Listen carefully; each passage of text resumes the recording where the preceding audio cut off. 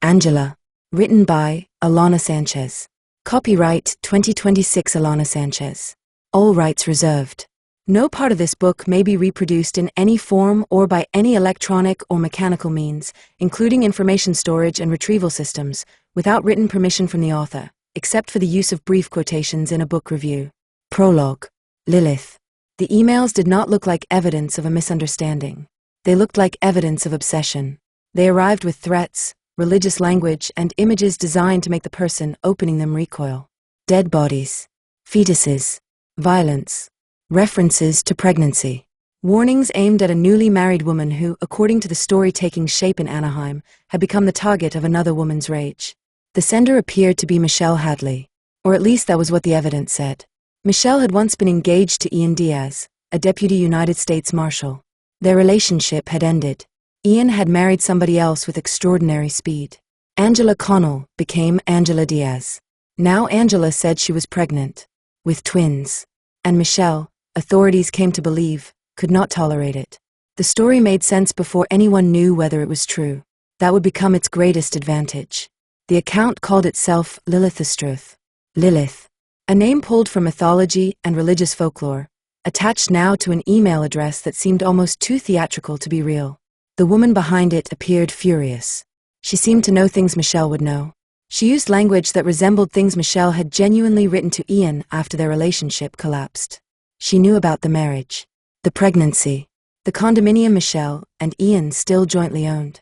The resentment sounded personal because parts of it had been assembled from something personal. The emails were not random. They had a voice. That voice sounded enough like Michelle. Then the threats moved off the screen. Men began appearing. Craigslist advertisements invited strangers into sexual scenarios involving a woman at the Anaheim condominium. The language told them resistance might be part of the fantasy. A man arriving at the address could therefore encounter a woman saying no, and have reason to believe that no did not mean no. The danger was no longer imaginary. Real strangers were being moved through the world by fake instructions.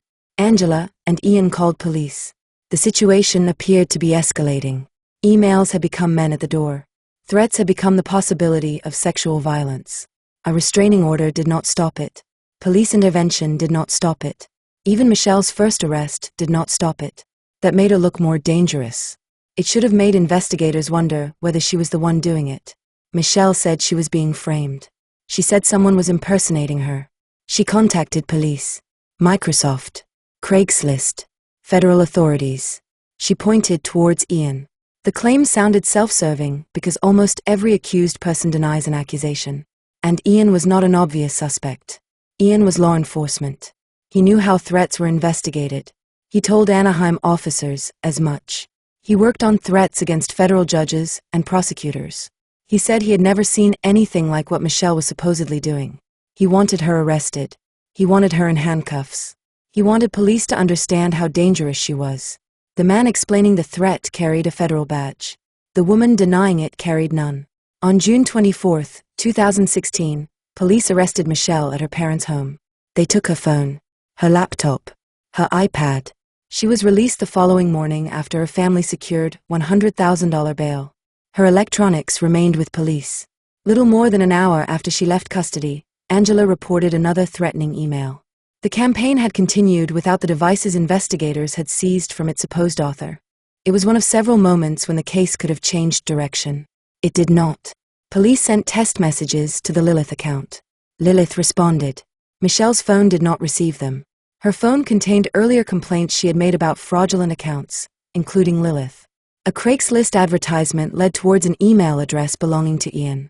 Some threatening activity pointed towards the Anaheim condominium. None of it immediately broke the story police believed. There were explanations. There were always explanations. Michelle could be using another device. She could be hiding her tracks. She could be technically sophisticated. The absence of incriminating evidence could itself be taken as evidence that she knew how to conceal it. A theory that can explain every contradiction becomes very difficult to kill. On July 14th, police arrested Michelle again. This time the bail was $1 million. She was charged with crimes carrying the possibility of life imprisonment. The accusations included stalking, criminal threats, and attempted sexual offenses arising from the men directed towards Angela. Michelle entered the Orange County Central Women's Jail. The threat stopped being an argument over who controlled an email account. The state had chosen. One woman was the victim. One woman was the offender. Ian Diaz stood beside the victim. For 88 days, that arrangement held. Outside the jail, Michelle's parents kept working. They compared timestamps, tracked locations, examined emails, asked how their daughter could have sent messages when police had her devices. Her lawyer believed her. Eventually, another investigator looked more closely at the case and began noticing holes. The electronic trail was not behaving the way the prosecution theory required. The supposed victim's stories began failing verification. The pregnancy failed. The sonogram failed. The pregnancy tests failed. Other pieces of Angela's life began collapsing with them. Stage for cervical cancer. Chemotherapy. A career as an attorney. Employment. Checks. Documents. Identities. The woman police had believed was being stalked had spent years manufacturing other realities. By October, Michelle was out of jail. By January 2017, prosecutors were ready to say something extraordinary. They had arrested the wrong woman. Angela Diaz was taken into custody in Arizona on January 6, 2017. 3 days later, Michelle walked into court. The charges against her were dismissed. The Orange County District Attorney publicly declared her innocent. The woman who had entered the courthouse branded as a would-be rapist walked out formally recognized as the victim of a frame. It was a spectacular reversal. It was also incomplete. Authorities believed Angela had done everything. Ian, they said, had been deceived too. The husband was another victim. For years, that became the accepted ending. Angela pleaded guilty. She went to prison. The story seemed finished. It wasn't. Michelle had never believed Ian was innocent. She had said his name while police were still arresting her. She named him in civil litigation. She kept insisting that the man standing beside Angela had not merely watched the frame happen. Federal investigators eventually began asking the same question. They examined accounts, devices, messages, Craigslist activity, Ian's work equipment, his own statements. The story he had told police when he blamed Angela alone. The testimony he later gave under oath. The answer took years. When it arrived, it rewrote the case again. In March 2023, a federal jury convicted Ian Diaz of conspiracy to commit cyberstalking, perjury, and obstruction. The deputy United States Marshal who had demanded that Michelle be put in handcuffs was convicted of helping manufacture the evidence that put her there. Angela had not acted alone. Michelle had been right about him. Again. The deeper danger was institutional.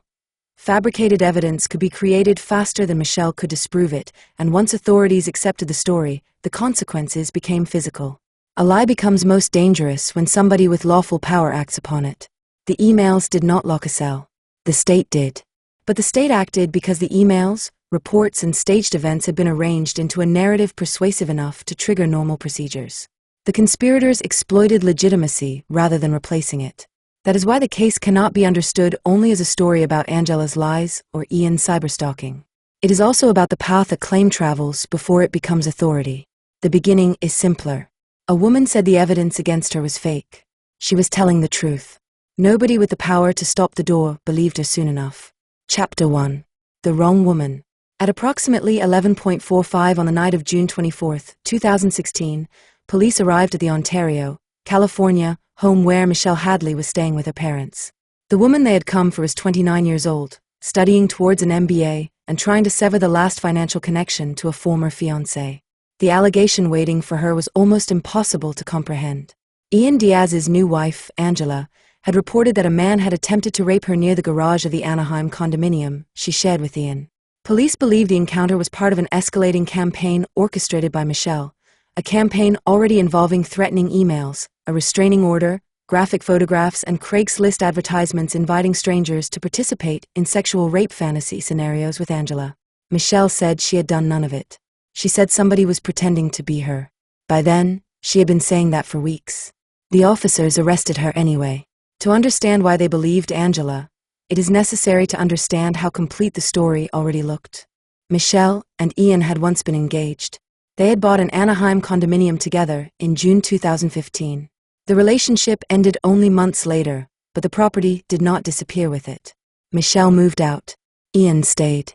The mortgage remained tied to both names. Then Ian met Angela Connell. They met in January 2016. By the end of the month they were engaged. In February, Angela moved into the condominium. Days later they married. By May, Angela said she was pregnant with twins. The former fiancé had become the woman outside the new marriage. The new wife lived in property Michelle still partly owned. That arrangement could have remained a financial dispute. Instead, it became the foundation of a criminal story. On May 22nd, Michelle emailed Ian about enforcing the agreement they had made over the mortgage. 2 days later, suspicious electronic activity began appearing around her identity. On May 25th, an account began contacting Angela. The messages grew darker. The apparent sender seemed to know about Michelle's relationship with Ian, the breakup, and the new marriage. Some messages used religious language similar to emotional emails Michelle had genuinely sent Ian after their separation. That resemblance mattered. The fake Michelle did not have to be invented from nothing. Pieces of the real Michelle could be used to make the counterfeit convincing. On June 1st, an account called Lilith Istruth appeared. The name carried its own darkness. Lilith, in folklore and religious tradition, had long been associated with demons, sexuality, and threats to infants. Whether police knew any of that mythology hardly mattered. The messages themselves were disturbing enough. Graphic photographs, dead bodies, fetuses, threats aimed at Angela and the baby she claimed to be carrying. The apparent motive was obvious. Michelle was jealous. Michelle wanted Ian back. Michelle hated the new wife and the family she believed Ian had created without her. That same day, Angela sought a temporary restraining order against Michelle. On June 6th, Michelle was served at her parents' home. She denied sending the messages. She told authorities somebody was using her identity. Between the 7th and the 21st of June, she contacted multiple agencies and companies. Anaheim Police, Ontario Police, the Department of Justice, the FBI, Microsoft, Craigslist. Those contacts later became one of the most important features of the chronology. Michelle did not invent the framing explanation after the case against her collapsed. She was making that allegation while the alleged stalking campaign was still occurring. Then the electronic threats began acquiring bodies. Men responding to Craigslist advertisements were directed towards the Anaheim condominium. The ads involved so-called rape fantasies, in which resistance could be interpreted as part of the sexual scenario. That detail transformed online impersonation into a genuine physical danger. A man could arrive believing he had been invited. Angela could reject him. The man could have been told that rejection was part of the fantasy. Nobody needed to intend actual violence for the situation to become dangerous. Yet the danger could then be shown to police as proof that Michelle was escalating. On June 13th, one such incident drew police back to the condominium. Ian did not speak merely as Angela's worried husband. He invoked his experience as a deputy United States Marshal.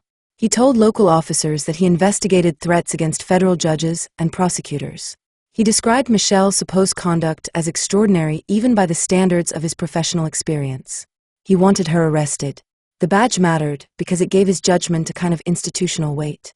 Michelle was saying a federal officer might be involved in framing her. The federal officer was saying Michelle was dangerous. Those claims should have been judged by evidence alone. Human beings do not enter an investigation without assumptions about credibility. The evidence began producing uncomfortable facts. On June 18th, warrant results linked a Craigslist rape fantasy advertisement to an email address belonging to Ian. He acknowledged the address. At the time, there were innocent explanations available. A frightened husband might investigate a suspicious advertisement himself. A law enforcement officer might try to identify whoever was targeting his wife. But the connection should have broadened the investigation. 3 days later, records associated with the Lilith account showed threatening communications traveling through an IP address connected to the Anaheim condominium where Ian and Angela lived. Again, the evidence did not prove conspiracy by itself. It made certainty dangerous. On June 24th, Angela called police and reported something more serious than an email. She said a man had attempted to rape her near the garage. Police saw damaged clothing and marks on her body. The report appeared to confirm the escalation investigators had feared. What had begun online had now become an attack. Later, security footage would fail to corroborate Angela's account in the way investigators expected. Detective Michael Cunha would come to believe the assault had been staged. That understanding came later. That night, police went to Ontario. They arrested Michelle. Officers took a phone, laptop, and iPad. Michelle attempted to explain again that she was being impersonated. Her parents secured her release the following morning on $100,000 bail. Her electronics remained with investigators. Then, at approximately 11:28 that morning, Angela reported another threatening email. Michelle had been out of custody for little more than an hour. Her principal devices were still with police. The threatening campaign had apparently survived the seizure of the equipment supposedly being used to run it. There were two obvious possibilities. Michelle had obtained another device almost immediately and resumed the conduct that had just resulted in her arrest. Or Michelle had never controlled the account. The first explanation required an unseen device. The second matched what Michelle had been saying for weeks. On June 26th, Detective Cunha sent control emails to the Lilith account. Lilith answered. Michelle's phone did not appear to receive the control messages. Investigators also found something on her phone that should have been difficult to reconcile with the prosecution theory. Before her arrest, Michelle had reported suspicious addresses to Microsoft's abuse service. Among them was Lilith Estruth. The woman accused of secretly operating Lilith had already complained that Lilith was fraudulent. Forensic examination of Michelle's devices did not reveal the incriminating material investigators expected. But an investigation can become most dangerous when the failure to find evidence is absorbed into the theory rather than allowed to challenge it. No incriminating account. Perhaps she deleted it. No suspicious data on the phone. Perhaps she used another device. An IP address pointing elsewhere. Perhaps she used technical methods to hide her location. The more sophisticated Michelle was imagined to be, the easier it became to explain why police could not prove she was operating the accounts. The absence of evidence began losing its normal meaning. The first arrest also changed the stakes for every piece of evidence that followed. Before June 24th, Michelle was a person denying allegations. After June 24th, she was a person who had been arrested for them. That distinction matters socially even when the legal presumption of innocence remains unchanged. Arrest is visible. It creates paperwork. It can be reported. It makes a theory feel official before a prosecutor or jury has tested it fully. When the threatening email arrived shortly after Michelle's release, investigators could interpret it through the fact that she had already been arrested. The prior arrest made renewed offending seem like escalation rather than evidence that the original theory might be wrong. Institutional decisions can therefore become self-reinforcing. The first arrest increases confidence in the suspect. The next incident is viewed through that confidence. The second arrest then appears to validate the first. By the time the $1 million bail order arrived, Michelle's supposed dangerousness had been built not only from the original emails, but from the justice system's own previous reactions to them. That is one reason the chronology matters so much. Looking at the case backwards from exoneration makes every contradiction appear obvious. Living it forward, each official action added weight to the version police already believed. The tragedy is that the same chronology contained warnings running in the opposite direction. The impersonation complaints came before arrest. The Ian-linked Craigslist evidence came before the second arrest. The Lilith IP evidence came before the second arrest. The threatening email sent while police possessed Michelle's devices came before the second arrest. The control test and the prior Microsoft complaints came before the second arrest. The evidence supporting doubt was not purely a discovery made after 88 days had passed. Parts of it were already there while the state was deciding to take them. The situation escalated again on July 13th. A 17-year-old boy appeared near the condominium after responding to another Craigslist solicitation. To investigators who still believed Michelle was responsible, this made her appear uncontrollable. A restraining order had not stopped her. Police contact had not stopped her. An arrest had not stopped her. The seizure of her devices had not stopped her. The following day, police arrested Michelle again. This time she remained in custody. The charges were severe. Stalking, criminal threats, attempted forcible rape, assault with intent to commit a sexual offense during burglary. 10 felony counts in total. Bail was set at $1 million. The allegations exposed her to the possibility of life imprisonment.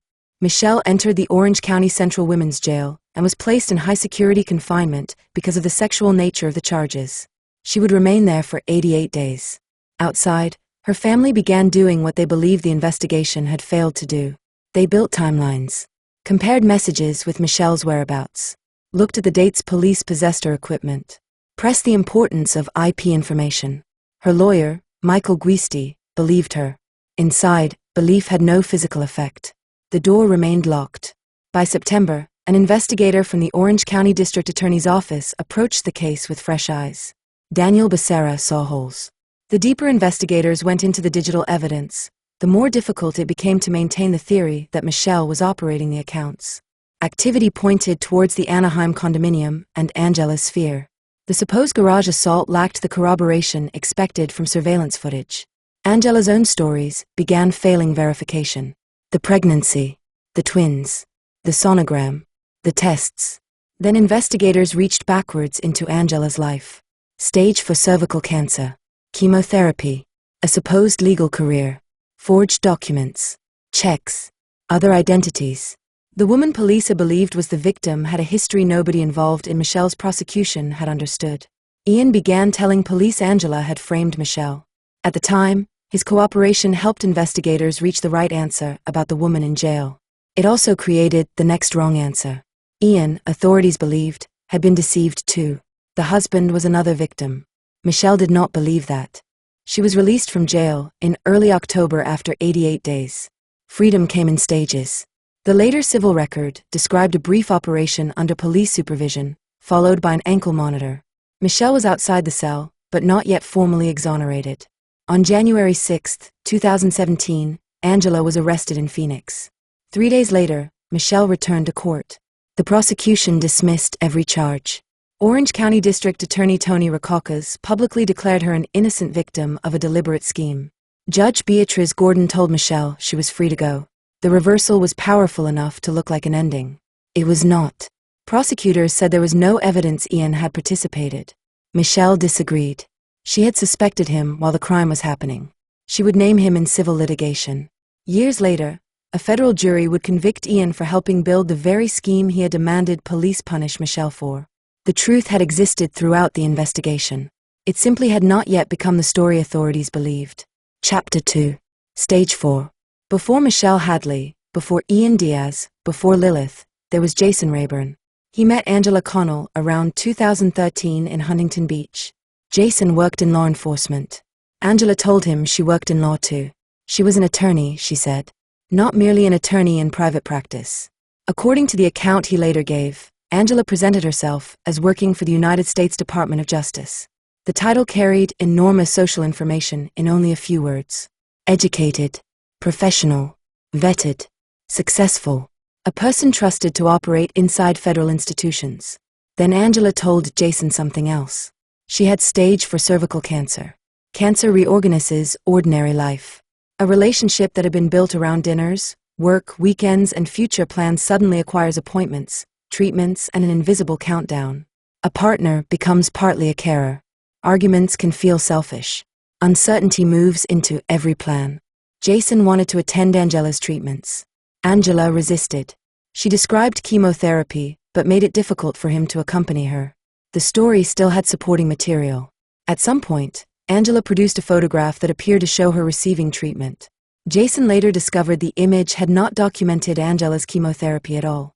The photograph came from elsewhere. The visual proof had been borrowed. The cancer story did not stay inside the romantic relationship. Friends believed it. Mary Bukowski's later recalled Angela presenting herself as seriously ill and creating an appearance consistent with treatment. Children prayed for her. Support gathered around her. The phrase #AngieWarrior appeared in accounts of the period. The emotional response was genuine. The illness, as Angela had described it, was not. That distinction would become central to understanding what happened later. A false premise could generate real human behavior around it. A partner worried. Friends rallied. Children prayed. The reaction itself could then make the original claim appear more credible, because so many people were behaving as though it were true. Serious illness also changes what people are willing to question. A healthy partner may notice an inconsistency and let it go because interrogating somebody with stage 4 cancer feels cruel. A missed appointment can be explained by treatment. Fatigue can explain withdrawal. Emotional behavior can be attributed to fear. None of that proves Angela consciously calculated every secondary benefit of the cancer story. The public record does not provide a reliable psychological explanation for why she told it. It does show that the lie placed her at the center of concern. Jason eventually began checking. The chemotherapy photograph raised questions. The treatment story did not withstand closer scrutiny. He wanted to attend appointments. The medical reality did not match what he had been told. Friends also became suspicious. Eventually Angela was confronted. She could not substantiate the stage 4 cervical cancer and chemotherapy history as she had presented it. In later police material, Angela referred instead to skin cancer biopsies and said she had not undergone chemotherapy. The difference was not a small exaggeration. A biopsy was not stage 4 cervical cancer. No chemotherapy was not chemotherapy. The identity of the gravely ill federal attorney began to collapse from two directions at once. The legal career failed beside the medical story. Angela was not a Department of Justice attorney. Later prosecutors would publicly identify pretending to be an attorney as one of the deceptions uncovered while investigators were reconstructing her background. The professional lie deserves attention because it served a very different function from cancer. Cancer made Angela vulnerable. Law made her formidable. One identity invited protection. The other commanded respect. She could apparently inhabit both at the same time. A professional title is an efficient form of deception because it brings assumptions with it.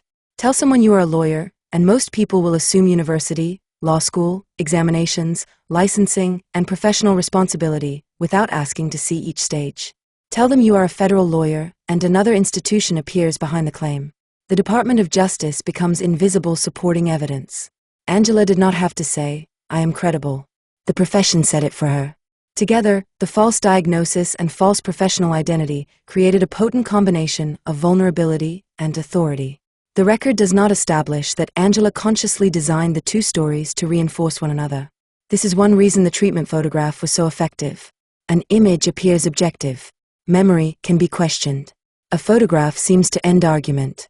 If the image shows a person receiving treatment, the viewer supplies the diagnosis around it. The problem is that a photograph can document only what it actually depicts and who actually appears in it. Once Jason discovered the image had come from elsewhere, the supporting evidence changed meaning completely. What had looked like confirmation became evidence of construction. That inversion would recur in the Michelle case. A threatening email looked like evidence Michelle was dangerous until investigators traced it towards the people receiving it. A sonogram looked like evidence of twins until the image was examined. A pregnancy test looked like evidence of pregnancy until the blue markings became visible. The object itself did not change. Knowledge changed what the object meant. The cancer period, therefore, provides more than background color. It shows Angela operating within the same basic gap that later allowed the cyberstalking frame to grow. The gap between what evidence appears to say at first contact and what it says after verification. The relationship ended. Angela moved on. There is no need to imagine Jason leaving with a complete theory of her personality. He had discovered that important things she had told him were false. That was enough. The significance of those lies would become much larger only after another man entered her life and another woman went to jail. By 2016, prosecutors would uncover other forms of fraud. On April 22 that year, Angela altered an employer check by adding $2,000 before depositing it, according to the later state prosecution. Another forged check purported to come from the County of Orange. These deceptions did not fit neatly into the same emotional category as cancer. Some produced sympathy. Some produced status. Some produced money. Some later produced legal power over somebody else. A single motive is attractive because it simplifies the person. The evidence does not justify one. The cancer story matters for another reason. It demonstrates that Angela could sustain a false personal crisis before Ian Diaz existed in her life. That is important because Ian's eventual federal conviction complicated every attempt to understand their marriage. He did not invent Angela's capacity to deceive. She brought it with her. Whatever influence he later exercised, the record shows that elaborate falsehoods preceded him. It also established a method. A claim was made. Supporting evidence appeared. Other people reacted. The reaction created social reality around the claim. Then, if doubt emerged, another explanation could be supplied. Years later, the objects would change. A chemotherapy photograph would become a sonogram. A medical crisis would become pregnancy. A boyfriend would become a husband. Friends would become police officers. The scale of consequence would expand enormously. A false cancer story can injure the people who care for the supposed patient. A false stalking story can move the body of an innocent person into a cell. That difference is why Angela's history matters, without needing to become a diagnosis. The past did not prove she framed Michelle. The later evidence did that. The past showed that when investigators finally began testing the life Angela had presented to them, they were not encountering deception for the first time. The woman at the center of their case had been manufacturing realities long before they met her. and the next man in that history would bring something Angela had not possessed with Jason: detailed knowledge of the woman who would become the target. Chapter 3. The White Picket Fence. Michelle Hadley wanted an ordinary future. That was part of what made Ian Diaz attractive when they met online in October 2013. He was a deputy United States Marshal. Stable employment. Authority. A profession associated with protection and order. Michelle later described wanting the white picket fence version of adulthood. Relationship, home, career, family, the ordinary milestones that make a life feel as though it is moving in the expected direction. Ian seemed to fit the picture. They became serious. They became engaged. Then, according to Michelle, the relationship changed. The early relationship is important because later criminal proceedings did not adjudicate every allegation Michelle made about the years before Angela. The federal jury that convicted Ian in 2023 decided whether he knowingly participated in the cyberstalking conspiracy, lied under oath, and obstructed the investigation. It did not decide every allegation of abuse Michelle later described in civil litigation and interviews. Those allegations therefore require their own label. They are Michelle's account. They also provide essential context for how she understood Ian long before federal investigators did. Michelle alleged that Ian became controlling and increasingly pressured her around sexual fantasies involving other men.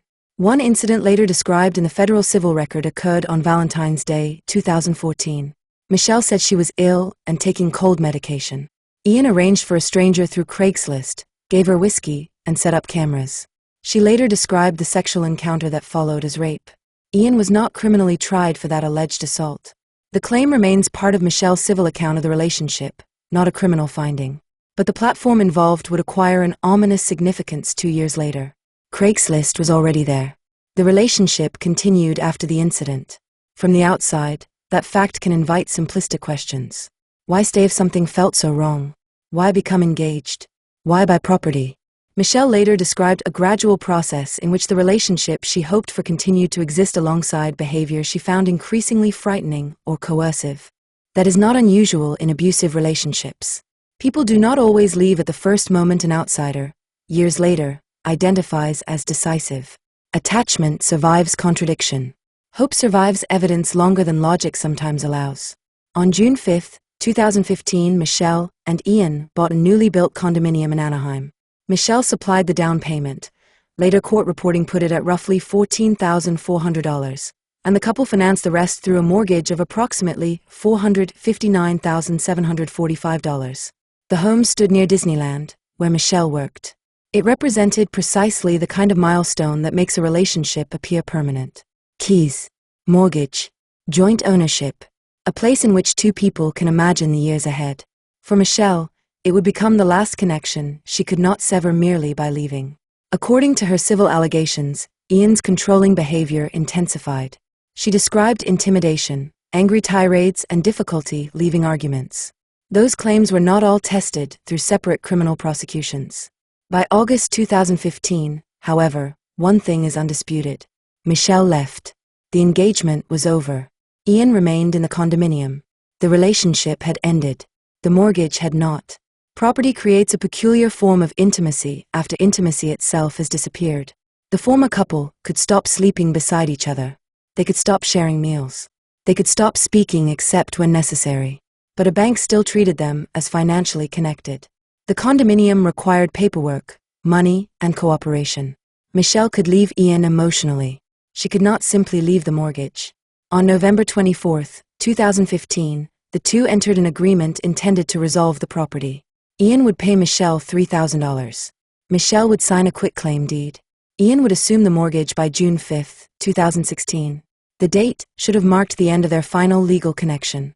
Instead, it would sit almost exactly beneath the beginning of the cyberstalking campaign. The months after separation were emotionally difficult. Michelle sent Ian messages that were angry and sometimes religious in tone. She later described a period of trauma and dissociation, including an episode in which she was found in the Arizona desert.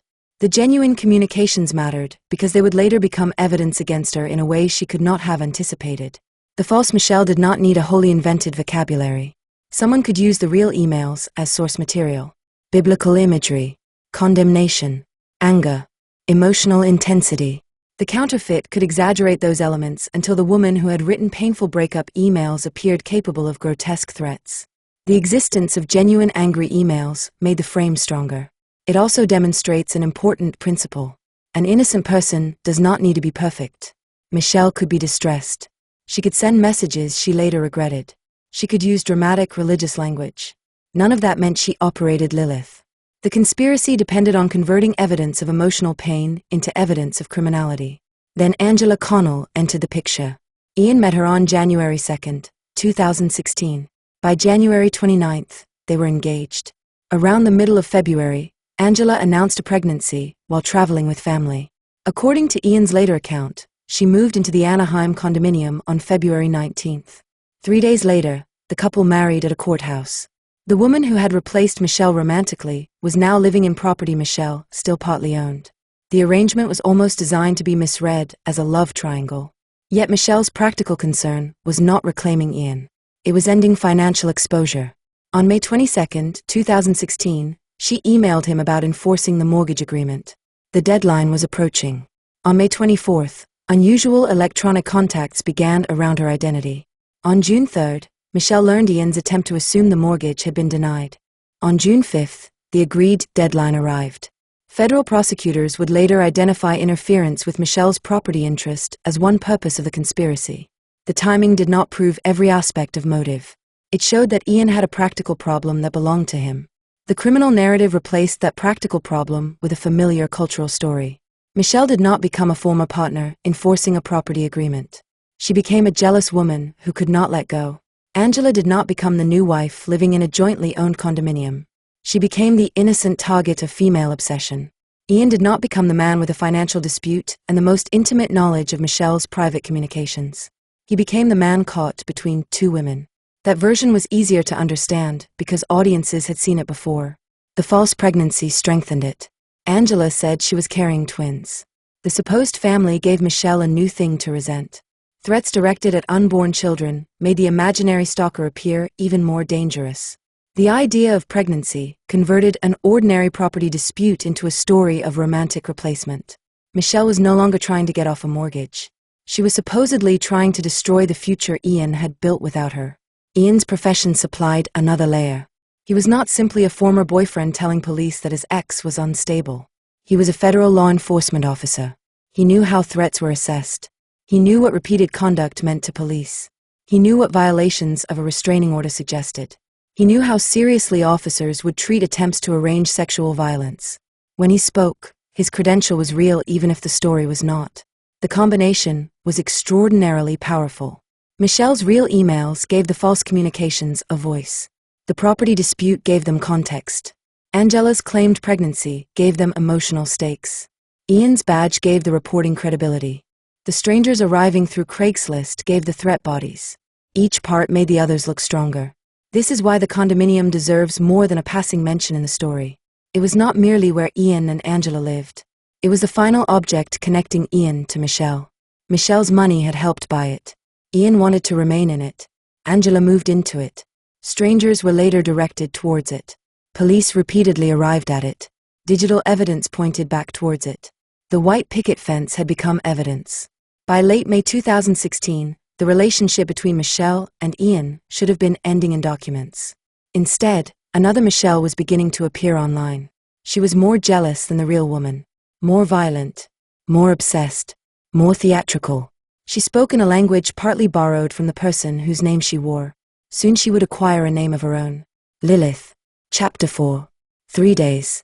Ian Diaz met Angela Connell on January 2, 2016. 27 days later, he proposed. The speed would later seem prophetic, as though a relationship moving that quickly must have been unstable from the beginning. That is hindsight. People do marry quickly. The unusual part was not simply the courtship.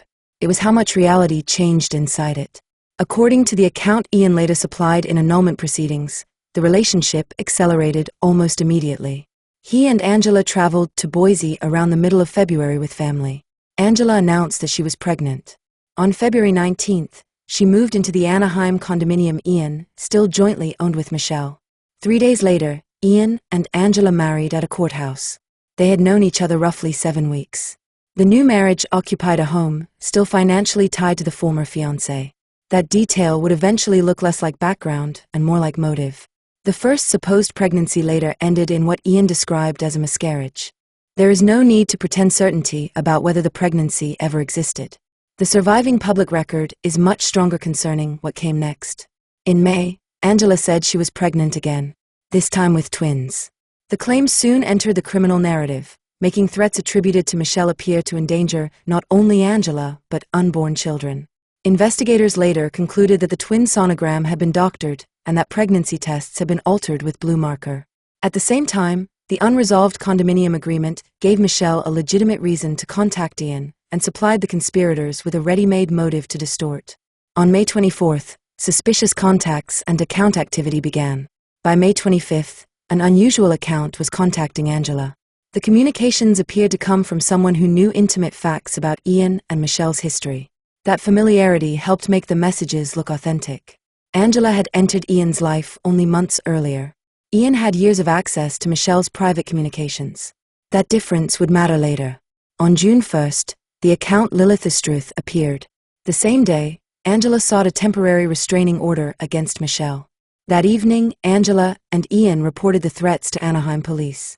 The court order was real. The account was false.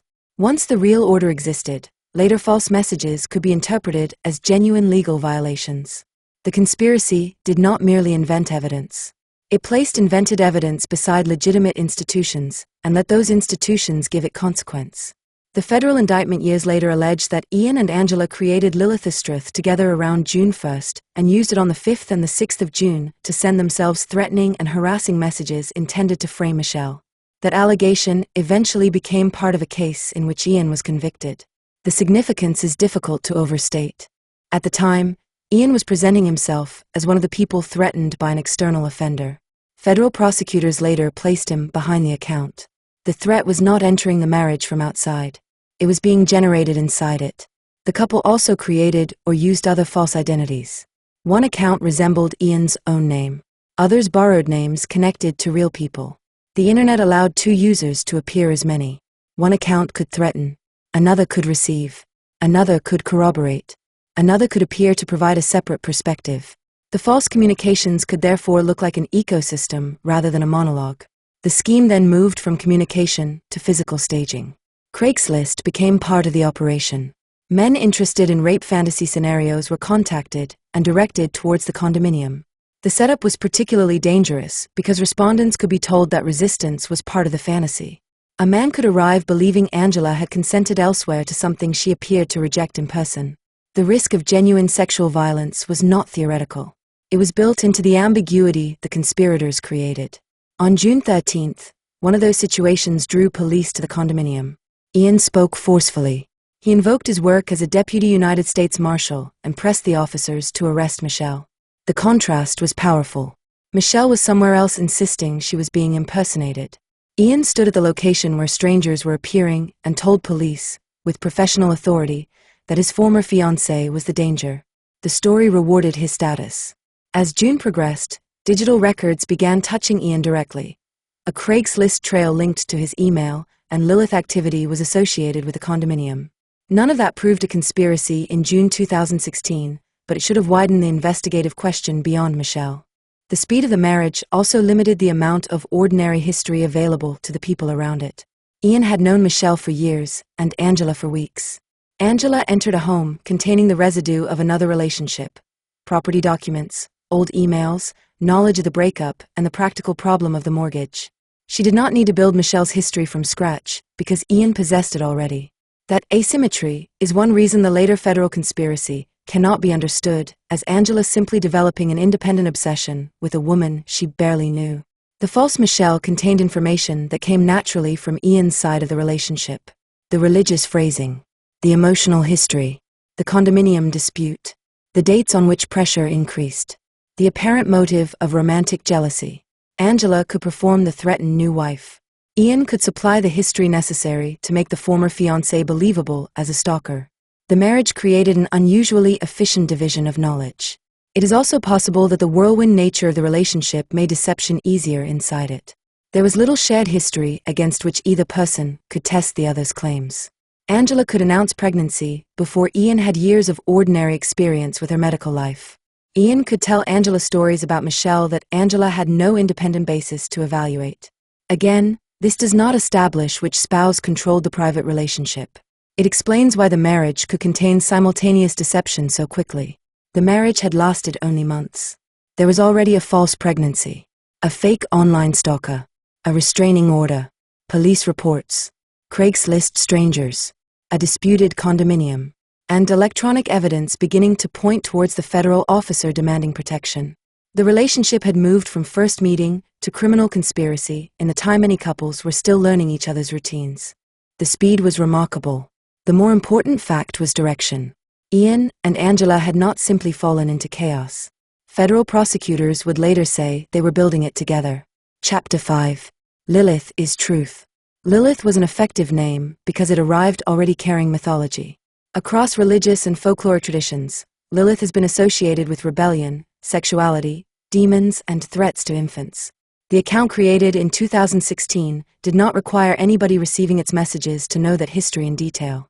The name sounded dark enough on its own. Lilith is Truth. The phrase suggested revelation. The messages delivered menace. The false Michelle used religious language that echoed communications the real Michelle had sent Ian during the emotional aftermath of their relationship. That resemblance was useful. A counterfeit voice is easiest to believe when it contains something genuine. Michelle had used biblical imagery. She had been angry. She had experienced a period of significant distress after leaving Ian. None of those things made her a cyberstalker. They gave the people impersonating her material. The fake account could take familiar language and increase its temperature until pain became threat and condemnation became violence. The threats escalated quickly. Graphic photographs of dead bodies and fetuses appeared. Angela's supposed pregnancy became a repeated target. The sender seemed enraged by Ian's marriage and fixated on destroying the family he was building. Every new communication reinforced the same motive. Michelle was jealous. Michelle was unstable. Michelle was escalating. The conclusion came before the authorship had been proved. The restraining order gave the narrative legal structure. Angela sought the order on June 1st. Michelle was served on June 6th at her parents' home. From that point forward, any communication appearing to come from Michelle could be treated not simply as harassment, but as evidence that she was violating a court order. A false email could therefore acquire legal significance merely by appearing after the order existed. The real court document strengthened the fake account. Michelle's reaction was consistent from the beginning. She denied sending the messages. She said someone was impersonating her. She complained to police agencies and federal authorities. She contacted Microsoft. She contacted Craigslist. That chronology later became significant because it made one common explanation difficult. Michelle had not invented an impersonation defense after being caught. She was reporting impersonation before her first arrest. The frame theory was contemporaneous with the frame itself. The technology complicated attribution. False registrations separated account names from users. VPNs could route traffic through other locations. Encrypted services could conceal communications between participants. A display name on an email said almost nothing by itself about the human being behind it. That was precisely why the scheme could work. The visible layer accused Michelle. The hidden layer required investigation. Yet the concealment was imperfect. Accounts leave records. Services log connections. Devices authenticate activity. People reuse addresses and phones. The digital trail began revealing pieces the narrative did not want revealed. On June 18th, one Craigslist advertisement linked back to an email address belonging to Ian. On June 19th, the later federal indictment alleged Ian used his personal phone in communications with another Craigslist poster. On June 21st, warrant returns associated with Lilith showed abusive emails sent from an IP address investigators associated with Ian. The evidence was not waiting 7 years to find him. It was appearing in real time. The difficulty was meaning. An innocent husband could respond to a suspicious Craigslist advertisement while trying to identify whoever was targeting his wife. A federal officer could conduct informal investigative steps himself. An IP address associated with the condominium could have technical explanations. Each individual fact had alternatives. The problem was accumulation. The man demanding Michelle's arrest kept appearing near the evidence supposedly proving her guilt. Ian's behavior with Anaheim officers added another layer. He spoke in the vocabulary of law enforcement. He emphasized escalation. He described the conduct as unlike anything he had seen even while investigating threats against federal judges and prosecutors. He wanted officers to act. Years later, federal investigators would watch the body camera footage and see what looked like coaching and unusually intense hostility towards Michelle.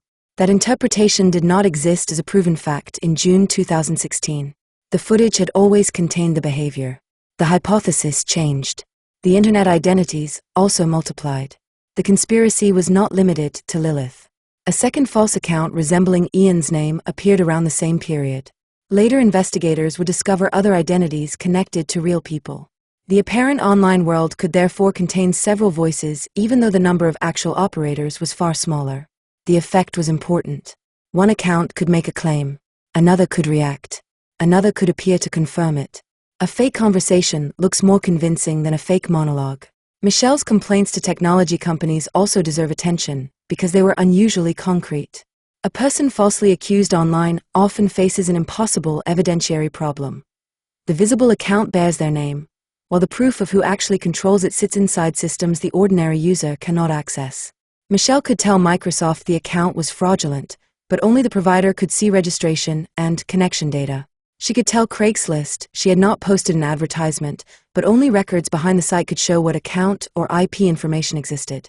In other words, Michelle was asking institutions to examine layers she could not see herself. That request was consistent with innocence in a way the original theory never adequately explained.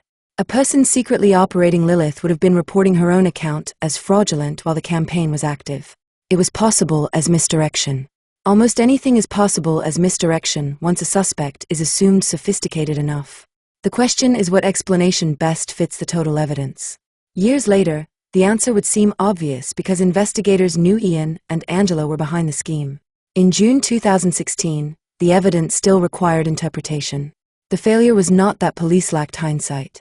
It was that Michelle's explanation kept fitting the contradictions better while the existing theory retained priority. The next stage of the scheme would make that attribution problem physical. Craigslist moved the false identity off the screen and brought real strangers to the condominium. Chapter 6. Strangers at the door. The most dangerous part of the conspiracy was not the emails. It was the possibility that a stranger might believe them. A false account could frighten Angela. A false Craigslist interaction could place a real man outside her home expecting sex. The scheme exploited a category of fantasy in which resistance itself could be misinterpreted as part of consent. That ambiguity made the encounter dangerous for everyone involved. A man could believe he had been invited. Angela could say he had not. Police could see a physical threat. Michelle could be blamed without ever communicating with him. There is an important difference between staging evidence and staging circumstances capable of becoming evidence on their own. A forged email remains a document. A stranger arriving at a private home creates an independent witness. He can tell police he received messages. He can show them the account. He can confirm that he believed a woman at the address wanted a particular sexual encounter. His testimony is genuine even when the invitation is fake. That is what made the Craigslist component so powerful. The conspirators could manufacture a lie and then cause an uninvolved person to create authentic evidence around it. On June 13, 2016, the scenario moved towards the Anaheim condominium. A man had been contacted through Craigslist in connection with a rape fantasy.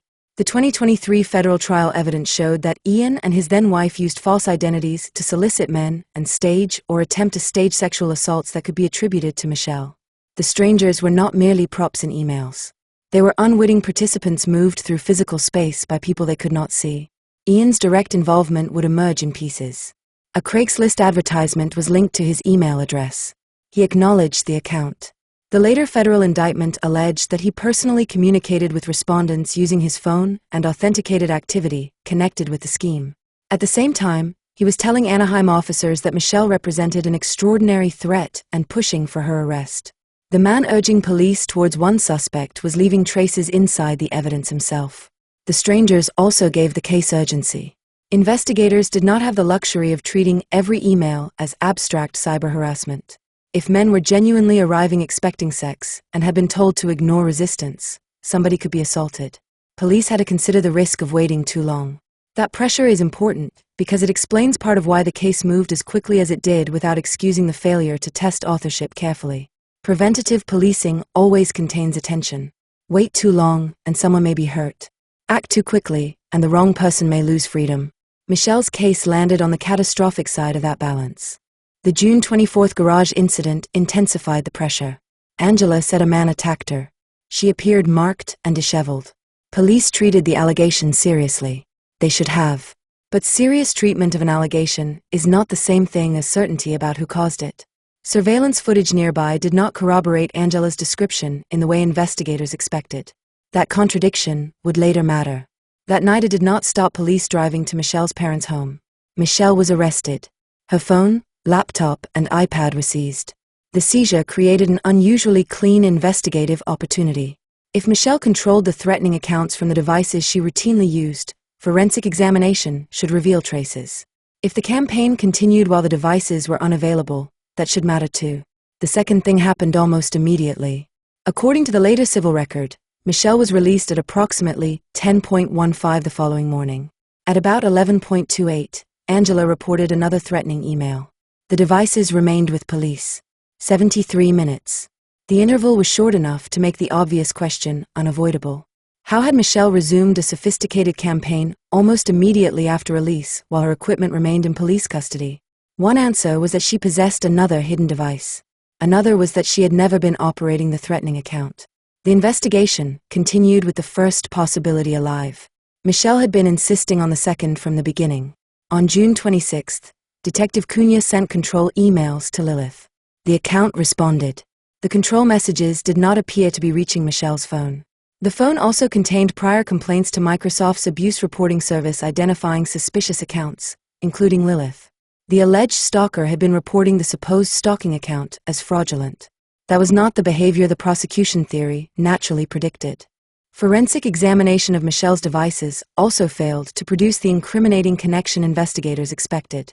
No evidence tied the equipment to the Craigslist advertisements or threatening messages in the way police needed.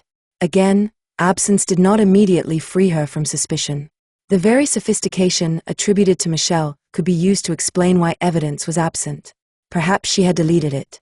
Perhaps she used another device. Perhaps she knew how to conceal herself. Once a suspect is imagined as technologically clever enough, almost any missing evidence can be turned into a feature of the suspect rather than a flaw in the case. The campaign did not stop. Federal prosecutors later alleged that Ian and Angela continued posting and communicating after Michelle's first arrest. Ian used his phone in ways that tied him to the Craigslist activity. The actual operators therefore benefited from the fact that police had already named somebody else. Every new event could be interpreted through the existing theory. The continuing campaign made Michelle look relentless. It did not make the investigators ask quickly enough why the campaign was so comfortable operating while they possessed her devices. On July 13th, a 17-year-old boy appeared near the condominium after another Craigslist solicitation. The age of the respondent made the situation more alarming. If police still believed Michelle was responsible, the apparent pattern had become intolerable. A court order had failed. The first arrest had failed. The seizure of electronics had failed. The supposed stalker seemed willing to continue regardless of consequences. On July 14th, police arrested Michelle again. This time she stayed. 10 felony charges followed. The allegations included stalking, criminal threats, attempted forcible rape, and offenses connected with the supposed sexual assaults.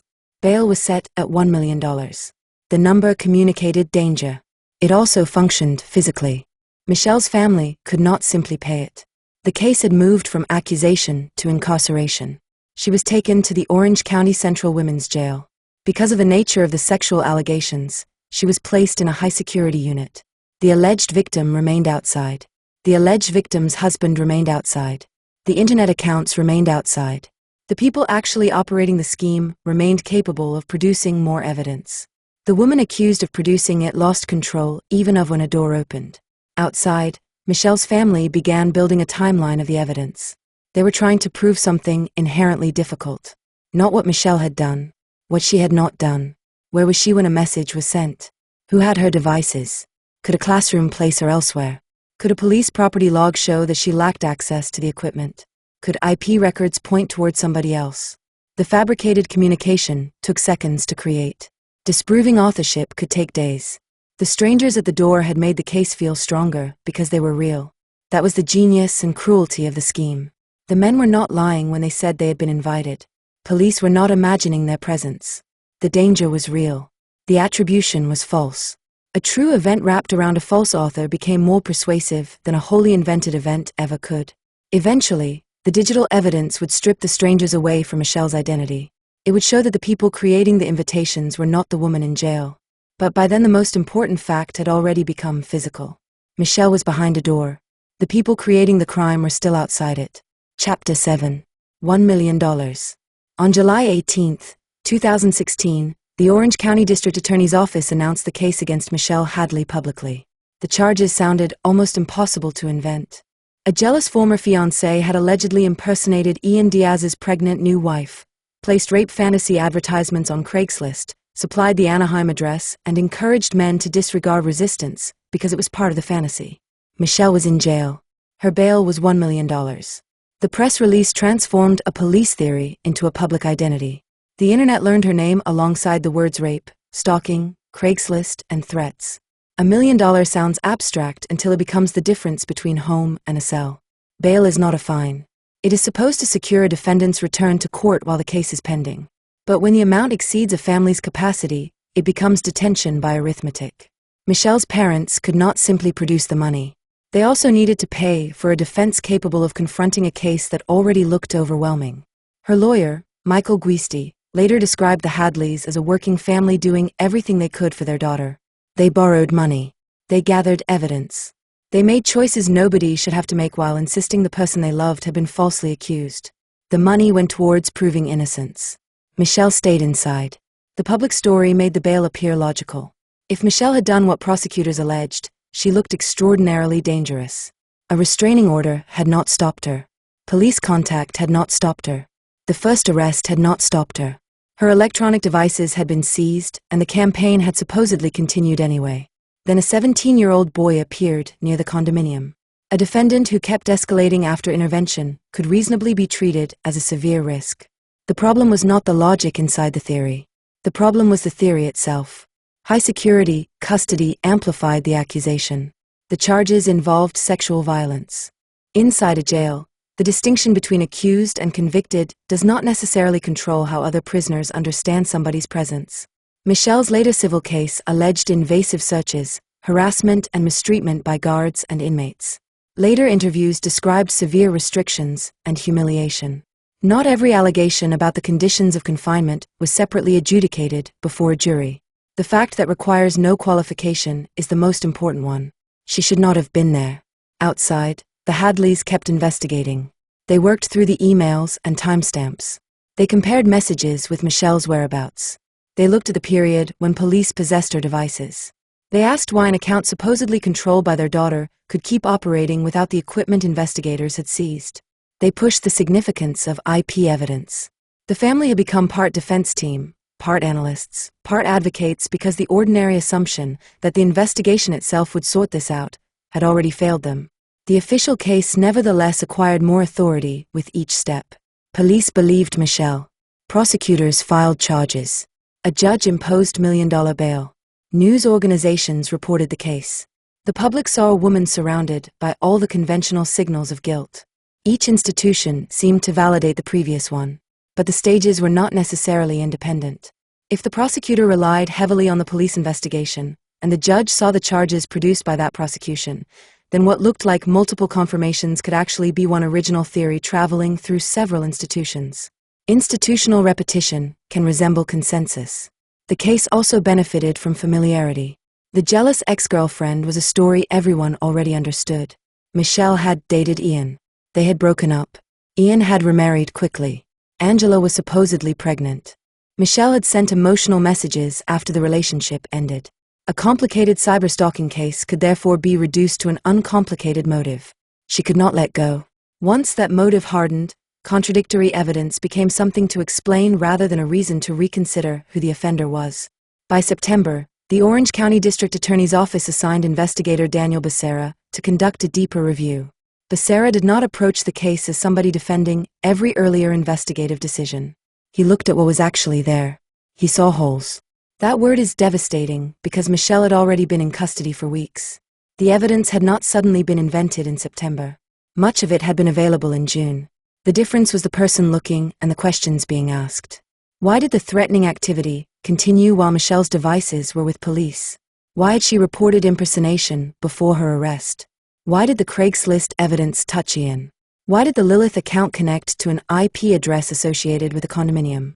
Why did the surveillance footage fail to show Angela's reported attacker? Why had forensic examination of Michelle's devices failed to reveal the expected connection to the accounts? A new question can change old evidence. Investigators began piercing the layers of electronic concealment. VPNs and proxy services complicated simple conclusions about location, but providers retained records. Accounts had access histories. Devices left traces. The deeper investigators pushed, the less the data resembled a campaign operated for Michelle's life. Some activity pointed towards the Anaheim condominium. Other material connected to Angela's sphere, including her family in Arizona. The story that had justified the arrest began turning back towards the people reporting it. Angela's personal credibility also began collapsing. The pregnancy was not what she had claimed. The sonogram was altered. Pregnancy tests had been manipulated. Investigators reached backwards and discovered the earlier cancer deception. The supposed Department of Justice career. Forged documents. Financial irregularities. Other impersonations. One false story did not prove another automatically. But once investigators started verifying Angela rather than accepting her claims as the foundation of the case, they repeatedly found problems. Then Ian changed sides. In September, he began telling police that Angela had framed Michelle. On September 30th, he met investigators and described his wife as the source of the deception. He presented himself as the husband who had finally realized what had been happening. The fake pregnancy helped.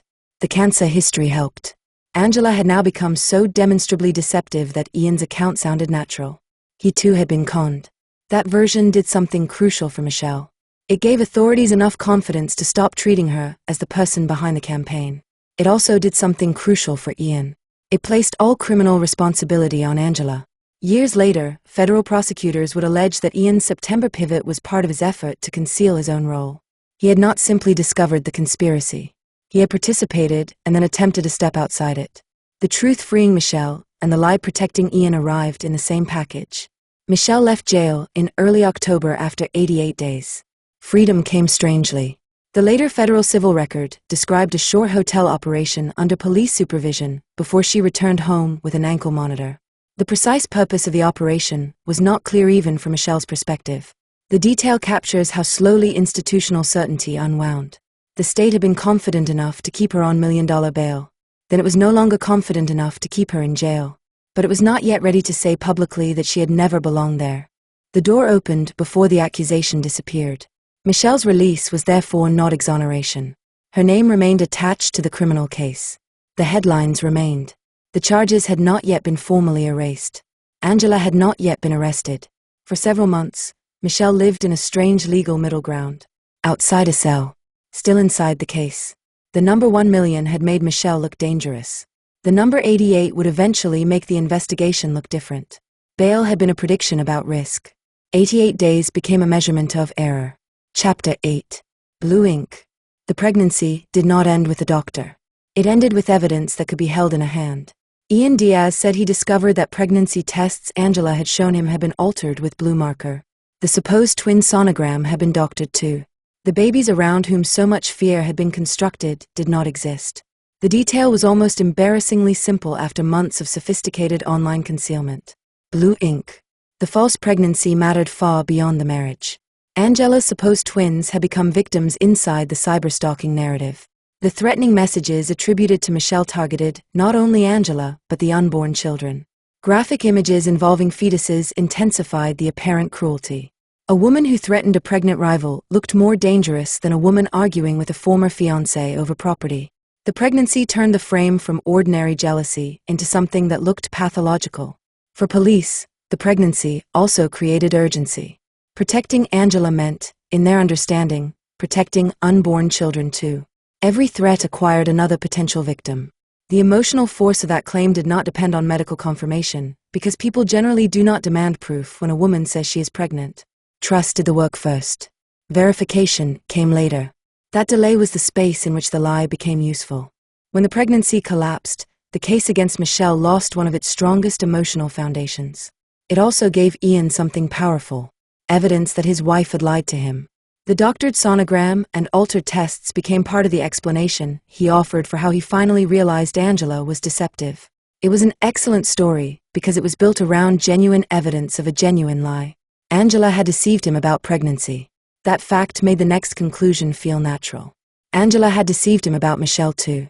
Years later, federal prosecutors would prove that conclusion false. This distinction is one of the keys to the entire case. A person can be a victim of one deception and participant in another. Ian did not have to know the pregnancy was fake in order to know Michelle was being framed. Angela did not have to tell him every truth in their marriage in order for them to conspire together. The original investigation treated roles as mutually exclusive. If Ian had been conned by Angela, he must be innocent of her other crimes. The federal jury later showed why that assumption failed. The timeline of Ian's own electronic conduct would become especially damaging. The federal indictment alleged that around July 31, 2016, he created an email account using a name similar to someone he had dated before Angela. The following day, he accessed the account through a U.S. Marshal Service-issued phone. Ian and Angela used the account during the continuing campaign. The allegation mattered because Ian later claimed communications from that account had contributed to his discovery that Angela was framing Michelle. Federal prosecutors said the account had not revealed the frame to him. He had created it. The indictment also described Ian beginning to alter his electronic footprint. He changed his mobile number. He deleted an email account. The behavior later became part of the federal obstruction case. At the time, it occurred while the Michelle prosecution was beginning to crack. The conspiracy was no longer working safely. An innocent woman was in jail, but investigators were looking more closely at where the data actually led. Ian needed distance. On September 24th, Ian contacted law enforcement and blamed Angela. On September 30th, he met detectives and repeated the accusation. He presented the fake pregnancy and other discoveries as evidence that his wife had deceived him. The story was not wholly false. That made it effective. Angela was deceptive. Angela had fabricated pregnancy. Angela had participated in framing Michelle. The missing fact was Ian. The strategy reflected the original cyberstalking scheme. The strongest falsehoods in the case were rarely built entirely from fiction. Michelle really had dated Ian. She really had sent emotional emails. She really did have a dispute over the condominium. Men really did arrive. Police really were called. The falsity sat in authorship and interpretation. Ian's September story worked the same way. Angela really had lied. The falsity sat in the word alone. As investigators turned towards Angela, her past became newly relevant. The cancer deception. The false attorney persona. The altered employer check. The County of Orange check. The supposed court clerk job. The false pregnancy. Other people's identities.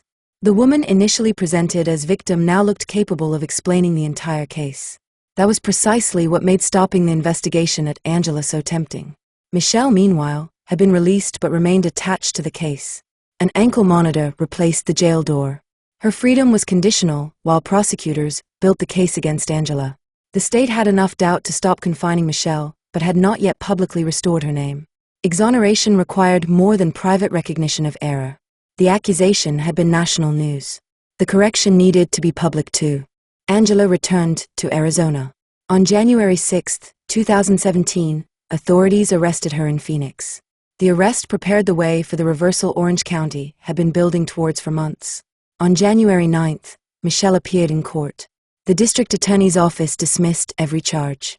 Tony Rackauckas publicly described her as an innocent victim of a deliberate, diabolical scheme.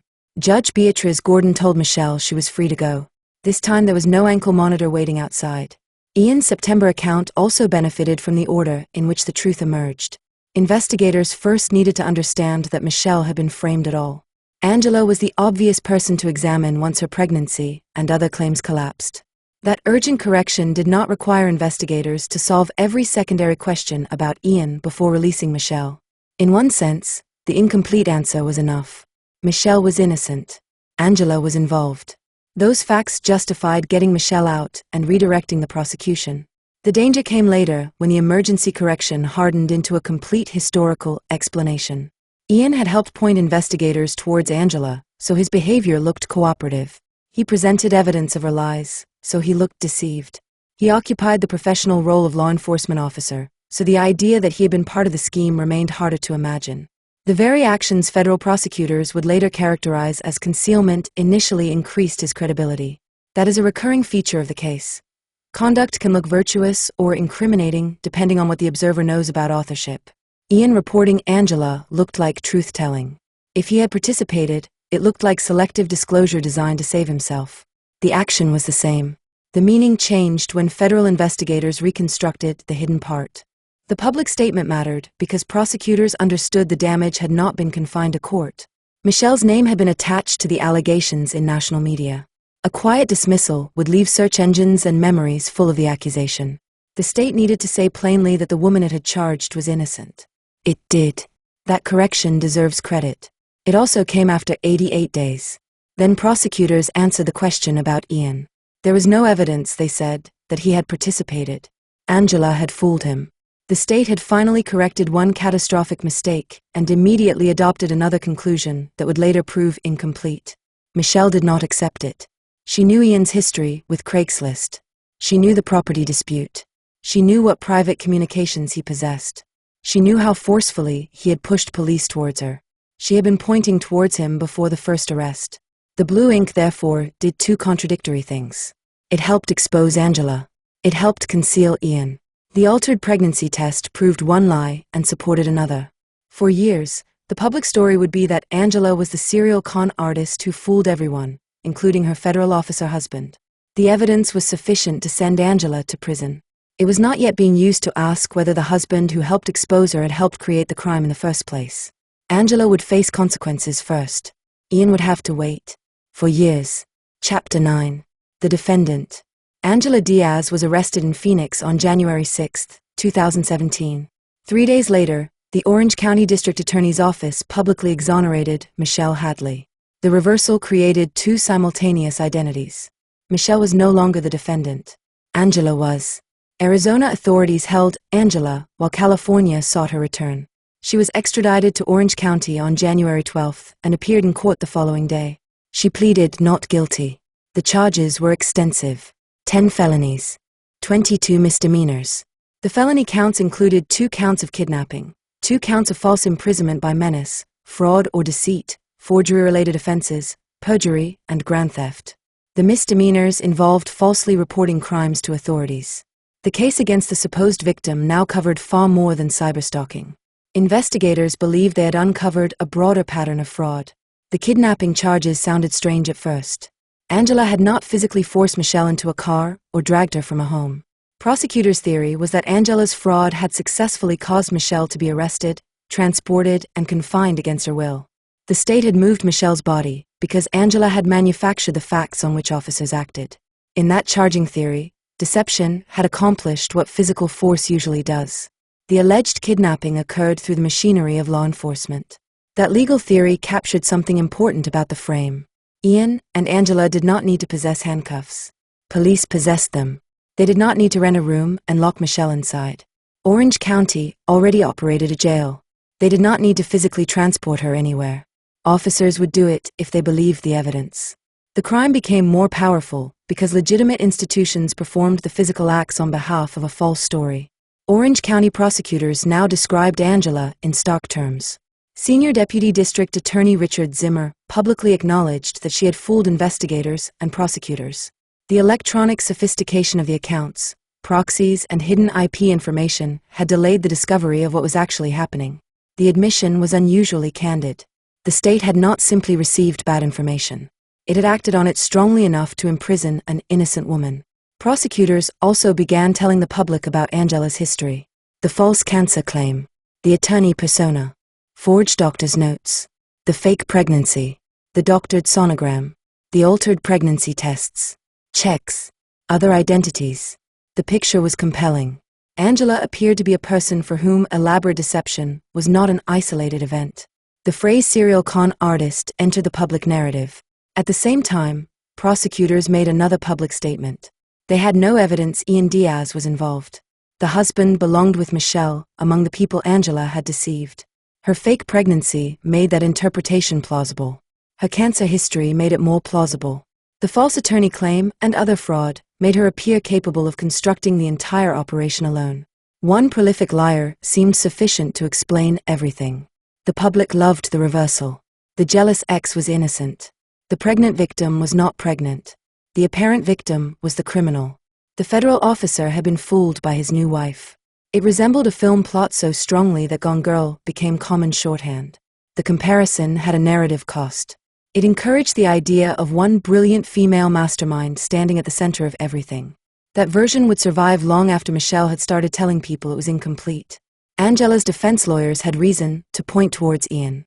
He possessed motive, knowledge of Michelle, access to the condominium, law enforcement expertise, connections to the electronic evidence.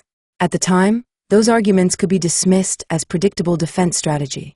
Angela was facing an enormous case. Blaming the husband who had turned against her was obvious. Years later, a federal jury would find that the central claim, Ian participated, was true. That does not retroactively make every argument Angela's lawyers advanced correct. It demonstrates how incomplete the 2017 prosecution theory was. Michelle did not wait for prosecutors to change their minds about Ian. On July 14, 2017, exactly 1 year after her second arrest, she filed civil litigation. The defendants included the city of Anaheim, police personnel, Angela, and Ian. The choice to name Ian mattered. Michelle's lawsuit did not accept the neat state narrative in which Angela alone explained the 88 days. She alleged that Ian had been actively involved in manufacturing evidence and causing her prosecution. The criminal case had stopped asking that question. Civil discovery would force it open again. The lawsuit also put the investigation itself under examination. Michelle alleged that police ignored or failed to give proper weight to exculpatory evidence.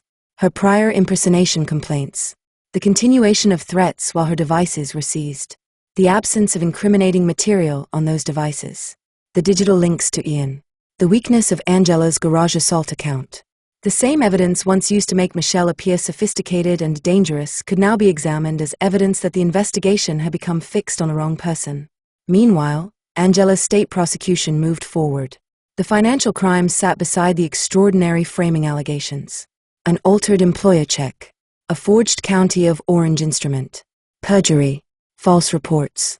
The case had become an inventory of ways in which representation could be made to look like reality. A check could represent money that was not there. A sonogram could represent children who were not there. An email could represent a sender who was not there. A police report could represent a crime that had not occurred as described. The forms changed. The underlying problem remained verification. On October 17, 2017, Angela changed her plea. She pleaded guilty to all 10 felony counts and all 22 misdemeanors. The court sentenced her to 5 years in state prison. District Attorney Tony Rakalka said afterwards that even while entering the plea she showed no remorse, compassion, or empathy for Michelle. The state criminal case was finished. The plea looked like final authorship. Angela had admitted the crimes. The state case also demonstrates why guilty pleas should be reported precisely. Angela did not plead guilty merely to a generic fraud count and receive a sentence loosely connected to Michelle's case. She pleaded guilty to the full set of charges resolved in the agreement, including serious felonies and the false reporting misdemeanors. That breadth matters when evaluating her later use of the phrase wrongful conviction. A plea is not infallible proof that justice can never have gone wrong. Innocent people sometimes plead guilty under pressure. But a later claim of wrongful conviction has to be assessed against the actual procedural record rather than a vague memory that Angela was convicted of something. Her plea was explicit. The federal prosecution of Ian later changed the understanding of shared responsibility. It did not erase the acts Angela admitted. This is also why the language of sole mastermind needs care. The state prosecution treated Angela as the answer available in 2017. The federal prosecution later established another answer without turning the first defendant into a non-participant. The more accurate sentence is additive. Angela was guilty. Ian was guilty too. A guilty plea is narratively powerful because it seems to close ambiguity. The defendant does not merely lose at trial. The defendant admits guilt. For journalists and the public, that can function like a final full stop. Angela had been the answer. Ian was the deceived husband. Michelle was the exonerated victim. The story could now be filed away. But civil litigation works differently from criminal prosecution. Michelle's case could demand documents, depose witnesses, ask questions about account access, examine the conduct of police and private defendants in a framework no longer organized around proving Angela's guilt. Ian would no longer be the helpful husband explaining somebody else's deception. He would be answering for himself. There was another investigation outside the civil case. The Department of Justice Office of the Inspector General began examining Ian in 2017. The work would take years. A federal law enforcement officer was being investigated by another arm of the federal justice system. Accounts had to be reconstructed, deleted records examined, devices traced, statements compared with data. The slow investigation would eventually reach further than the state case had. Angela's guilty plea closed one courtroom. Michelle's lawsuit was opening another. And this time, Ian Diaz would not be allowed to remain simply the husband who had been fooled. Chapter 10. Under oath. Ian had spent 2017 outside a cell, while Angela pleaded guilty. The civil case changed his relationship to the evidence. Michelle Hadley filed a lawsuit exactly 1 year after the arrest that had taken her freedom. July 14, 2017. On July 14, 2016, police had arrested her for the second time. On July 14, 2017, she began trying to make the people she believed responsible answer for it. Angela Diaz was already facing criminal prosecution. Michelle did not stop with Angela. She sued the city of Anaheim. She sued members of the Anaheim Police Department. She sued Angela. And she sued Ian Diaz. That final name mattered. Orange County prosecutors had publicly cleared Ian of involvement months earlier. Angela had been identified as the woman behind the frame. Ian had presented himself as another person caught inside her elaborate deceptions. The husband who eventually realized that the pregnancy was false, discovered that his wife was lying, and helped investigators understand what she had done. Michelle did not believe him. She never had. Her lawsuit forced the question back open. Civil litigation offered Michelle something the criminal investigation had repeatedly denied her: the ability to ask questions from the other side. When police investigated Michelle in 2016, she had spent weeks trying to persuade investigators to examine Ian. She told them she believed she was being impersonated. She told them she believed Ian and Angela were creating evidence. She complained to Microsoft, Craigslist, police, the Department of Justice, the FBI. Her devices were seized. The threatening activity continued. Digital evidence pointed towards the condominium. A Craigslist advertisement was linked to Ian's email account. Messages associated with Lilith traveled through an IP address connected to him. None of it had resulted in Ian being investigated as Michelle demanded.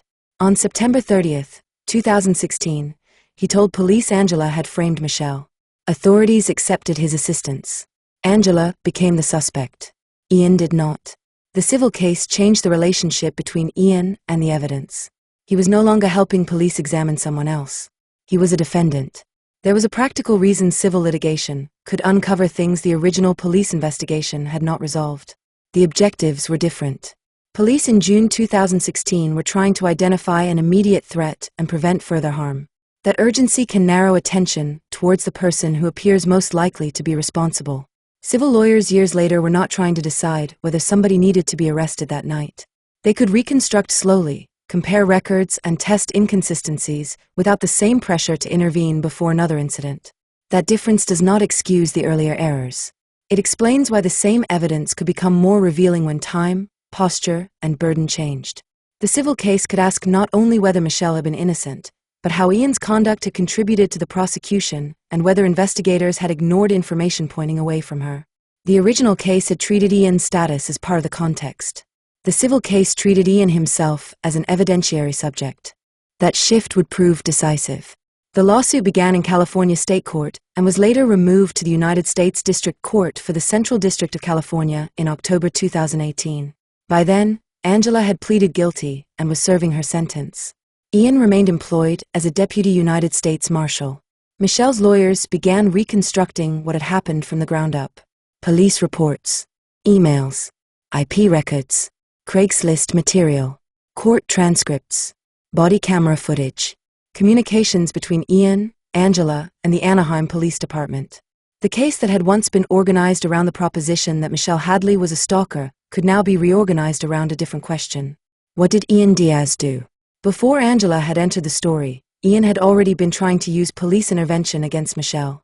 The later federal court record noted that he filed a police report involving Michelle in September 2015. Days later, He returned to Anaheim police with an email exchange concerning the condominium and attempted to obtain a temporary restraining order. That effort failed. Months passed. Michelle continued attempting to end their financial connection. Then, on May 22, 2016, she informed Ian that she intended to enforce their agreement concerning the condominium. The strange electronic communications began 2 days later. The timing had always been visible. Now it could be treated as possible motive rather than coincidence. The condominium was not merely the stage on which the later events occurred. It was something Ian risked losing. Federal prosecutors would eventually allege that part of the purpose of the conspiracy was to intimidate Michelle in connection with the property dispute. Then came the digital evidence. On June 18, 2016, Anaheim investigators learned that a rape fantasy Craigslist advertisement was linked to an email address belonging to Ian. Ian admitted the address belonged to him. He acknowledged communicating with the poster. On June 21, records for the Lilith account showed abusive communications traveling through an IP address investigators associated with Ian. Yet Ian continued pressing police to arrest Michelle. He did more than provide information. Police body camera footage preserved the tone. Ian invoked his experience as a deputy United States Marshal. He told officers that he investigated threats made against federal judges and prosecutors. He presented the conduct as extraordinary even by the standards of his federal threat work. He wanted to know when she would be arrested. He described her in language suggesting she needed to be restrained and institutionalized. The federal officer was not standing quietly beside his wife while she made reports. He was advocating. The civil case made that advocacy difficult to dismiss as background noise. Michelle alleged that Ian had been actively instrumental in causing her prosecution. Ian denied it. He argued that he had simply supplied information to police. That distinction mattered legally. A private citizen does not generally become liable for malicious prosecution merely because they provide information to law enforcement and the authorities independently decide to prosecute someone. But the situation changes if a person knowingly supplies false information, fabricates evidence, or actively pressures authorities to prosecute someone they know is innocent. Michelle's case alleged precisely that. Ian had not merely watched Angela lie. He had participated. Civil discovery placed Ian in a position he had managed to avoid during the original criminal investigation. He had to answer questions under oath. A deposition is less theatrical than a criminal trial. There is no jury. No judge presiding over every answer. No public gallery waiting for a dramatic confession. Usually there is a conference room, lawyers, a court reporter, documents, questions, answers. The setting can appear almost administrative. The oath is not. The witness is required to tell the truth. Ian Diaz understood that better than most. He worked in law enforcement. His career existed inside the criminal justice system. He knew what perjury meant. He also knew what the lawyers were looking for. Accounts, access, devices, communications. The internet identities used during the cyberstalking scheme. One question would eventually follow him into a federal criminal courtroom. Ian was asked whether, during his relationship with Angela, he had ever accessed her online accounts. His answer was one word. No, it was false. The civil deposition had produced something the original Anaheim investigation never did. A lie under oath that could itself become a federal crime. The irony was difficult to miss. Michelle had once been prosecuted because Ian helped supply authorities with false evidence. Now Michelle's attempt to expose what had happened was producing new evidence against him. He had survived Angela's prosecution. He had survived her guilty plea. He had survived the public announcement that she was solely responsible. He had survived the collapse of their marriage. He had remained employed by the United States Marshal Service. But every time the old evidence was examined again, his distance from the conspiracy became harder to maintain. In September 2020, United States District Judge David O. Carter issued an important ruling. The defendants had asked the court to dispose of Michelle's surviving claims without sending them to trial. Ian argued, among other things, that there was no evidence linking him to the fabrication. The court disagreed. Michelle had produced evidence creating a genuine factual dispute over Ian's participation in manufacturing the case against her. Among the evidence was Ian's own admission that he had responded to a Craigslist rape fantasy advertisement, communications that he then supplied to police as supposed evidence against Michelle. The court allowed Michelle's claim against Ian for malicious prosecution to continue. It also allowed her claim for intentional infliction of emotional distress against him to proceed, including on the theory that Ian had participated in fabricating evidence against her. It was not a finding that Michelle had already proved every allegation. Summary judgment does not work that way. The ruling meant there was enough evidence for a fact finder to resolve the dispute. Ian could no longer simply say there was nothing connecting him to the frame and expect the civil case to disappear. There was something. Quite a lot of it.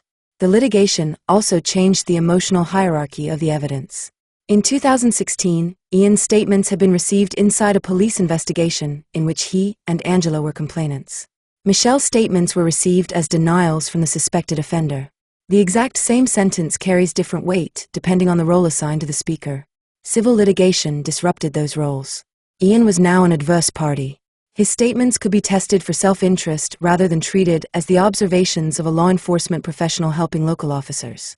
Michelle was no longer required to explain herself inside the frame created by the criminal accusation. Her lawyers could ask what Ian had done rather than why Michelle had supposedly done it. That change sounds procedural. It was transformative. Evidence that had once been interpreted as Ian investigating a threat could now be interpreted as Ian participating in one. His contact with Craigslist respondents. His proximity to the IP data. His pressure on police. His access to accounts. The same facts became questions rather than explanations. Civil discovery also removes some of the control a person has over which records remain private. Parties can demand communications, devices, account information, and testimony relevant to claims and defenses, subject to court rules and objections. A person who has successfully managed the narrative in informal conversations may find that documents create a less flexible version of the past. Ian's deposition illustrates that problem perfectly. He was not being asked to tell a broad story about how Angela fooled him. He was being asked specific questions capable of being compared with technical evidence. Did he access her accounts? No. The simplicity of the answer became its danger. A broad narrative can survive through ambiguity. A precise sworn denial is easier to prove false if the records disagree. That is why the perjury count later carried a significance larger than its single word. It marked the point at which Ian's self-protective version moved from disputed story into separately chargeable conduct. The civil case did not merely reopen the old crime. It created a new offense when Ian lied about it under oath. There was another investigation taking place outside the civil courtroom. It had begun much earlier.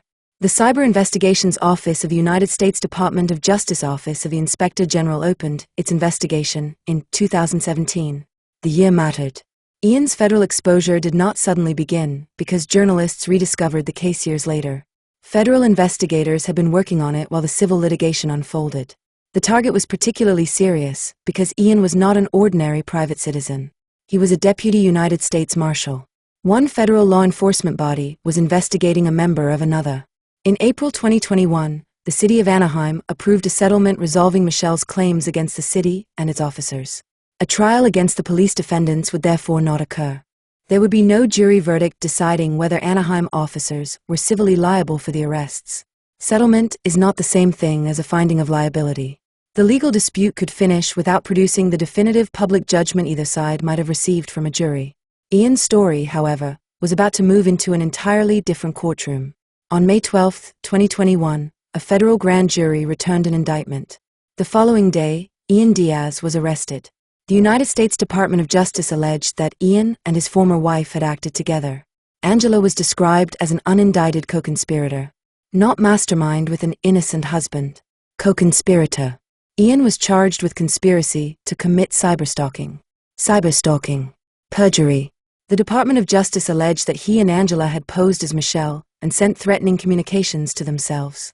They had solicited men through Craigslist in an attempt to stage sexual assaults. They had staged hoax assaults and attempted assaults. They had reported the manufactured conduct to local police. And those reports had caused Michelle to be arrested, charged and detained for nearly 3 months for crimes the couple had themselves perpetrated. The official story changed for the third time.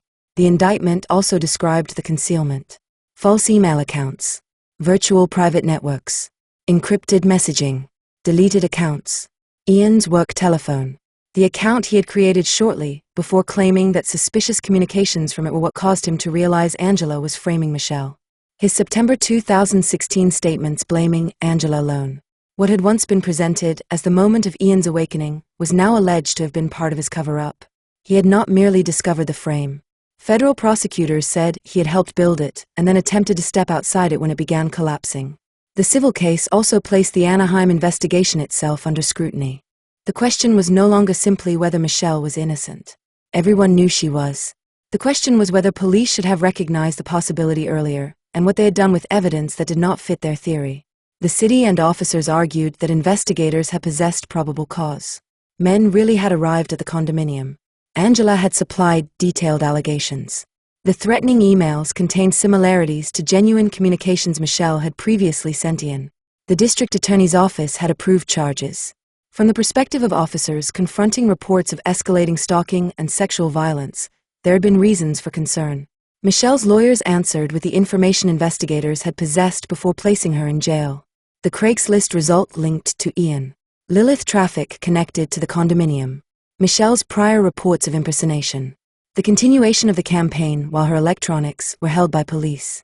The lack of the suspicious accounts on her phone. The failure of the control email test to implicate her device. The absence of forensic evidence connecting her equipment to the advertisements and threats. The security footage that did not corroborate Angela's supposed attack. The argument was not that police should have known every detail of the eventual federal case in June 2016. It was that the information in front of them had already become complicated enough to require a broader investigation. Judge Carter's 2020 ruling did not decide that every Anaheim defendant was liable. Summary judgment is not a final trial. The court was deciding whether genuine factual disputes existed that a jury might need to resolve. It found that they did. The order also examined the role of the prosecution decision. Ordinarily, an independent prosecutor's decision to file charges can break the causal chain between police conduct and a later malicious prosecution claim. Michelle produced evidence raising a serious question about how independent that charging decision had actually been. The prosecutor had relied heavily upon the Anaheim investigation and had not initially possessed some of the exculpatory information Michelle later emphasized. The point was institutional rather than theatrical. Police theory had moved into prosecution before another investigative body had fully rebuilt the case from scratch. A conclusion can acquire authority each time it passes through another office even when the underlying evidence has not been independently retested. The civil ruling meant the original investigation could not simply hide behind the fact that prosecutors had filed charges. A jury might be entitled to examine what everyone knew and when they knew it. That trial never occurred because the Anaheim defendants later settled. Settlement did not equal a judicial admission of liability. It also did not erase the fact that a federal judge had found the disputes substantial enough to survive. For Michelle, the importance was larger than damages. The litigation created a public record in which the investigation itself could be questioned rather than treated as neutral background. 5 years had passed. Michelle had been saying Ian was involved almost the entire time. In May 2021, that belief became a federal criminal charge. The persistence of Michelle's suspicion also deserves notice, because it was unusually costly to maintain. Once Angela pleaded guilty, accepting the sole Angela explanation would have allowed Michelle to agree with the official ending and leave Ian outside the story. Insisting otherwise meant challenging a conclusion announced by the same prosecutors who had finally cleared her name. There was little obvious reward for doing that. It risked making Michelle appear unable to let go of a former partner even after exoneration. Precisely the stereotype used against her in the first place. Yet she continued to say Ian was involved. Years later, the federal case validated the central claim she had been making before the first arrest. That does not turn every suspicion Michelle ever held into proof.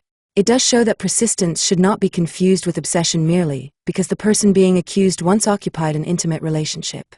In this case, the former fiancé who kept naming Ian was not chasing him. She was correctly identifying a participant in the crime committed against her. The final irony is that Michelle's credibility improved only after evidence independent of personality caught up with her account. Recognition came late enough to become its own form of evidence. Not evidence of Michelle's innocence, which had always existed, but evidence of how long institutions can preserve the wrong explanation once it has acquired momentum. That is a different lesson, and a harder one. The difference between innocence and recognition of innocence is where the entire tragedy sits. Michelle possessed the first before police arrived. The second required months of investigation, public reversal and years of further litigation. The calendar measured that delay more accurately than any headline ever could. It measured the cost in days nobody could return again. She did not become more believable because she changed the story. She had been telling substantially the same story all along. The records changed what everyone else was prepared to believe. That difference belongs at the center of the book. The arrest transformed a sentence Michelle had been repeating for years. Ian was involved. In 2016, it had sounded like the accusation of a woman police believed was stalking him. In 2017, it contradicted prosecutors who publicly said they had no evidence of his involvement. During the civil case, it became an allegation supported by sufficient evidence to survive attempts to dismiss it. Now the United States government was prepared to prove it beyond reasonable doubt. Chapter 11. The United States v. Ian Diaz. For years, Ian Diaz had been able to point towards Angela. By March 2023, the defense had acquired an obvious attraction. Angela had already pleaded guilty. Angela had already served time in prison. Angela had lied about cancer. She had lied about being an attorney. She had fabricated a pregnancy. She had altered pregnancy tests. She had produced a false sonogram. She had admitted crimes arising from the campaign against Michelle Hadley. There was no need for Ian's lawyers to persuade a jury that Angela was capable of constructing an elaborate deception. Angela's guilty plea in the state case had already established a responsibility for the charged conduct. The question facing a federal jury was narrower. Had she done it alone? Ian said yes. The United States government said no. The federal case had taken years to reach that question. The Department of Justice Office of the Inspector General began investigating Ian in 2017, the same year Angela pleaded guilty. The investigation was particularly sensitive because Ian was himself a federal law enforcement officer. He had worked as a deputy United States Marshal. He understood warrants, investigations, electronic evidence, interview techniques, the significance of preserving records, the consequences of destroying them, and the authority carried by one law enforcement officer speaking to another. Investigators reconstructed events that had unfolded across only a few months in 2016. Accounts, devices, VPNs, encrypted communications, Craigslist advertisements, Ian's personal telephone, government equipment, deleted email accounts, statements to Anaheim police, his later statements blaming Angela, and finally the sworn testimony he gave during Michelle's civil lawsuit. By 2021, federal prosecutors believed they could prove what Orange County authorities had missed. Ian had not merely been standing next to the conspiracy. He was inside it. On May 12, 2021, a federal grand jury in the Central District of California indicted Ian. Initially, he was charged with conspiracy to commit cyberstalking, and perjury. A superseding indictment later added obstruction of a federal investigation. The charges divided Ian's conduct into two broad periods. The first involved what he had done to Michelle. The second involved what he had done afterwards to prevent investigators from proving it. The government argued that the motive began with something less sensational than rape fantasy advertisements. Property. The Anaheim condominium. Ian and Michelle had bought it together. Michelle had supplied the down payment. When their relationship ended, Ian stayed. Michelle left. The two then fought over how to resolve their joint ownership. Federal prosecutors argued that the dispute provided Ian with a financial motive to intimidate Michelle and interfere with her interest in the property. A woman enforcing a property agreement could be negotiated with. A woman accused of stalking, threatening unborn children, and arranging rape could be arrested. The government said Ian and Angela chose the second version. They created accounts using false names. Some incorporated Michelle's name or phrases associated with her. They used those identities to send themselves threatening communications designed to appear as though Michelle had written them. They impersonated Michelle while dealing with men on Craigslist. They attempted to create circumstances in which men would arrive at the condominium expecting a consensual sexual scenario involving resistance. Then Ian and Angela could tell police that Michelle had arranged the encounters without Angela's consent. Electronic stalking became threats. Threats became solicitation. Solicitation became strangers at the home. Strangers became purported sexual assaults. And every stage pointed back towards Michelle because Ian and Angela had designed it that way. The difference between the federal case and the original Orange County version could be reduced to a single word: together.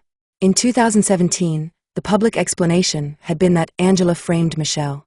In 2023, federal prosecutors said Ian and Angela framed her together.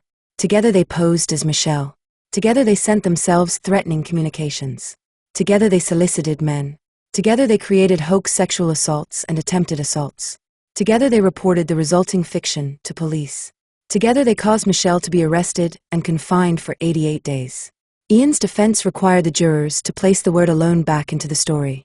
Angela did it alone. It was not an absurd defense. That was precisely what made it dangerous. Angela had given Ian almost everything necessary to make it plausible. Her extraordinary history of deception predated him. Her pregnancy with Ian had been false. Her supporting documents had been false. She had pleaded guilty to 32 counts in the state prosecution. If there were ever a defendant capable of pointing towards another convicted offender and saying she fooled me too, Ian had selected an unusually convincing person to stand behind. His defense at the March 2023 trial was that he had not knowingly participated in the scheme. The federal government had spent years dismantling that story. The prosecution could begin with Ian's behaviour while the alleged stalking was occurring. He had not merely accompanied Angela to police. He had pushed. When officers responded to the condominium, Ian invoked his experience as a deputy United States Marshal. He described the supposed campaign against Angela as extraordinary. He wanted Michelle arrested. At the time, those statements had been interpreted through the role Ian presented. Concerned husband, federal officer, possible secondary victim. At trial, the same conduct could be interpreted differently. Ian was pressuring police to act upon evidence he had helped manufacture. Then there were the electronic traces. An advertisement connected to a rape fantasy scenario had been linked during the original investigation to an email address belonging to Ian. Records from the Lilith account showed threatening communications originating through an internet connection associated with him. Federal investigators reconstructed Ian's access to accounts. The government argued that the accounts were not simply Angela's tools hidden from her unsuspecting husband. Ian used them. The couple also employed methods intended to obscure where their online activity came from. False registrations, VPNs, encrypted messaging. The behavior indicated concealment. There was also the perjury count. Compared with the Craigslist operation, it seemed almost mundane. A deposition, a lawyer, a question. Ian was asked about his access to Angela's online accounts during their relationship. Had he accessed them? Ian answered no. The federal jury found otherwise. The lie mattered because the civil case existed to discover who had manufactured evidence against Michelle. Whether Ian had accessed Angela's accounts went directly to that question. There was also the deleted email account. Federal prosecutors alleged Ian closed an account intending to interfere with the investigation. At trial, an agent testified that when the government later executed a search warrant, investigators received no emails because the account had been deleted. The jury rejected Ian's attempt to explain the conduct away. The deleted account became the fourth conviction. Create evidence. Use it. Blame Michelle. When the scheme begins collapsing, blame Angela. When investigators look backwards, deny accessing Angela's accounts. Delete an account relevant to the inquiry. The government's case was not merely that Ian had lied once. It was that concealment followed the conspiracy. The most difficult issue for jurors may have been the same one that had protected Ian for years. Angela. How could anyone know which acts belonged to her and which belonged to him? She had already admitted extensive deception. If an account originated from the condominium, either spouse might theoretically have used it. If threatening messages were sent to Ian, Angela could have sent them without his knowledge. If Angela altered pregnancy tests with blue marker, Ian clearly could be deceived about at least some things occurring inside his own home. The prosecution therefore had to prove not simply that Ian had married a criminal. It had to prove knowing participation. The jury could not convict him because Angela was guilty. It had to decide whether he was guilty too. The government's answer lay in accumulation. Ian's connection to the accounts. His communications with Craigslist responders. His activity involving Angela's email. His personal phone. His government equipment. His repeated advocacy for Michelle's arrest. The timing of the property dispute. The concealment measures. His later effort to place responsibility solely upon Angela. His sworn denial that he had accessed her accounts. His deletion of an email account during the investigation. Any single piece might be explained. Together they told a different story. At some point, coincidence becomes architecture. The government's cyberstalking theory also required jurors to understand the harm as more than online harassment. The false communications were instruments aimed at other institutions. They were designed to make police, courts, and strangers respond to a fictional version of Michelle. The emotional distress caused to Michelle, therefore, did not come only from reading threatening material or knowing somebody had stolen her identity. It came from watching the counterfeit acquire more authority than she possessed herself. A fake Michelle could obtain a restraining order against the real Michelle because the messages attributed to her looked credible. A fake Michelle could send men to a home. A fake Michelle could cause police to arrive at her parents' house. A fake Michelle could become the person prosecutors described publicly. The scheme made identity theft consequential in a way ordinary account impersonation rarely becomes. It converted authorship into state power. This is why the government's case did not depend on a narrow theory that Ian had simply sent unpleasant communications. The purpose and consequence were larger. The couple used online identities to create a pattern of apparent criminal behavior that would predictably cause authorities to intervene. Ian's work made that predictability especially important. He knew what escalating evidence looked like to police. He knew what a restraining order meant. He knew what repeated apparent violations suggested. He knew how seriously officers would treat sexual violence and threats to a supposedly pregnant woman. The prosecution could therefore argue not only that Ian participated in creating evidence, but that he understood what that evidence was designed to make law enforcement do. The result was exactly what the scheme needed. Michelle lost liberty. The property dispute became secondary to a criminal case. Her credibility collapsed in public. Ian and Angela occupied the victim position. The effectiveness of the frame became part of the evidence of its design. The jury did not need to decide whether Angela manipulated Ian in private or whether Ian manipulated Angela. A person can be deceived by a co-conspirator about one subject and knowingly conspire with that person about another. A false pregnancy did not provide immunity for cyberstalking. The jury was not asked to choose between Angela's history and the government's evidence against Ian. It could accept both. It did. The most difficult part of Ian's defense was that Angela really was an unusually convincing person to blame. Her record meant the jury could believe almost every bad thing the defense said about her and still convict Ian. She had lied before meeting him. She had fabricated cancer. She had adopted a false legal profession. She had created a pregnancy that did not exist. She had altered documents and tests. She had pleaded guilty to the state crimes arising from the Michelle Hadley frame. None of that answered whether Ian knowingly joined her. The federal prosecution, therefore, did not need to rehabilitate Angela. It did not need to make her sympathetic, truthful, or passive. It could concede that she was deceptive and still prove that the man pointing at her was deceptive too. That was an important change from the way the case had been discussed publicly for years. The question no longer had to be Angela or Ian. It could be Angela and Ian. The source material used to construct the false Michelle also mattered. Angela had known Michelle only indirectly. Ian had been engaged to her.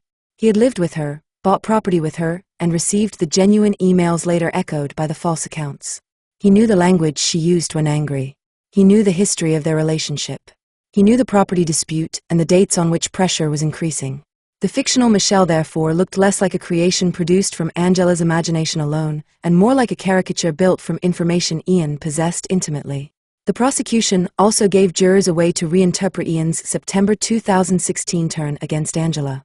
For years, that had been one of the strongest facts supporting his innocence. He contacted authorities. He exposed the pregnancy fraud. He helped investigators understand that Angela had been lying. Why would a guilty man do that? The government's answer was timing. By September, the case against Michelle was deteriorating. Digital evidence was moving towards the Diaz household. Angela's stories were becoming harder to sustain. Ian could no longer safely preserve the original fiction. Blaming Angela did not require him to reveal everything. It required him to reveal enough. Angela had framed Michelle. True. Angela had lied about pregnancy. True. Ian had only just discovered the deception. That was the part federal prosecutors rejected. The story allowed him to become the witness who solved a crime he had helped create. The jury was therefore being asked to evaluate not only what Ian did during the conspiracy, but what he did when the conspiracy was failing. His latest statements were not simply memories. They were part of the government's concealment theory. The perjury and obstruction counts reinforced the same pattern. Years after Michelle had been exonerated, Ian still had opportunities to tell the truth. The jury found that he falsely denied accessing accounts used in the scheme and that he obstructed the federal investigation by deleting an email account. The frame did not merely end when Angela was arrested. The effort to preserve Ian's distance from it continued. On March 23, 2023, the jury returned. Guilty. Conspiracy to commit cyberstalking. Guilty. Cyberstalking. Guilty. Perjury. Guilty. Obstruction of a federal investigation. All 4 counts. The verdict corrected something that had remained wrong in the public record for 6 years. Angela had not acted alone. Michelle had been right about Ian. The federal jury eventually arrived at what Michelle had been trying to tell people from the beginning. He was part of it. While the jury in Los Angeles was deciding what Ian Diaz had done to her, Michelle was becoming a mother. She gave birth to her first child, a daughter, on the same day Ian was convicted. The coincidence was almost too neat for fiction. The man who had helped take 88 days of her life was finally convicted on the day another life entered hers. The federal verdict belonged to the past. Her daughter belonged to the future. Chapter 12. 121 months. Ian Diaz had spent 88 days of Michelle Hadley's life. On June 30, 2023, a federal judge decided how many years of his own he would lose. The number was 121 months. 10 years and 1 month. There would be another 3 years of supervised release after that. Ian was taken into federal custody immediately after the sentence was pronounced. For Michelle, the arithmetic could never balance. 10 years could not return 88 days. A federal conviction could not restore the version of her life that existed before police arrived. A sentence could punish. It could acknowledge. It could establish responsibility. It could not reverse time. The sentencing came 99 days after the jury convicted him. Ian had been found guilty of all 4 federal counts presented against him: conspiracy to commit cyberstalking, perjury, and obstruction of a federal proceeding. The court had to consider not only the offenses themselves but the person being sentenced, his history, the passage of time since the 2016 conspiracy, and the consequences of what he had done. Those consequences occupied 88 days in a jail calendar. They occupied years in Michelle Hadley's life. Michelle submitted a victim impact statement. By then, she had spent years trying to explain that Ian's damage to her had begun before Angela Connell ever entered the picture. The wrongful imprisonment was the most publicly visible part of it. It was not, in Michelle's account, the beginning. She described a former relationship characterized by control, fear, and sexual coercion. She described what happened afterwards as an extension of that control rather than an inexplicable dispute between former partners. The scheme had given Ian something separation had taken from him: power over her life. He could no longer decide what happened inside their relationship. He could help decide what police believed about her. He could no longer keep Michelle inside the Anaheim condominium as his partner. He could help put her inside a cell as a defendant. The abuse of Ian's profession made the case more serious. Ian had not been an outsider trying to understand how police might respond. He had been a deputy United States Marshal. He had worked within the federal justice system. He knew what threatening communications meant to law enforcement. He knew the authority attached to a restraining order. He knew what happened when officers believed an offender was escalating. When Anaheim officers responded to Ian and Angela's condominium, Ian invoked his law enforcement experience. He presented the campaign against Angela as extraordinary even by the standards of his own work. He demanded Michelle's arrest. Federal prosecutors later treated that professional status not as a side detail, but as part of what made his conduct so serious. There was another feature of Ian's conduct that separated his sentencing from Angela's. Angela had pleaded guilty. Ian had gone to trial. He maintained that Angela was responsible for the conspiracy and that he had been deceived. The jury rejected that defense. He had also continued lying after the scheme collapsed. The perjury conviction arose from Michelle's civil case. The obstruction conviction arose from his deletion of an email account during the federal investigation. Those offenses occurred after Michelle had already been cleared, after Angela had been exposed, after the original conspiracy was over. They showed that when Ian was presented with opportunities to tell the truth, he continued trying to protect himself. The frame had ended. The concealment had not. The defense asked the court to consider the years that had passed since the conspiracy. Ian's life had changed. He had remarried. He had become a father. 7 years separated the cyber-stalking campaign from sentencing. A person could change significantly during that period. Michelle had also changed. She had not been given the choice. There was an asymmetry in invoking the passage of time. Time could be offered in mitigation for Ian. Time had been part of Michelle's punishment. He could tell the court that 7 years had passed since the crime. Michelle could say that 7 years had passed because of the crime. Years in which she had to litigate. Years in which Ian continued denying involvement. Years during which the public story remained incomplete. Years before a federal jury finally confirmed that she had been correct to suspect him. The delay did not belong only to the defendant. It belonged to the victim too. The court imposed 121 months. The number sounded strangely bureaucratic. Not 10 years. Not a decade.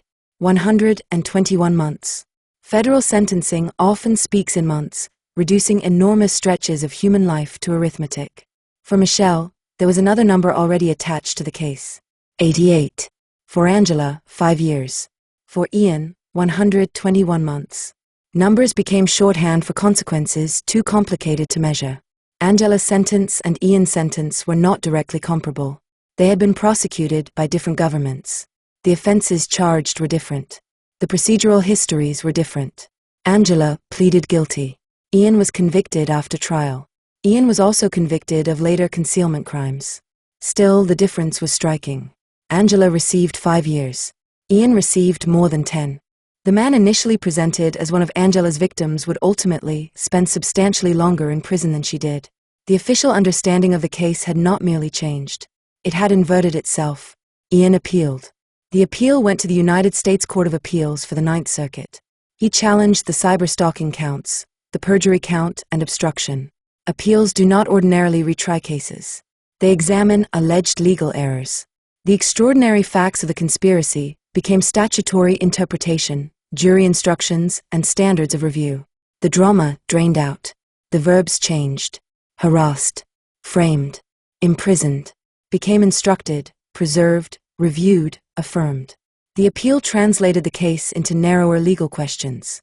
Ian challenged aspects of the cyberstalking instructions, arguing that the jury had not been given sufficiently specific definitions of terms such as harass and intimidate. The Ninth Circuit rejected the argument, relying on existing circuit authority and finding no reversible error in the way the jury had been instructed. He also challenged the interactive computer service component of the cyberstalking counts. Again, the appellate court rejected the argument. The extraordinary factual story remained attached to an ordinary appellate conclusion. The trial court had not committed the legal error necessary to undo the verdict. The perjury conviction produced an even simpler issue. During Michelle's civil lawsuit, Ian had been asked whether he had accessed Angela's accounts during their relationship. He answered no. At his federal trial, the government presented evidence that he had accessed accounts used in the cyberstalking scheme, and the jury convicted him of perjury. On appeal, Ian argued that surrounding portions of the deposition had been redacted in a way that made the question insufficiently precise or contextualized. The Ninth Circuit disagreed. The question was clear enough. The answer was false. The conspiracy had required layers of technology, aliases, and hidden traffic. One of the convictions surviving appeal rested on a single ordinary word spoken under oath. No. The obstruction count concerned the deleted email account. Ian argued, among other things, that deleting it had not actually obstructed the federal inquiry, because investigators had or could obtain relevant information elsewhere. At trial, however, a federal agent testified that when investigators later executed a warrant for the account, no emails were produced because the account had been deleted. The appellate court concluded a rational jury could find the elements of obstruction beyond reasonable doubt. The significance of that count lay in chronology as much as technology. The original cyberstalking scheme had already ended. Michelle had already been cleared. Angela had already been exposed. Ian's legal jeopardy came from what he did afterwards when investigators began looking backwards. Delete the account. Deny the access. Preserve the story in which Angela alone had acted. The appellate result meant none of those convictions would be removed simply because the factual case was complicated. On January 23, 2025, the Ninth Circuit affirmed all 4 convictions. Ian sought rehearing. It was denied. He petitioned the Supreme Court of the United States. On June 23, 2025, the petition was denied. No new trial. No reconsideration of the facts. His direct appellate path had reached its end. The Supreme Court's refusal to hear Ian's case should also be understood accurately. A denial of certiorari is not a ruling that every argument in the petition was substantively wrong. The Supreme Court accepts only a small fraction of petitions. Denial leaves the lower court judgment in place without providing a new opinion on the merits. For the history of the case, the practical consequence was simple. The Ninth Circuit's affirmance remained the final direct appellate decision. Ian's convictions stood. That distinction matters again in 2026 because Ian has pursued collateral relief under 28 U.S.C. Section 2255. A post-conviction motion is a legal avenue available to federal prisoners. Filing one does not itself undermine a conviction. It asks a court to examine specified constitutional or legal claims, such as ineffective assistance of counsel. Until a court grants relief, the existing judgment remains operative. The case therefore still has procedural life even though the central historical facts have been adjudicated. that is common in serious criminal cases. Legal finality is often gradual rather than absolute. For Michelle, the distinction is unlikely to change the moral chronology. Whatever motions remain, she spent 88 days in jail before authorities identified the people responsible. The years of appellate procedure occurred after Ian received the process she should have been protected by before incarceration. The sentence completed one of the darkest reversals in the case. In June 2016, Ian stood in his Anaheim condominium and demanded that Michelle be arrested. He invoked his work as a deputy United States Marshal. He helped manufacture evidence. Officers listened. Michelle went to jail. In June 2023, Ian stood before another part of the same justice system. This time there was no fabricated Michelle, no fictional twins, no Lilith, no false Craigslist narrative capable of carrying the blame elsewhere. The jury had already spoken. The judge imposed 121 months. Federal officers took him into custody. Sentencing also forced the court to confront the difference between punishment and repair. Criminal courts are structured to sentence defendants, not to restore victims to an earlier version of their lives. A judge can impose imprisonment, supervised release, fines, or restitution where authorized. A judge cannot order the calendar to return 88 days. That limitation is obvious and still worth stating because long sentences can create an emotional illusion of balance. Ian received more than 10 years. Angela received 5. Michelle spent less than 3 months in jail. The numbers can make it look as though the system eventually overcorrected in her favor. That is the wrong comparison. The moral problem is not duration alone. It is basis. Angela's confinement followed her guilty plea. Ian's followed trial, conviction, and sentencing. Michelle's followed fabricated evidence. 1 day of wrongful incarceration cannot be made equivalent to 1 day of lawful punishment, simply because both occur behind locked doors. The legal processes preceding them are different in the most important possible way.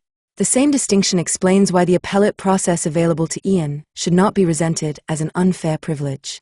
His right to challenge conviction is part of what legitimate criminal procedure is supposed to provide. The injustice is not that he received those safeguards. It is that Michelle's liberty was taken before the system had tested the evidence with sufficient care.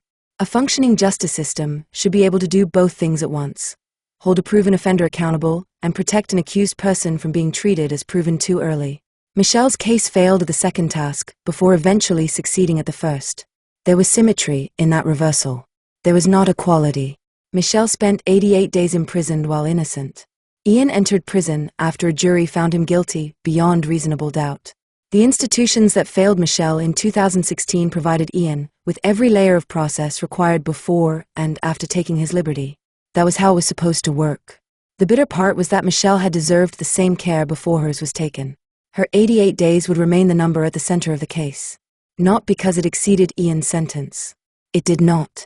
Not because it exceeded Angela's. It did not. Because Michelle was the only one of the 3 who should never have spent a day behind bars. Angela served time after pleading guilty. Ian serves time after conviction and unsuccessful direct appeals. Michelle served time because 2 other people created a version of reality persuasive enough for authorities to imprison her. The difference is everything. Chapter 13. Angie. Angela Diaz left prison on July 19, 2020. The name attached to her criminal case was still Angela Maria Diaz. The marriage that had created it was gone. Ian Diaz was gone from her life. The Anaheim condominium was gone. The supposed twins had never existed. Lilith had been exposed. Michelle Hadley had been free for almost 4 years.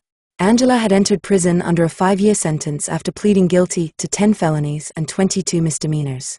With credit for time already served and the operation of California's correctional system, she was released in July 2020 and remained on parole until July 2021. She did not return publicly to the identity that had appeared in headlines. Diaz disappeared. Connell returned. And increasingly, Angela became Angie. Reinvention had always occupied a complicated place in Angela Connell's life. Before prison, the changes had often involved claims. Attorney, cancer patient, chemotherapy patient, expectant mother, mother of twins, victim of stalking, victim of attempted rape. Those identities had collapsed when people examined the evidence supporting them. After prison, another identity began taking shape. This one was different. There was genuine work behind it. Education, community involvement, peer counseling, reentry work, advocacy. According to her professional biography and 2026 reporting, Angela completed a master's degree in psychology and justice studies after prison and was continuing advanced study in psychology. It was the first relatively well-documented higher education history to emerge publicly around Angela.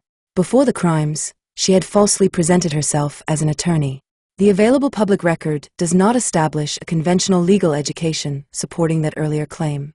After prison, by contrast, the postgraduate education Angela described was incorporated into her professional biography and repeatedly reported in connection with her present work. There was no reason to collapse the two histories into one. One was part of the deception prosecutors uncovered. The other belonged to the life she constructed after incarceration. Angela settled in Arizona. She became involved with Exhale Pro Voice, an organization providing non-judgmental emotional support to people following abortion. Angela's connection to the organization, reportedly, began before prison. According to the professional biography later quoted by news organizations, she first encountered Exhale Pro Voice in 2016 while searching for reproductive justice support after an abortion of her own. The year is striking. 2016. The same year as Michelle. The same year as Ian. The same year as Lilith. The same year as the fake pregnancy. The public biography does not fully explain how those facts intersected, if they did at all. After prison, Angela returned. In 2021, the year she completed parole, she joined Exhale as a text line counselor. Over time she moved into leadership. By 2026, using the name Angie C., she was publicly identified as Exhale Pro Voice Director of Peer Counseling Services. The woman once described by an Orange County district attorney as a serial con artist was now employed in work built around listening to people describe vulnerable experiences. It was an extraordinary turn. Rehabilitation is not inherently contradictory. A person can serve a sentence, return to society, study, and do useful work without erasing the crimes that preceded it. In November 2025, Angela appeared in a Voyage Phoenix feature using the name Angie Connell. She was no longer simply a name in old charging documents. She was being presented through the language of purpose, growth, and community work. Angela described the period following incarceration as a transformation. She discussed her work, her education, the struggle of rebuilding confidence, her interest in systems of justice and support. And she used two words to describe the conviction that had sent her to prison: wrongful conviction. It was a remarkable statement, because Angela Connell had not been convicted by a jury while protesting her innocence. She had pleaded guilty to all 32 counts. The distinction cannot be brushed aside. On October 17, 2017, Angela pleaded guilty to all 10 felonies and 22 misdemeanors. They included kidnapping, false imprisonment, forgery, possession of forged checks, perjury, grand theft, and falsely reporting crimes. Years later, Ian's federal prosecution added another layer. The United States government did not exonerate Angela when it prosecuted Ian. It described his then-wife as his co-conspirator. Ian's conviction established that the original 2017 account had been incomplete because Angela had not acted alone. It did not establish that Angela had not acted. The correction was Angela and Ian, not Ian instead of Angela. That makes Angela's later description of herself unusually difficult to reconcile with the legal record. A person can plead guilty to something they later insist they did not do. Wrongful guilty pleas exist, but extraordinary claims require evidence. In Angela's case, the public record contains much more than the plea. It contains the digital investigation. It contains false reports. It contains the fabricated pregnancy, the false sonogram, the altered tests, the state prosecution. And it now contains a federal conviction establishing that Ian and his then-wife acted together to frame Michelle. Nothing in the subsequent federal case cleared Angela. The case against Ian expanded responsibility. It did not transfer it. Her present work should be assessed on its own evidence. Nothing in the public record supports treating her education or peer support role as fraudulent simply because earlier parts of her biography were. By 2026, Angela's life had become news again because Netflix returned to the case. A toxic love story reconstructed what happened using interviews, police material, and previously unseen footage. The filmmakers approached Angela. She declined to participate. They approached Ian. He declined too. The woman whose identities had driven so much of the original case chose not to construct another version of herself for the camera. At least not there. Michelle eventually articulated the uncertainty with unusual generosity. She said she could not know Angela personally well enough to determine exactly what had happened inside the marriage. If Angela had also been manipulated or abused by Ian, Michelle said she could have compassion for that while still holding Angela accountable for what she had done. There was no equivalence in the statement. Michelle did not excuse Angela. She allowed two things to be true. Professional biographies are not court records. They present a current identity rather than relitigating a criminal past. Angela's description of a wrongful conviction therefore belongs here as her own characterization, not as a judicial finding. This also prevents rehabilitation from becoming conditional on confession. Society does not generally require a former prisoner to tell a journalist the story outsiders prefer before that person may work, study, or build a new life.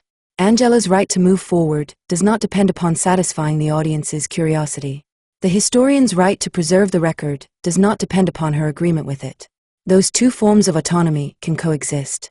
What Angela believes today about each individual act in 2016 remains unclear.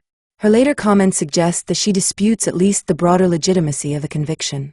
She has not, in the accessible public record, provided a detailed alternative explanation capable of reconciling that position with a guilty plea and the subsequent federal findings against Ian. She did not explain those contradictions in the Netflix documentary because she declined to appear. That silence leaves limits. There is no need to fill them with speculation. The contradiction is enough. Her use of Connell and Angie C. is ordinary in form, even if names carry unusual resonance in this case. The same distinction applies to her justice-related work. Rehabilitation can be genuine while the historical record remains unchanged. That record remains. She served her sentence. She left prison. She completed parole. She studied. She entered community work. She became Angie. She declined to appear in the documentary. And she began telling the story of her imprisonment in language radically different from the language used by the courts that put her there. Chapter 14. The Other Side. Freedom did not return Michelle Hadley's old life. It returned the possibility of building another one. On January 9, 2017, prosecutors formally cleared her of every criminal charge that had once carried the possibility of life imprisonment. The announcement mattered. It mattered enormously, but innocence was not a reset button. Michelle had already spent 88 days in jail. Her photograph had already appeared beside accusations of stalking, threats, and attempted rape. Her family had already borrowed money to defend her. Her employment had been disrupted. Her studies had been interrupted. Her name had already been attached across the internet to one of the strangest sexual crime allegations in California. The prosecution could dismiss the charges. It could not dismiss the consequences. The first thing to recover was something Angela and Ian had interrupted before the arrests: Michelle's education. Before the case, she'd been working towards a master's degree in business administration. Jail had interrupted it. It did not end it. In 2017, the same year she was publicly exonerated, Michelle completed the degree she had been pursuing before her arrest. She subsequently returned to professional life, working in marketing and customer relationship management before later establishing consulting work of her own. There was no dramatic courtroom moment attached to completing a degree. That was perhaps part of its significance. Finishing belonged to ordinary life, the kind that had been taken from her for nearly 3 months. Rebuilding was not the same as forgetting. Years after the case, Michelle described living with psychological consequences of what had happened, including post-traumatic stress and recurring episodes of vertigo. The jail had eventually opened its doors. The nervous system did not necessarily receive the same message. There were rational reasons for distrust. Michelle had done many of the things a person is told to do when something suspicious begins happening online. She reported it. She preserved evidence. She contacted companies. She contacted police. She contacted federal authorities. She told investigators someone was impersonating her. She identified Ian as a person she believed should be examined. Then police arrested her. The aftermath, therefore, contained an awkward demand. Michelle had to recover while continuing to engage with the same kinds of institutions that had failed her: lawyers, courts, police evidence, government investigators, depositions, judges, federal agents. The easiest way to escape the case emotionally may have been to walk away from all of it. Doing so would also have left Ian's role largely untouched. Michelle chose differently. Her civil lawsuit continued. The action brought the conduct of Anaheim police officers back before a court and challenged whether investigators had possessed proper grounds for the arrests. The city of Anaheim defended its officers and maintained that probable cause had existed based on the evidence available at the time. Michelle argued that the supposedly incriminating evidence could not be separated from the information pointing in the opposite direction. The digital links to Ian. The suspicious accounts absent from her devices. The communications continuing while those devices were in police custody. Her previous complaints of impersonation. The absence of evidence investigators expected to find. In 2020, a federal judge refused to dispose of significant parts of Michelle's lawsuit before trial. The ruling did not simply look at the eventual discovery that Michelle was innocent. It examined what investigators knew while they were arresting her. In April 2021, Anaheim settled the civil litigation. The agreement brought Michelle's claims against the city and remaining police defendants to an end without a jury returning a verdict on liability. Settlement could provide compensation. It could provide recognition. It could end years of litigation. It could not answer every question. There would be no civil jury publicly deciding how much responsibility each officer carried for the 88 days. Still, something had changed. The woman who had once stood almost powerless while institutions described her as dangerous had forced one of those institutions to answer her in court. There was another defendant Michelle had refused to leave outside the lawsuit. Ian. For years, that decision looked almost stubborn. Angela had already pleaded guilty. Prosecutors had initially said Ian had not been involved. The public had been given a satisfying explanation, in which Angela was the serial deceiver and Ian another person she had conned. Michelle did not accept it. The civil litigation helped force Ian's conduct back into examination. The federal investigation did the rest. In May 2021, Ian was indicted. The two processes had followed different routes. They arrived at the same conclusion. Angela alone did not explain what had happened. By then, Michelle had begun reframing the experience in another way. For outsiders, the case was irresistibly bizarre. Fake twins. Blue marker on pregnancy tests. A woman falsely claiming stage for cancer. An imaginary online stalker called Lilith. Craigslist. A deputy United States Marshal. A fabricated rape plot. An innocent woman in jail. The sheer strangeness could make it feel detached from ordinary life. Michelle increasingly rejected that interpretation. To her, the central story was domestic abuse. That changed where the beginning was placed. If the case began with Lilith, it was a cyber-stalking mystery. If it began with Angela, it was a story about a con artist. If it began with Craigslist, it was an internet-age crime. If it began with Michelle and Ian's relationship, the story looked different. Control, boundaries, isolation, financial entanglement, fear. A former partner refusing to surrender control after the relationship had ended. Michelle later described her relationship with Ian as one that began intensely and romantically before control emerged incrementally. She alleged sexual coercion and intimidation. Those allegations belonged to Michelle's account of the relationship and were not themselves the criminal offenses for which Ian was later convicted. The later conviction nevertheless changed the context in which they were heard. A federal jury eventually found that Ian had participated in a conspiracy that weaponized law enforcement against Michelle after their relationship ended. What had once sounded almost impossibly extreme had acquired a criminal verdict behind it. In March 2023, while Ian's federal trial was underway, Michelle was pregnant. Unlike the fictional pregnancy that had helped send her to jail, this one did not exist to move anybody else's story forward. While Ian's jury deliberated in California, Michelle was preparing to give birth. Then two things happened on the same day. The jury returned guilty verdicts on every count against Ian. Michelle's daughter was born. The coincidence was almost too neat for fiction. For years, pregnancy had existed in this case as a weapon. Angela's supposed pregnancy had intensified the accusations against Michelle. The fictional twins had been invoked in threatening messages. Images of dead fetuses had been used to make the fictional Michelle appear monstrous. Now pregnancy returned to the story in its most ordinary and consequential form. A child was born. No deception attached. No police report.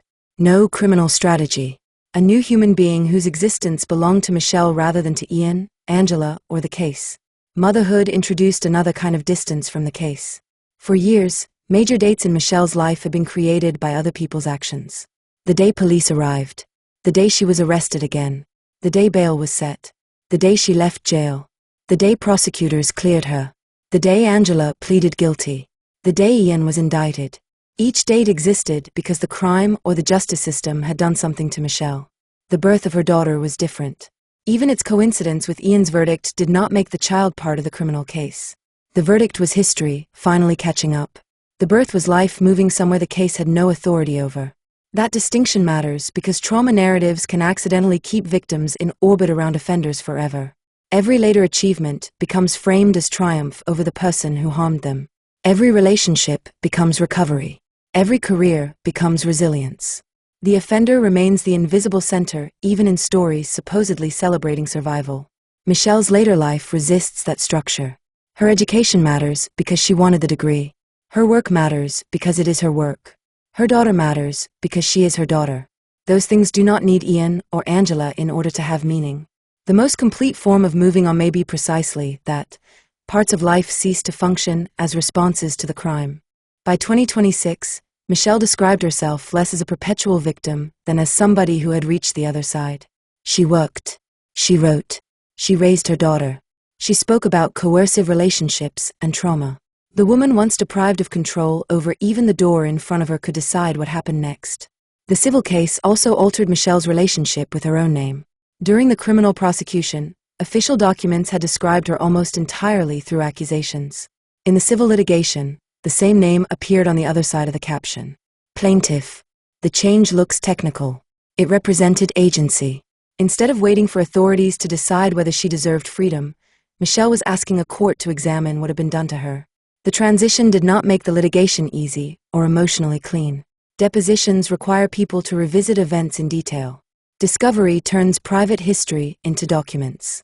A civil plaintiff may have to describe humiliating experiences repeatedly for strangers whose job is to test credibility. But the posture had changed. Michelle was no longer asking permission to be believed as a suspect. She was demanding answers as the person bringing the case. That mattered especially with Ian. The state prosecution had provided a satisfying public ending in which Angela explained everything. Michelle's decision to sue Ian refused that ending. It preserved a question which official statements had closed too early. The question would eventually become a federal indictment. There is no straight causal line from one civil complaint to one criminal prosecution. Federal investigators conducted their own work. But civil discovery created another arena in which Ian's claims could be tested. His deposition produced the false sworn answer that later supported the perjury conviction. Michelle's attempt to recover from the frame, therefore, became one of the places where the frame continued to expose itself. There is an irony in that. The people who impersonated Michelle had used her words as evidence against her. Years later, Ian's own words under oath became evidence against him. The direction of credibility had changed. The domestic abuse framing Michelle later adopted also helped explain why exoneration could never be the whole ending. If the story were only a mistaken cyberstalking prosecution, January 2017 might reasonably look like resolution. The charges disappeared. The real offender was identified. The innocent woman walked out. If Michelle's understanding is instead that the conspiracy formed part of a longer history of control by a former intimate partner, the injury begins earlier and ends later. The jail becomes the most visible point in a continuum rather than the entire event. That is Michelle's interpretation of her own life. The federal jury did not adjudicate every claim she made about the relationship. It did establish one fact that gives her interpretation gravity. Ian knowingly participated in using the justice system against her after the relationship ended. That fact does not prove every earlier allegation. It makes dismissing them simply because they once sounded extraordinary much harder. There remained one part of the story she could never resolve personally. Why had it worked? Angela and Ian created the frame. That explained who was responsible. It did not fully explain how the frame survived contact with evidence. Angela's lies were necessary to put Michelle in jail. They were not sufficient on their own. Someone had to believe them. Someone had to convert them into official action. The story of Michelle Hadley, therefore, did not end when the correct offenders were identified. There was another defendant in the broader history of the case. Not a person. A process. Chapter 15. The story they believed. By the time Anaheim police arrested Michelle Hadley for the second time, they already possessed evidence that did not fit the case against her. That fact is important. It separates what happened from a simple story about clever criminals defeating investigators with technology. Ian and Angela Diaz did attempt to conceal what they were doing. They used false accounts, virtual private networks, encrypted services, identities within identities. The scheme was designed to mislead, but it was not perfect. By June 2016, cracks were already visible. Police found some of them. Michelle pointed out others. Then she was arrested anyway. There is an important distinction between taking a victim seriously and accepting a victim's interpretation of who committed a crime. Angela Diaz was reporting potentially terrifying conduct. Police had every reason to respond. Unknown men appearing at a woman's home after sexual advertisements had been posted online created a genuine public safety issue, regardless of who had placed the advertisements. Threatening emails containing graphic images deserved investigation. A report of attempted sexual assault deserved investigation. If Angela genuinely appeared injured, officers were required to take that seriously too. None of those things explains why Michelle had to be treated as the offender after evidence began pointing elsewhere. Believing that something happened is not the same as knowing who caused it. By the second arrest, the record already contained several concrete reasons for doubt. A Craigslist advertisement had been linked to Ian's email, Lilith traffic had been associated with the condominium, and Michelle had reported impersonation before her first arrest. At summary judgment, the federal court recorded Michelle's evidence that Angela reported a new threat 73 minutes after Michelle's June 25 release while police still held her devices. The next day, Lilith answered control emails while Michelle's phone appeared not to receive them. Her phone also contained earlier abuse reports identifying Lilith as fraudulent. None of those facts, standing alone, identified every operator. Together, they made the existing theory increasingly difficult to defend without treating each contradiction as proof of sophistication. On July 14, after another Craigslist respondent appeared near the condominium, police arrested Michelle again, and bail was set at $1 million. The state had converted a contested investigative theory into physical confinement. The district attorney's office added another layer of authority. Prosecutors are often treated as an independent checkpoint between police suspicion and criminal prosecution. Michelle's later civil litigation raised serious questions about how independent that second evaluation had been. The 2020 federal ruling recorded evidence that the investigator originally assigned by the Orange County District Attorney's Office was rotated away before conducting an independent investigation. A senior prosecutor relied heavily upon the Anaheim police investigation when making key early decisions. The supposed safeguard had largely inherited the original theory. Institutional certainty can compound. A detective believes there is probable cause. The prosecutor sees that a detective believes there is probable cause. Charges are filed. A judge sees serious charges. Bail is imposed. The media sees an arrest, a prosecutor, and million-dollar bail. The public sees a woman surrounded by every signal normally associated with guilt. At each stage, the next participant may reasonably assume somebody earlier in the chain has tested the foundation. Sometimes everybody is standing on the same foundation. The first genuinely fresh examination came later.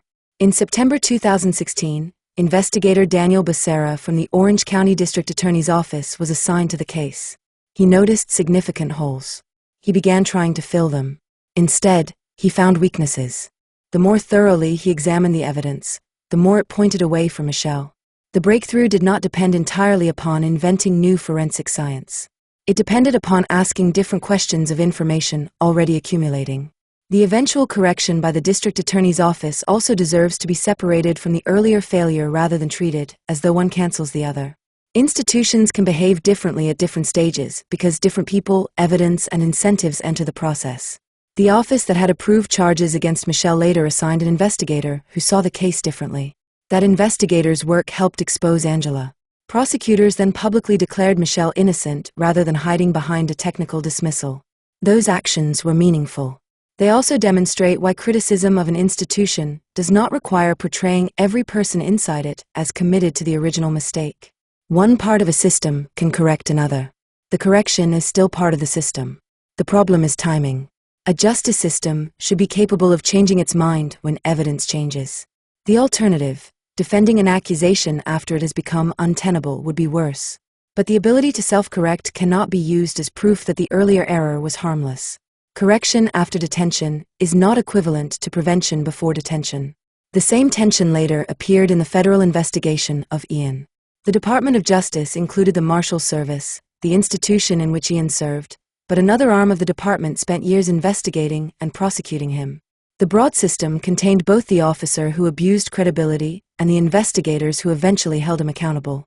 That complexity is uncomfortable because it resists institutional heroes and villains. The question is not whether the justice system was good or bad. The question is what each part did at each stage, with the information available, and what consequences followed. That standard is slower than moral labeling. It is also more useful. The case eventually corrected itself. Michelle was released, then exonerated. Angela was prosecuted. Years later, federal agents returned to Ian's role with even greater precision. What had been almost invisible to the original investigation became enough to convict him beyond reasonable doubt. The technology did not become magical. The investigative question changed. When federal investigators examined Ian, they were not asking how Michelle did this. They were asking whether Ian did it. The same evidence looked different. The criminal scheme depended upon an uncomfortable truth about policing. Authorities cannot personally witness most crimes. They reconstruct them. Witnesses speak. Victims report. Documents are collected.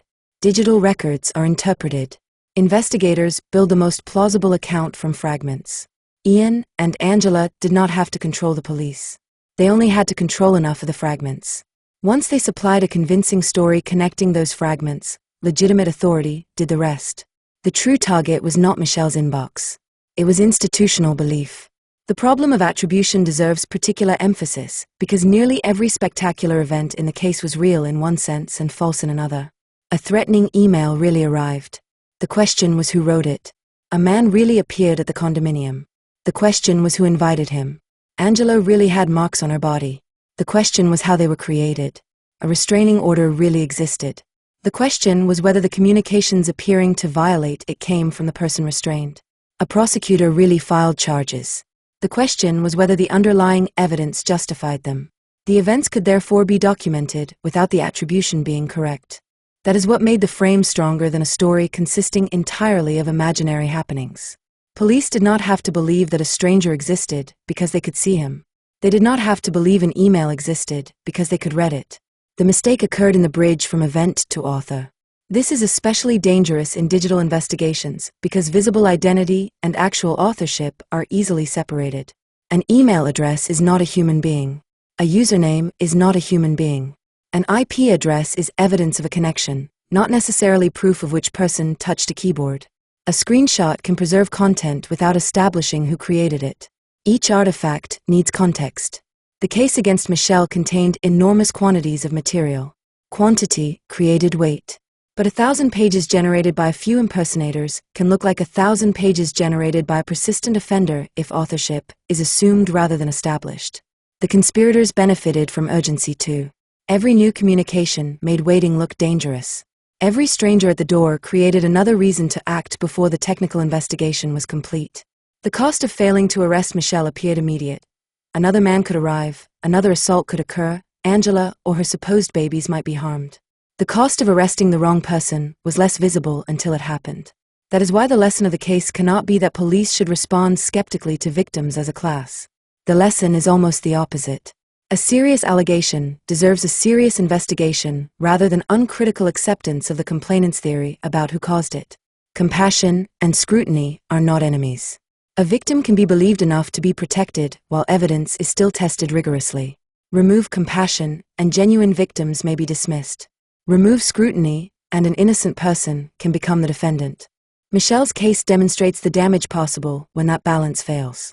The later settlement with Anaheim closed the civil litigation without a jury deciding every disputed issue. That legal ending creates an important boundary for any book about the case. It is fair to examine the contradictions Judge Carter identified and the disputes he allowed to survive summary judgment.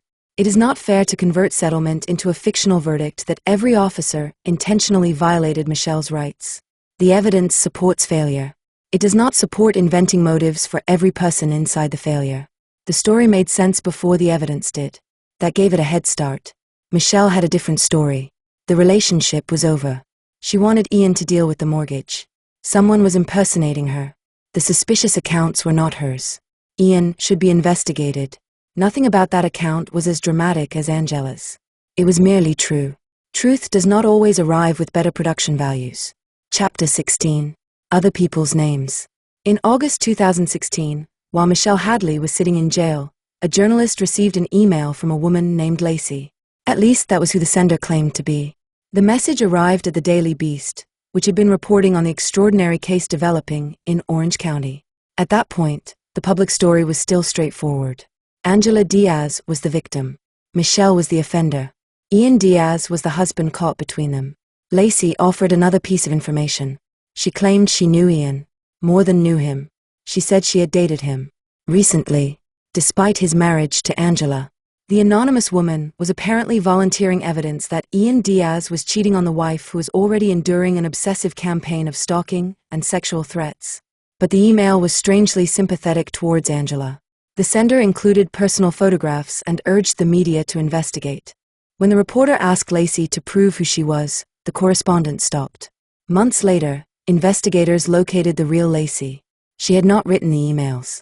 Someone had borrowed her name. Lacey was different from Lilith. The purpose of the identity appeared less obviously connected to establishing Michelle's guilt. Lacey was validating Angela. A supposedly independent woman appeared from outside the immediate dispute and told a journalist that Angela was exactly who Angela wanted the world to believe she was. The identity did not merely create evidence. It attempted to create reputation. Lacey was not the only borrowed identity. When Orange County prosecutors announced the criminal case against Angela in January 2017, they said investigators had discovered that she had impersonated 2 of Ian's former girlfriends by email. The precise authorship of every individual communication later became more complicated after a federal jury convicted Ian of participating in the broader scheme. It would be too simple to take every false account discovered in 2016 and automatically attribute every keystroke to Angela alone. But the state investigation had already uncovered something larger than the impersonation of Michelle. Other real people were being turned into electronic characters. Then investigators found Jason. Not Jason exactly. Jason Ray. The name appeared in threatening communications associated with the case against Michelle. The name was strikingly familiar. Angela had once dated a man named Jason Rayburn. He was the same former boyfriend who later described discovering that her stage for cervical cancer story was false. Investigators contacted him. Jason Rayburn told police he had never created the LinkedIn profile being attributed to him and had not sent the communications. Angela's past had not simply resurfaced. Someone had given it an email address. There was a pattern emerging in the identities. Michelle, Lacey, Jason, Ian's other former girlfriends. They were real people. The electronic versions of them were not. Each false identity could perform a different role. Michelle could be violent. Jason could be ominous. Lacey could be sympathetic. One of Ian's former girlfriends could supply another apparent perspective. The characters did not all need to say the same thing. An invented chorus sounds more convincing when the voices appear independent. This was one of the cleverest aspects of the deception. A single liar making repeated claims eventually confronts a credibility problem. Multiple apparently unrelated people making compatible claims look like corroboration. The internet made witnesses cheap. No one had to persuade another human being to lie. They could manufacture the human being's participation instead. The false Michelle sometimes complimented Angela. Michelle later pointed out how peculiar that was. The supposed stalker was allegedly consumed by hatred and jealousy, yet the voice attributed to her periodically described Angela favorably. The observation was not forensic proof. It was texture. A counterfeit identity can accidentally reveal the counterfeiter. People reproducing another person's voice may preserve elements of their own. Vocabulary, preoccupations, knowledge the impersonated person should not possess. The fake account becomes a mask with gaps around the edges. The preliminary hearing in Angela's criminal case in 2017 brought another extraordinary discovery into public view. Police had searched her phone. According to testimony reported from the hearing, investigators found internet searches relating to Gone Girl. The comparison had already been made constantly in news coverage. The similarities were superficial in some respects and uncomfortable in others. A woman presenting herself as the victim.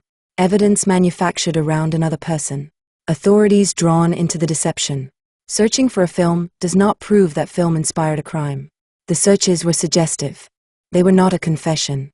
On Angela's device was also reportedly a Word document titled A Darkness Within. The Angela Diaz Story. There was another proposed title, Daughters of God. The Angela Diaz Story. According to preliminary hearing reporting, the documents appeared to be pitches aimed at television.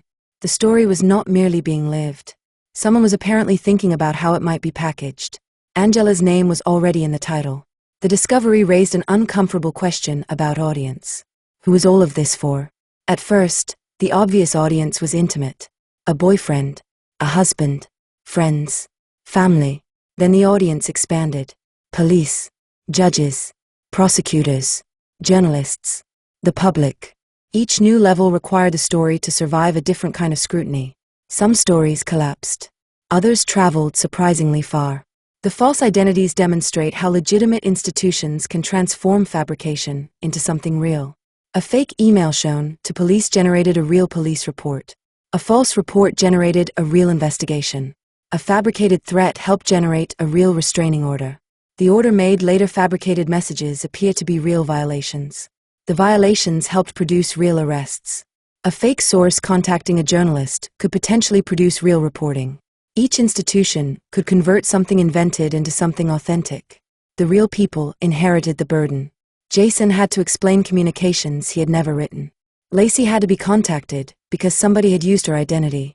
Michelle had to prove she was not the electronic version of herself appearing across dozens of messages. Every impersonated person inherited a burden they had never agreed to carry. The liar could create the identity in minutes. The real person might spend months disproving it. Michelle spent 88 days in jail doing so. The attempted use of other people's names also shows that the conspiracy was not merely about concealment. It was about multiplication. One person can make a claim. Several apparently independent people can make the claim look corroborated. In ordinary investigations, corroboration is valuable precisely because independent witnesses are less likely to share the same error or agenda. False identities can imitate that independence without creating another real witness. The trick becomes especially potent online because a new email address can be created in minutes, while the person whose name is being borrowed may have no idea it exists. The fake Lacey could approach a journalist. The fake Jason could issue ominous warnings. The fake Michelle could threaten Angela. If those voices appeared unrelated, the world around Angela looked crowded with people confirming the drama. That apparent crowd was itself part of the evidence. The media dimension matters because journalism can transform a source into another layer of public legitimacy. Had a reporter accepted the false Lacey without verifying her identity, a fabricated witness could have generated a genuine article. The genuine article might then have been shown to police, friends, or other reporters as independent confirmation. A false source could become a real citation.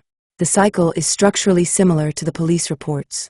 A fake communication generates a real institutional response. The response is then treated as evidence that the original communication mattered. The scheme repeatedly tried to convert fabricated inputs into authentic outputs. The television pitch documents allegedly found on Angela's device add another strange layer without proving motive. A darkness within. The Angela Diaz story and Daughters of God. The Angela Diaz story suggested that someone was already imagining the events as narrative material. It would be irresponsible to claim that Angela framed Michelle in order to sell a television film. The evidence does not establish that. It is still remarkable that a story capable of sending an innocent woman to jail was being imagined as a story while the legal consequences were still unfolding. Years later, the case would become exactly the kind of entertainment object those titles anticipated. The events escaped the control of the people who had once controlled almost every apparent voice inside them. That may be the final consequence of borrowing other people's identities. The impersonator can decide what a false person says for only as long as the real person remains absent. Eventually, Jason could say the account was not his. Lacey could say she never contacted the reporter. Michelle could say she had never been Lilith. The archive began returning names to their owners. 4 months in 2016, Angela and Ian had extraordinary control over who appeared to be speaking. They could make Michelle send an email. Make Lacey contact a reporter. Make Jason issue a warning. Make strangers appear to respond to desires Michelle never expressed. Real people became characters. Years later, those people got their names back. The aliases eventually disappeared. The real names remained. Chapter 17. The Attorney. Before there was a fake pregnancy, there was a fake profession. Angela Connell told Jason Rayburn she was an attorney. Not simply someone who worked in a law office. Not a paralegal. Not an administrator. An attorney. According to Jason's later account, Angela made the claim considerably more impressive than that. She worked for the United States Department of Justice. The sort of job that carried its own explanation of who a person was. Educated. Professional. Trusted. Successful. State prosecutors later publicly identified Angela's claim that she was an attorney as false. There was no federal legal career. The attorney existed because Angela said she did. The real educational history before Angela's imprisonment is considerably more difficult to reconstruct. That matters. A biography should not convert an absence of information into permission to invent it. Public reporting surrounding the criminal case did not produce a reliably documented law school or legal qualification for Angela. There is a temptation to fill those years. The available record does not justify doing so. What can be established is simpler. Angela knew what an attorney looked like from the outside. She knew what the profession communicated. And she apparently understood that most people meeting a lawyer socially do not immediately ask for a bar number. Professional identities are useful lies because they arrive with pre-built characteristics. Tell someone you are a surgeon, and they assume years of medical training. Tell someone you are a federal attorney, and they assume education, screening, responsibility, and familiarity with the law. The liar does not have to individually claim each characteristic. The job title supplies them automatically. Angela only had to supply the title. The listener did the rest. The Department of Justice detail made the claim stronger. A federal attorney carried institutional prestige. The United States Department of Justice was not simply an employer. It represented federal prosecutors, government lawyers, major investigations, and the machinery of national law enforcement. Years later, Angela would marry a deputy United States Marshal. Long before Ian Diaz entered her life, Angela had already given herself a fictional place inside his professional world. The attorney story existed beside the cancer story. That pairing created a particularly powerful identity. Angela was not merely an accomplished professional. She was an accomplished professional facing a potentially terminal illness. The federal attorney fighting for her life. The combination demanded admiration and sympathy at once. People could respect her and care for her. The stories supported each other. Years later, Orange County investigators reached the same conclusion independently. Only after Michelle Hadley's prosecution began collapsing did investigators examine Angela's history closely enough to discover the earlier deceptions. Among them, pretending to be an attorney, faking cervical cancer, forging doctor's notes, faking pregnancy, forging financial documents, and impersonating other women by email. The attorney was not an isolated fantasy. She belonged to a larger archive. There was something especially appropriate about the forged doctor's notes. Medicine had already played one role in Angela's constructed identity. Law played another. Documents sat between them. A doctor's note possesses authority because it supposedly originates with a medical professional. A check possesses authority because it supposedly originates with a legitimate payer and bank account. A sonogram possesses authority because it appears to originate in a medical setting. A legal title possesses authority because it suggests qualifications verified elsewhere. Angela repeatedly occupied the space between an object and the institution people assumed stood behind it. The institution did not have to be involved. The paper merely had to suggest that it was. In April 2016, only months after marrying Ian, another piece of paperwork became important. Angela had an actual employer. On April 22, according to prosecutors, she altered a paycheck from that employer by increasing the amount by $2,000. Then she deposited it through an ATM. The modification eventually became part of the criminal case uncovered while investigators were examining the Michelle Hadley frame. The offense was almost mundane beside Lilith. A check. A number. $2,000 added. But it revealed the same basic principle. A legitimate object could be altered until it represented something that was no longer true. Ian later claimed Angela constructed another professional identity during the summer. According to allegations he made in annulment proceedings, Angela told him she had obtained employment as an Orange County court clerk. The story apparently contained detail. People at work. Things happening in court. The ordinary daily texture of employment. Then came a paycheck. It did not clear. Because this account came through Ian after the marriage collapsed, it requires caution. Ian's later federal conviction established that his own account of his role in 2016 was materially false. What can be independently established is that prosecutors charged Angela over a forged County of Orange check dated September 6, 2016. The false county employment story, therefore, sat beside a genuine forgery investigation. The attorney identity deserves particular attention because it tells something about the kind of life Angela wanted other people to see. Cancer made her vulnerable. Law made her formidable. The two identities offered opposite qualities. One encouraged protection. The other commanded respect. Angela could apparently inhabit both. The weakness of a false identity is that it creates obligations. An attorney should have qualifications. A cancer patient should have medical records. An employee should have an employer. A pregnant woman should eventually produce the physical evidence of pregnancy. A check should clear. An email should leave a technical trace. The longer the lie lasts, the more infrastructure it requires. Angela repeatedly responded by supplying infrastructure. A photograph, a note, a check, a sonogram, an account, another account. The supporting evidence postponed the moment when the original claim had to be tested. It did not eliminate it. The education question also illustrates why absence has to be handled carefully. If Angela said she was an attorney, there should have been a path. Undergraduate education, law school, bar admission, professional employment, colleagues, cases. A legal career leaves traces. The public investigations into Angela did not uncover a misunderstood federal legal career. They uncovered a claim prosecutors described as false. That does not establish that Angela lacked education altogether. It establishes that the profession she presented to Jason was not supported by the professional history required to make it true. The distinction matters because biographies can become careless when they encounter a proven liar. The temptation is to assume every positive or impressive fact must also be fabricated. That assumption is no more rigorous than the earlier tendency to believe everything Angela said. Verification has to replace both credulity and cynicism. The same principle applies to the post-prison qualifications later associated with Angie Connell. Those achievements belong to another period and should be evaluated through the evidence available for that period.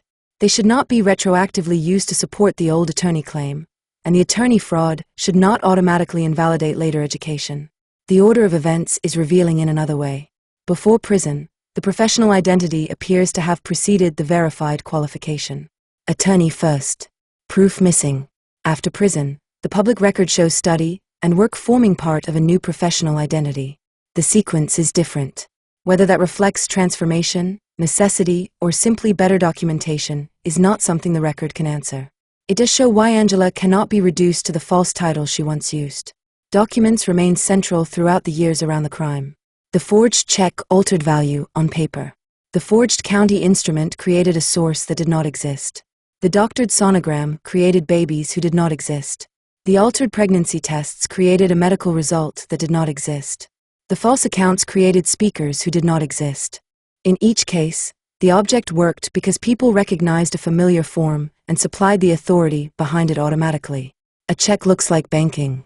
A sonogram looks like medicine. An email address looks like identity. A job title looks like qualification.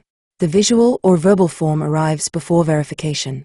Angela's history repeatedly exploited that gap. The law had become part of Angela's identity long before the law became part of her punishment. Attorney, court clerk, police complainant, restraining order applicant, witness, victim, defendant, convicted felon, parolee, justice studies graduate. The progression seems almost written for symbolism. It was simply the sequence her life took. A forged check is revealing because its success depends upon someone accepting representation as reality. The numbers printed on the document say value exists. The bank decides whether it does. A fake professional identity works similarly. The title says qualification exists. The listener decides whether to test it. A fake pregnancy. A fake account. A fake victim.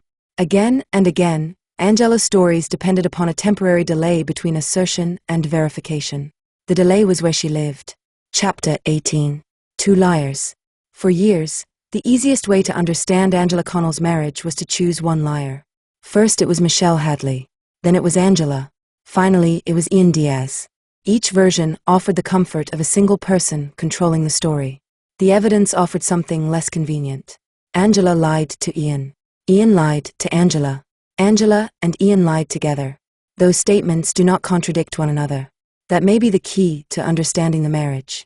Angela's independent capacity for deception existed long before she met Ian. Jason Rayburn had already encountered it.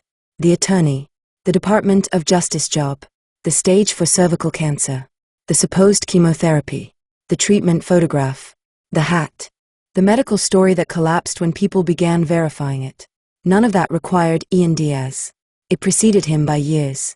By the time Angela met the Deputy United States Marshal in January 2016, she had already demonstrated an ability to create elaborate personal narratives and sustain them with supporting detail. Ian brought a different history. His former relationship with Michelle, the unresolved Anaheim condominium, a financial dispute, his knowledge of Michelle's private communications, his familiarity with Craigslist, his profession.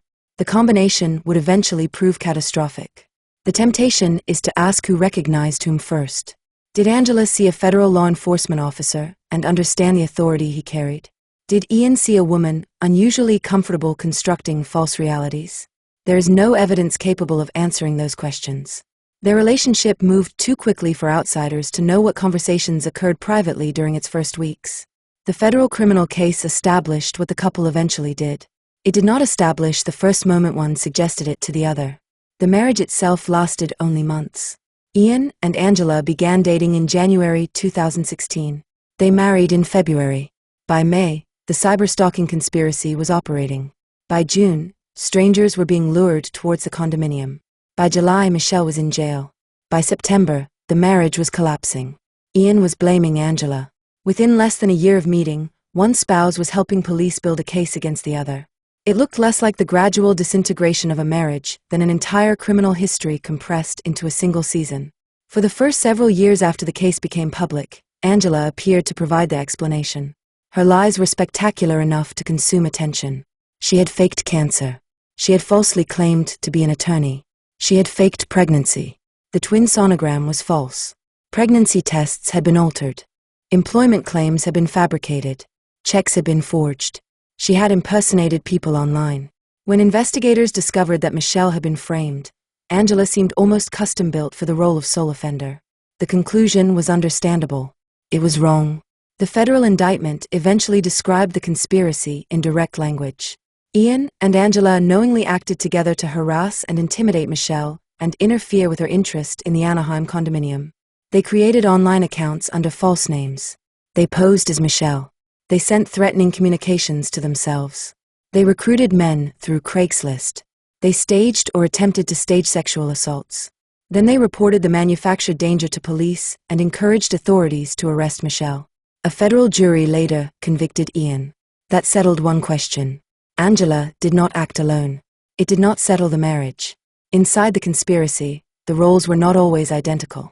Angela called 911 and falsely reported the supposed assault near the condominium garage. Other parts of the scheme showed Ian acting directly. He communicated with Craigslist respondents. He accessed relevant accounts. He used his own phone. He pressed officers to arrest Michelle. The federal case did not present Ian merely as a man who knew his wife was lying and failed to stop her. It established participation. That evidence changed the meaning of body camera footage recorded during the original investigation. In 2016, Ian's presence beside Angela looked natural. A frightened wife had called police. Her husband was there. Years later, a federal investigator noticed Ian listening while Angela spoke and interjecting details, and believed he appeared to be coaching her. The same video had always existed. What changed was the person watching it. One sequence became especially revealing. The conspiracy needed men responding to rape fantasy advertisements to believe the proposed encounters were genuine. The later reconstruction of the digital evidence placed Angela and Ian inside the communication chain rather than outside it. It is difficult to reconcile that evidence with the idea of Angela as somebody unknowingly standing beside Ian while he conducted the entire scheme. She was participating. The harder question is why. The documentary raised a possibility that had received little attention during Angela's original prosecution. Could Angela also have been manipulated by Ian? The filmmakers refused to answer it. Michelle did too. She could allow the possibility that Angela experienced abuse while still holding Angela accountable for what Angela did. Victimization does not necessarily cancel offending. A person can be controlled in one part of a relationship while exercising control in another. Human relationships are not criminal law diagrams. Michelle had experienced Ian before Angela did. From the beginning of the 2016 frame, Michelle believed he was driving it. Years later, she continued to describe him as controlling and manipulative during their relationship, and believed he was a principal force behind the scheme. That remained Michelle's interpretation rather than a judicial finding about hierarchy between Ian and Angela. The distinction cannot be discarded simply because a federal jury convicted Ian. The jury decided he knowingly participated. It did not return a verdict labeled mastermind. Nor did Angela's guilty plea establish that she merely followed him.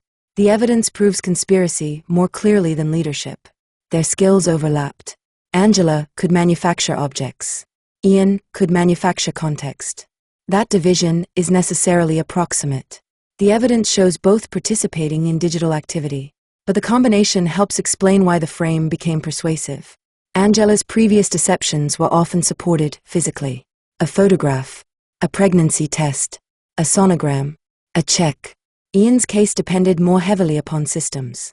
Email accounts, VPNs, devices, Craigslist, police reports, legal processes. The marriage brought the two forms together. Even Angela's deception of Ian could help protect Ian. When the fake twins were exposed, Ian possessed something enormously valuable: proof that his wife was a liar. The same discovery that might ordinarily destroy a husband emotionally also created a potential escape route from a conspiracy. He could point at Angela. He did. The more spectacular Angela's lies became, the more believable Ian's innocence could appear. Fake cancer, fake attorney, fake pregnancy, fake twins, fake work, forgery. Once those facts emerged, why would investigators keep looking? Angela could explain everything. Ian did not need to persuade police that she was capable of framing Michelle. The evidence did that for him. He only needed to persuade them that he had not helped. For years, he succeeded. This is why Angela's fake pregnancy cannot be treated simply as another fraud. It altered the criminal investigation. When Ian presented the false sonogram and altered pregnancy tests, he was supplying investigators with genuine evidence of Angela's dishonesty. A truthful fact became the vehicle for another deception. Angela lied about pregnancy. True. Therefore, Angela acted alone against Michelle. False. Ian hid inside the gap between those statements. Angela's willingness to deceive Ian independently suggests the marriage never operated as a simple alliance. She was not completely transparent with her co-conspirator. The pregnancy story demonstrates that. Whatever Ian knew about the stalking plot, the evidence indicates Angela was simultaneously maintaining another fiction within their own relationship. They could cooperate against Michelle while deceiving each other privately. Conspiracy did not require trust. The private marriage also resists the neat moral geometry audiences often expect from true crime. If Ian was controlling, that does not require Angela to have been passive.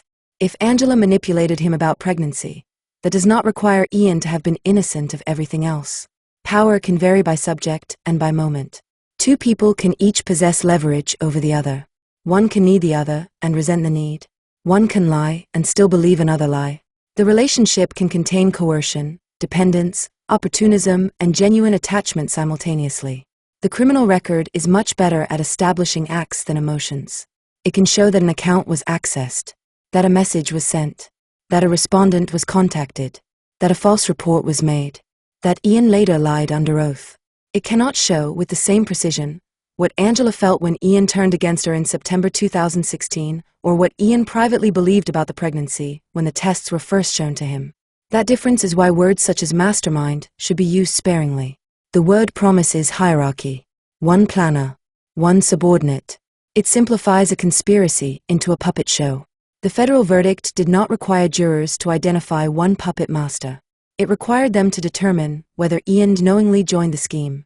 They found that he did. Angela's earlier guilty plea established her own criminal responsibility.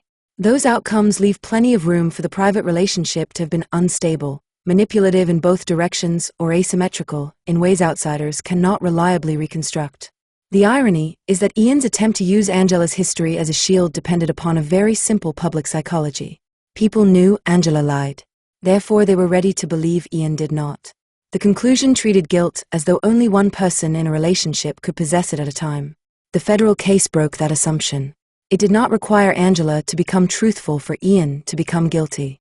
It did not require Ian to be innocent of Angela's private deceptions for him to be guilty of conspiring with her against Michelle. The story became accurate only when the categories stopped competing. Two liars could lie to each other and lie together. Perhaps the most accurate description of the marriage is therefore the least psychologically satisfying. Two deceptive people entered a relationship.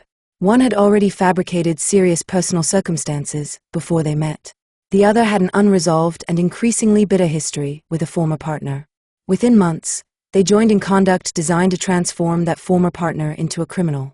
At the same time, at least one of them was deceiving the other about major aspects of their private life. Eventually, one conspirator turned against the other. Both went to prison. That is enough. The criminal law supplied the simplest description available. Conspiracy. It did not require the court to decide who loved whom, who feared whom, who manipulated whom first, who needed sympathy, who needed control, who devised every individual lie. Conspiracy required agreement and participation. A federal jury found Ian had both. Angela had already admitted her own criminal conduct. That left the private marriage exactly where it belonged. Partly unknowable. Chapter 19. Before Diaz. Long before police photographs, Craigslist advertisements, and the name Lilith, she was simply Angela Connell. There was no Diaz yet. No Ian. No Michelle Hadley. No Anaheim condominium. No pregnancy tests marked with blue ink. No woman sitting in jail because somebody else had used her name. Angela's earlier life is considerably harder to reconstruct than the criminal period that eventually made her notorious. That absence creates a temptation. A dramatic crime invites a dramatic childhood. There must have been warning signs. A first lie. A formative injury. A moment in adolescence explaining everything that followed. The public record provides no such convenient scene. There is no reliable basis for turning Angela's childhood into a psychological origin story. What exists is more ordinary. Arizona. Education. Family. Charitable ambitions. Professional aspirations. And, for a time, the appearance of an impressive young woman doing useful things with her life. Secondary accounts place Angela Maria Connell's early life in the Phoenix area of Arizona and describe a university education before her move into adult life in Southern California. Some later profiles have attributed particular academic subjects and charitable projects to her, but the public record for this period is thin enough that those details require caution. That distinction matters. Unlike the later criminal record, Angela's early academic history has not been extensively documented in contemporary court reporting. There is a considerable difference between saying the available record is incomplete and saying an education did not occur. The former is responsible. The latter would be speculation. Angela came from a family in which professional achievement appears to have been familiar.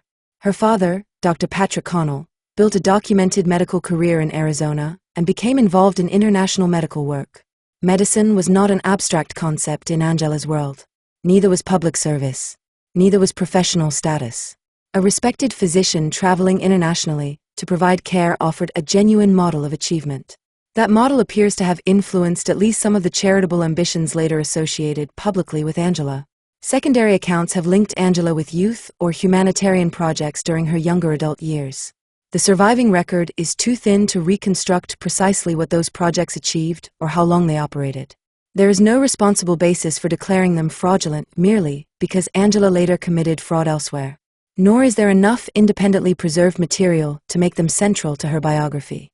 The most that can safely be said is that Angela was publicly associated with humanitarian ambitions well before the events that later defined her. The important point is that the young Angela Connell did not publicly resemble somebody moving inevitably towards prison. Quite the opposite. The available fragments suggest a socially acceptable and, on the surface, admirable identity. Education. Charitable interests. A physician father involved in overseas medicine. Professional ambition. The picture is not one of obvious chaos. It is one of legitimacy. That matters because later descriptions of Angela can make her appear almost cartoonishly fraudulent, as though every sentence she had ever spoken must have been false. There is no evidence for that. People who commit elaborate deception still possess genuine histories. They attend real schools, have real families, perform real work, care about real causes, tell the truth about countless ordinary things. The existence of one does not cancel the other. The later false attorney and cancer claims belong to the documented period that follows. They should not be projected backwards as proof that every earlier credential or charitable ambition was false. There is another feature of Angela's family background that became important years later for a purely technical reason. Her father's home was in the Phoenix area.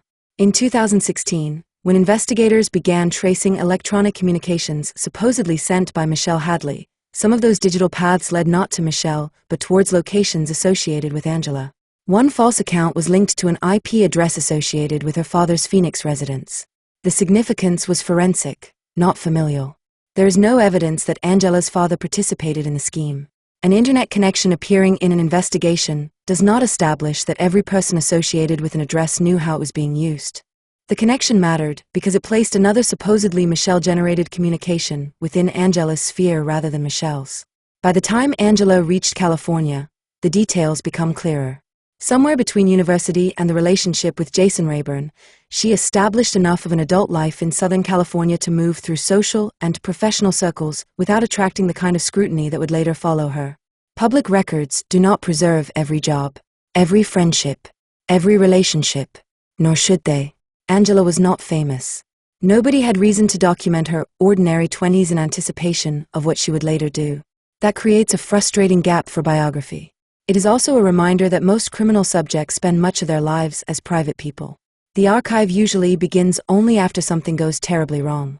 By the early 2010s, the record becomes clearer through Jason Rayburn's later account.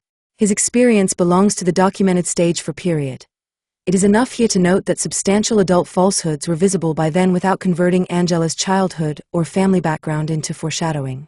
The imbalance in the archive matters. The criminal years are dense because police, courts, and journalists preserve them. The earlier years are sparse because Angela was a private person. Documentary silence should not be filled with invented causes. What matters is where the evidence becomes visible. Jason Rayburn, California. The attorney. Stage 4. Chemotherapy. A relationship rearranged around a disease that did not exist. From that point onwards, the pattern becomes impossible to ignore. Perhaps that is the most useful place to begin Angela Connell's story. Not with a diagnosis. Not with a childhood omen. Not even with a lie. With the gap between what could be established and what people believed because she told them. That gap was still small in her early life. A profession. A medical history. A resume. Years later, it would become large enough to swallow another person. Michelle Hadley would spend 88 days inside it. Before that could happen, Angela first had to learn something much simpler. People generally believe the lives other people describe to them. Most of the time, that trust makes relationships possible. In Angela Connell's hands, it would become material. Chapter 20. The headline. On July 19, 2016, Michelle Hadley's guilt was already a story. She had not been tried. No jury had heard evidence. Her lawyers had not cross-examined Angela Diaz. The threatening accounts had not been forensically reconstructed in public. No one knew that years later a federal jury would convict Ian Diaz of helping manufacture the entire scheme. What existed was an arrest. 10 felony charges. $1 million bail. A prosecutor's account. And a headline. The public was told that the former girlfriend of United States Marshal had pretended to be his pregnant wife, placed rape fantasy advertisements on Craigslist, and caused men to arrive at the woman's home intending to assault her. That was what authorities believed. It was also almost entirely backwards. The distinction between an allegation and a fact can become remarkably small in a headline. Journalists covering a newly filed criminal case depend heavily upon police departments, prosecutors, and court records. They were not sitting inside the Anaheim Police Department examining raw IP data. They did not possess Michelle's devices. They did not know that she had been reporting impersonation. They did not know Ian's future federal indictment. They had an official charging announcement from the Orange County District Attorney's Office. The ordinary journalistic response was to report it. The central image remained. A jealous former girlfriend had used Craigslist to arrange the rape of her ex-fiancé's pregnant, new wife. That story was unforgettable. Michelle's name entered the public world attached to a crime she had not committed. The allegation had every ingredient needed for national attention. Sex, jealousy, the internet, a love triangle, a federal officer, a pregnancy, a stranger arriving at a home expecting forced sex. The case required almost no additional packaging. It sounded like a thriller before anyone compared it to one. The phrase rape fantasy became attached to Michelle in headlines. So did Craigslist. So did ex-girlfriend. The relationship itself became an explanation. The public narrative mirrored the investigative one. The same facts making Michelle persuasive as a suspect made her irresistible as a character. She was the former fiancée. Angela was the new wife. Ian was the man connecting them. That arrangement encouraged an ancient story. 2 women. 1 man. Jealousy. Revenge. The possibility that the man between the women was participating in the crime was not part of the public understanding. Ian stood in the grammatical middle of the story while remaining morally outside it. The pregnancy made the story more powerful. Authorities believed Angela was expecting a child. Reports described threats not only against her, but against her unborn baby. Michelle therefore appeared to be targeting someone especially vulnerable. The pregnancy later proved false. But during the period when Michelle was being publicly transformed into a criminal, the unborn child was effectively another victim. A victim who did not exist. This created a peculiar problem once the truth emerged. Corrections do not travel through memory in exactly the same way accusations do. The first story is clean. Michelle did it. The correction is complicated. Actually, Angela framed Michelle by impersonating her while apparently fabricating a pregnancy, and prosecutors now believe the apparent victim was the offender. Then years later, actually that correction was incomplete too, because Ian was also involved. Every revision requires the audience to reopen a story it may already have mentally filed away. The first version arrives without competition. The later version has to dislodge it. On January 9, 2017, Michelle received public exoneration. Orange County District Attorney Tony Rackauckas announced that she was innocent and described her as the victim of a deliberately constructed scheme. The charges were formally dismissed. The same machinery that had announced her guilt now announced the opposite. News organizations returned. The headlines changed. The reversal was astonishing enough to become a larger story than the original arrest. The woman previously accused of creating the rape plot had apparently been framed by the supposed victim. Angela Diaz, prosecutors now said, had impersonated Michelle. She had created threatening communications. She had falsely reported crimes. She had fabricated pregnancy. She had faked cervical cancer. She had pretended to be an attorney. She had forged documents. The villain changed overnight. Michelle moved from offender to victim. Angela moved from victim to offender. Ian remained where he had been. Between them, apparently innocent, the word catfish appeared. So did a comparison that would follow Angela for years. Gone Girl. The cultural shorthand was immediate. Woman stages victimhood. Evidence is manufactured. An innocent person is positioned as an offender. Police believe the performance. The phrase real-life Gone Girl began appearing in coverage. Then investigators reportedly found Angela herself had searched for Gone Girl. The comparison became almost impossible to resist. There was a problem with it. Calling Angela the real-life Gone Girl gave the story an individual mastermind. One extraordinary woman had engineered everything. Ian became the bewildered husband of the mastermind. Michelle became the wrongly accused woman. The cultural reference simplified the story at exactly the moment the official case was simplifying it too. Angela's criminal history made the simplification extraordinarily convincing. What possible reason was there to look for another liar when investigators had found one capable of producing this many lies? When Angela pleaded guilty in October 2017, the narrative seemed complete. She admitted all 32 counts. A guilty plea is narratively powerful. It appears to close ambiguity. The offender has admitted the crime. The ending can be written. There was little public reason to expect another major reversal. For Michelle, however, the story was still wrong. She believed Ian was involved. She had believed it from the beginning. But a victim saying the official story remains incomplete does not automatically generate another wave of headlines. Especially after a guilty plea. The news cycle moves. Michelle's suspicion of Ian remained largely inside civil litigation, and the federal investigation taking shape outside public view. The third version arrived in May 2021, when the Department of Justice announced the arrest of Deputy U.S. Marshal Ian Diaz. The allegation was devastating. Ian and his former wife had conspired to frame Michelle. They had sent threatening communications to themselves while pretending to be her, used Craigslist to lure men into purported rape fantasy encounters, and staged hoax assaults in order to make Michelle appear responsible. For years after prosecutors publicly said there was no evidence Ian participated, another part of the justice system accused him of doing exactly that. The headline had to change again. The old love triangle was no longer structurally possible. Ian was not the neutral line connecting two warring women. He was an accused conspirator. The familiar story of female rivalry gave way to something darker. A former boyfriend and his new wife allegedly acted together against the former girlfriend. Michelle had not been pursuing Ian. Ian had been pursuing Michelle through the criminal justice system. The direction of obsession had been misread. Ian's 2023 conviction provided something stronger than an indictment. A jury. Evidence. Proof beyond reasonable doubt. The transformation was complete. 2016, Michelle framed Angela. 2017, Angela framed Michelle. 2023, Angela and Ian framed Michelle. 3 headlines. 1 crime. Only the third could accommodate all of the principal evidence. The case demonstrates a difficult feature of crime reporting. Before trial, some of the most newsworthy information available comes from the government. Charging documents, press releases, police interviews, court appearances.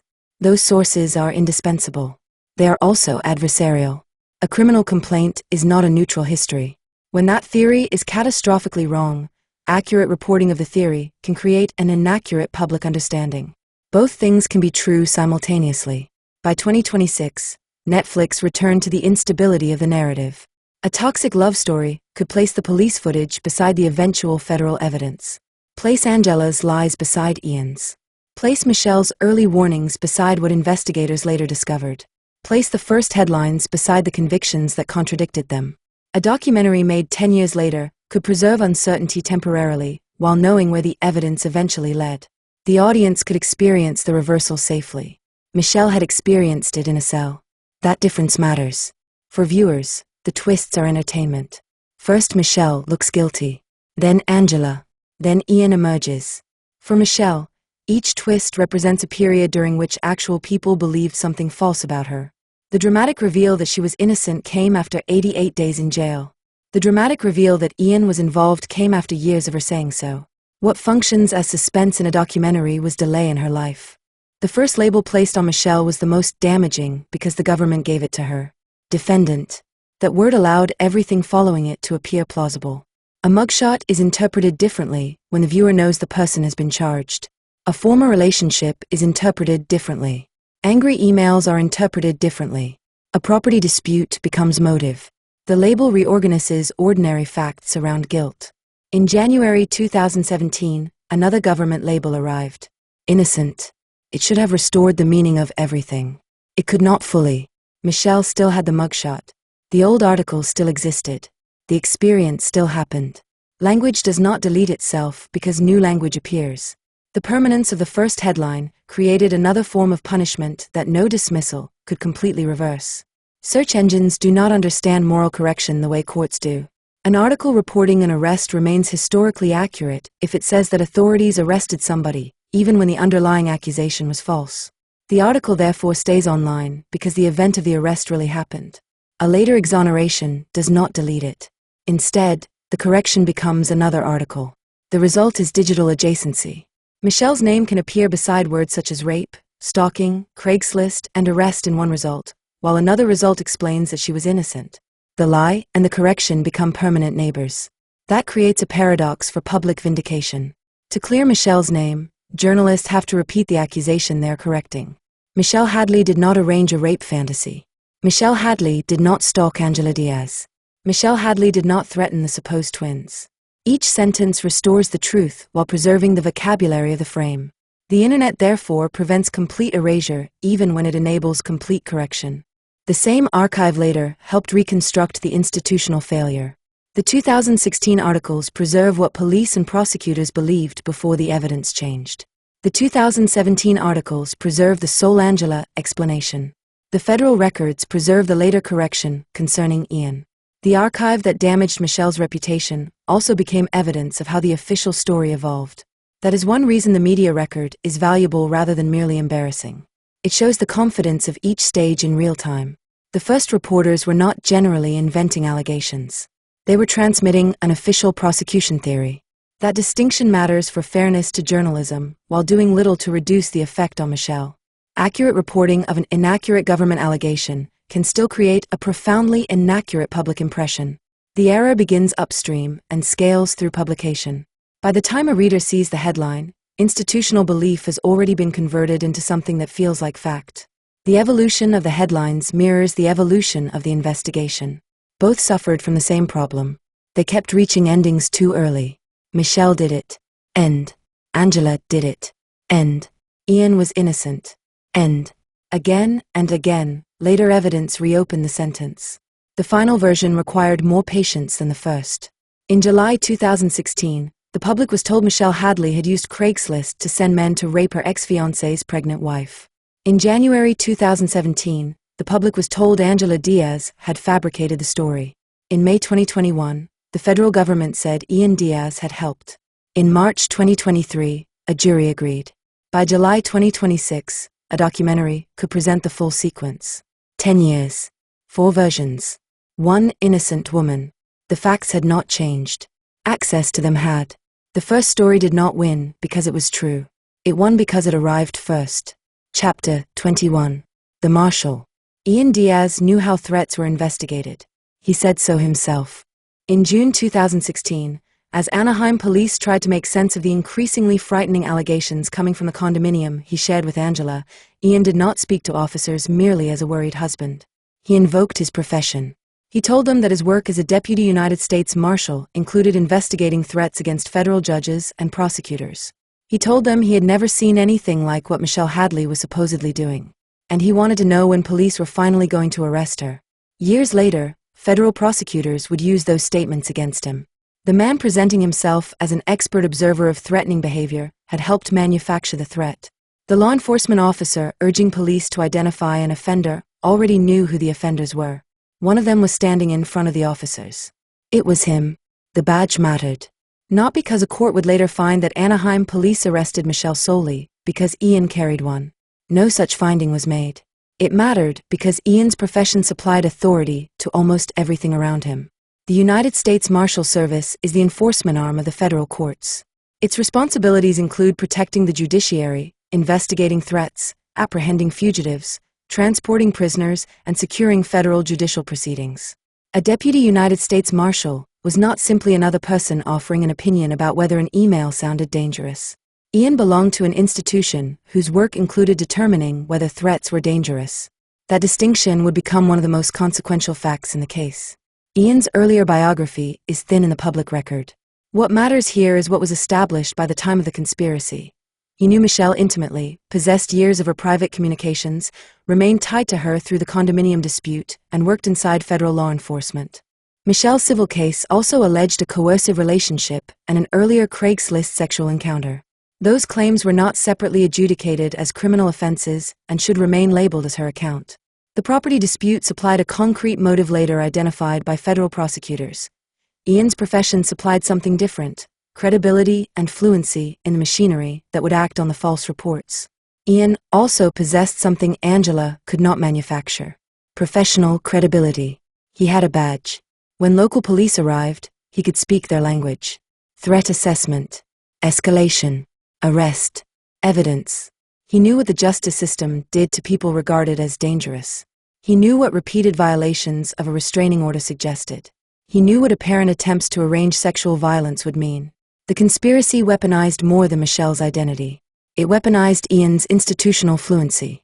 To Anaheim officers in 2016, his urgency could look like fear. To federal investigators years later, it looked different. DOJ investigators re-examined the body camera footage. They saw what looked like coaching and unusual hostility towards Michelle. The same footage changed meaning when the hypothesis changed. Electronic communications eventually linked Ian directly to the scheme. The federal investigation found him communicating with Craigslist respondents, using devices and accounts relevant to the operation, and then concealing evidence later. The Marshal was no longer merely interpreting a threat. He was helping create one. His professional knowledge created an uncomfortable contrast with what followed. Deputy U.S. Marshals work within a system where evidence has consequences. A threat assessment may affect someone's freedom. A warrant allows physical entry and arrest. A prisoner becomes the responsibility of the state. A law enforcement officer understands that a criminal accusation does not remain theoretical once authorities act upon it. Ian knew what handcuffs meant. He asked for them anyway. The badge did not write the emails. Ian did. The Marshal Service did not create the Craigslist advertisements. Ian and Angela did. Federal law enforcement did not instruct Anaheim police to arrest Michelle. Ian pressed local officers to do it while falsely presenting himself and Angela as victims. The institution was not his co-conspirator. Its authority was something he could borrow. Ian's professional identity also altered how later audiences interpreted the original police footage. A civilian husband aggressively demanding that police arrest his former fiancée might have seemed emotional or self-interested. A deputy United States Marshal could sound like someone offering expert judgment. That does not mean Anaheim officers surrendered their own responsibility or simply obeyed him. It means Ian's statements arrived with a credential that made them harder to treat as ordinary advocacy. The badge provided a kind of borrowed corroboration. Ian did not have to say, "Trust me because I understand law enforcement." His employment already said it. That is what made the eventual federal prosecution more than an ordinary stalking case. The Department of Justice was prosecuting somebody who had used the credibility of federal service while helping create the very danger he was describing to local police. The betrayal was institutional. It is easy to overstate what law enforcement training gave Ian. His profession did not make him omniscient. It did not mean he possessed specialized mastery of every digital platform or every investigative technique. But he knew enough about criminal process to understand that repeated reports, a restraining order, threats, supposed sexual attacks, and a complainant presented as pregnant would be taken seriously. He knew that allegations acquire force when they appear to escalate. He knew police respond differently to an ugly email and to a stranger appearing at a home. He knew what an arrest meant. The conspiracy structure fits that understanding disturbingly well. The evidence became progressively more physical. Messages, advertisements, strangers, an alleged assault. Each stage made the next police response easier to justify within the false narrative. The scheme did not require Ian to control Anaheim police. It required him to understand what kinds of facts would cause ordinary police procedures to activate. Once officers believed those facts, the machinery moved on its own. That is a different kind of power from simply carrying a gun or making an arrest personally. It is knowing how to cause an institution to do something on your behalf. Ian's later obstruction and perjury convictions deepen that betrayal because they show the misuse did not end when the badge stopped helping him.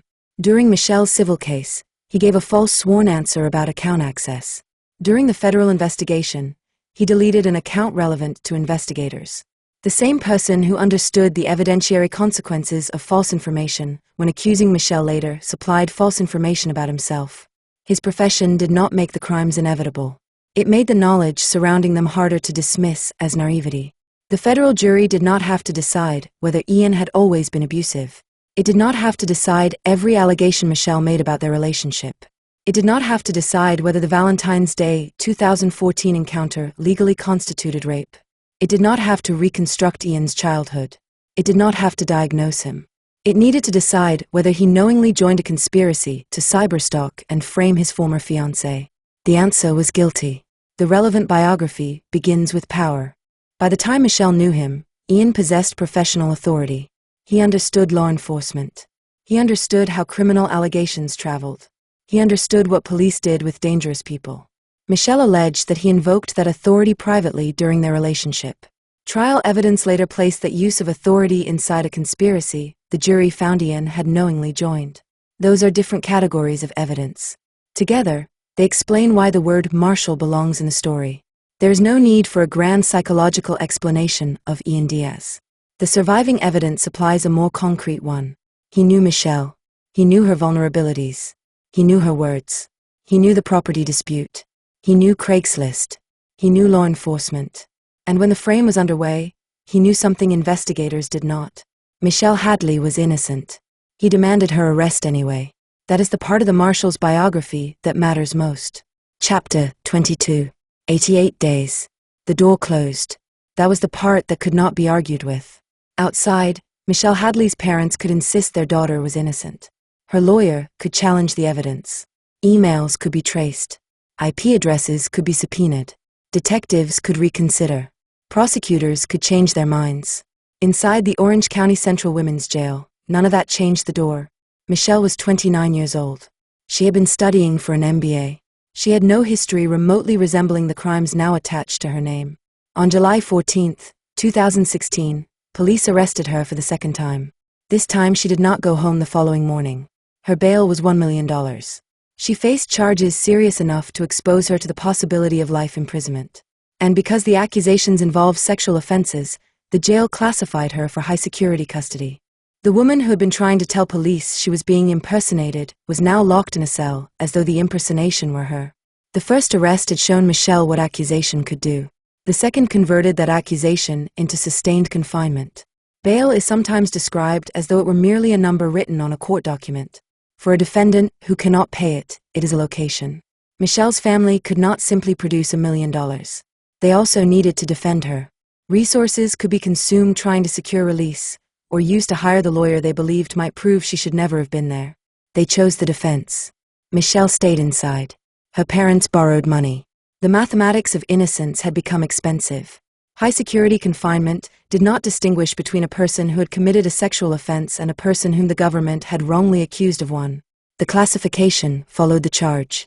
Michelle's civil case later described cavity searches, harassment and mistreatment by guards and other inmates. Other accounts described extensive confinement inside a small cell, with limited time out. The details appeared in different forms in later civil allegations and interviews. What is not in dispute is the underlying obscenity. Michelle was there at all. She was innocent. The charge did more than determine where Michelle slept. It told the jail population who she supposedly was. Sex crimes carry their own hierarchy of danger inside custodial environments. Michelle was accused of arranging sexual violence against another woman. The distinction between accused and convicted did not necessarily survive every encounter inside the jail. Outside a courtroom, charges can become identity very quickly. Inside a jail, there is nowhere else to go while people decide what the identity means. The state was not holding Michelle because a jury had convicted her. There had been no trial.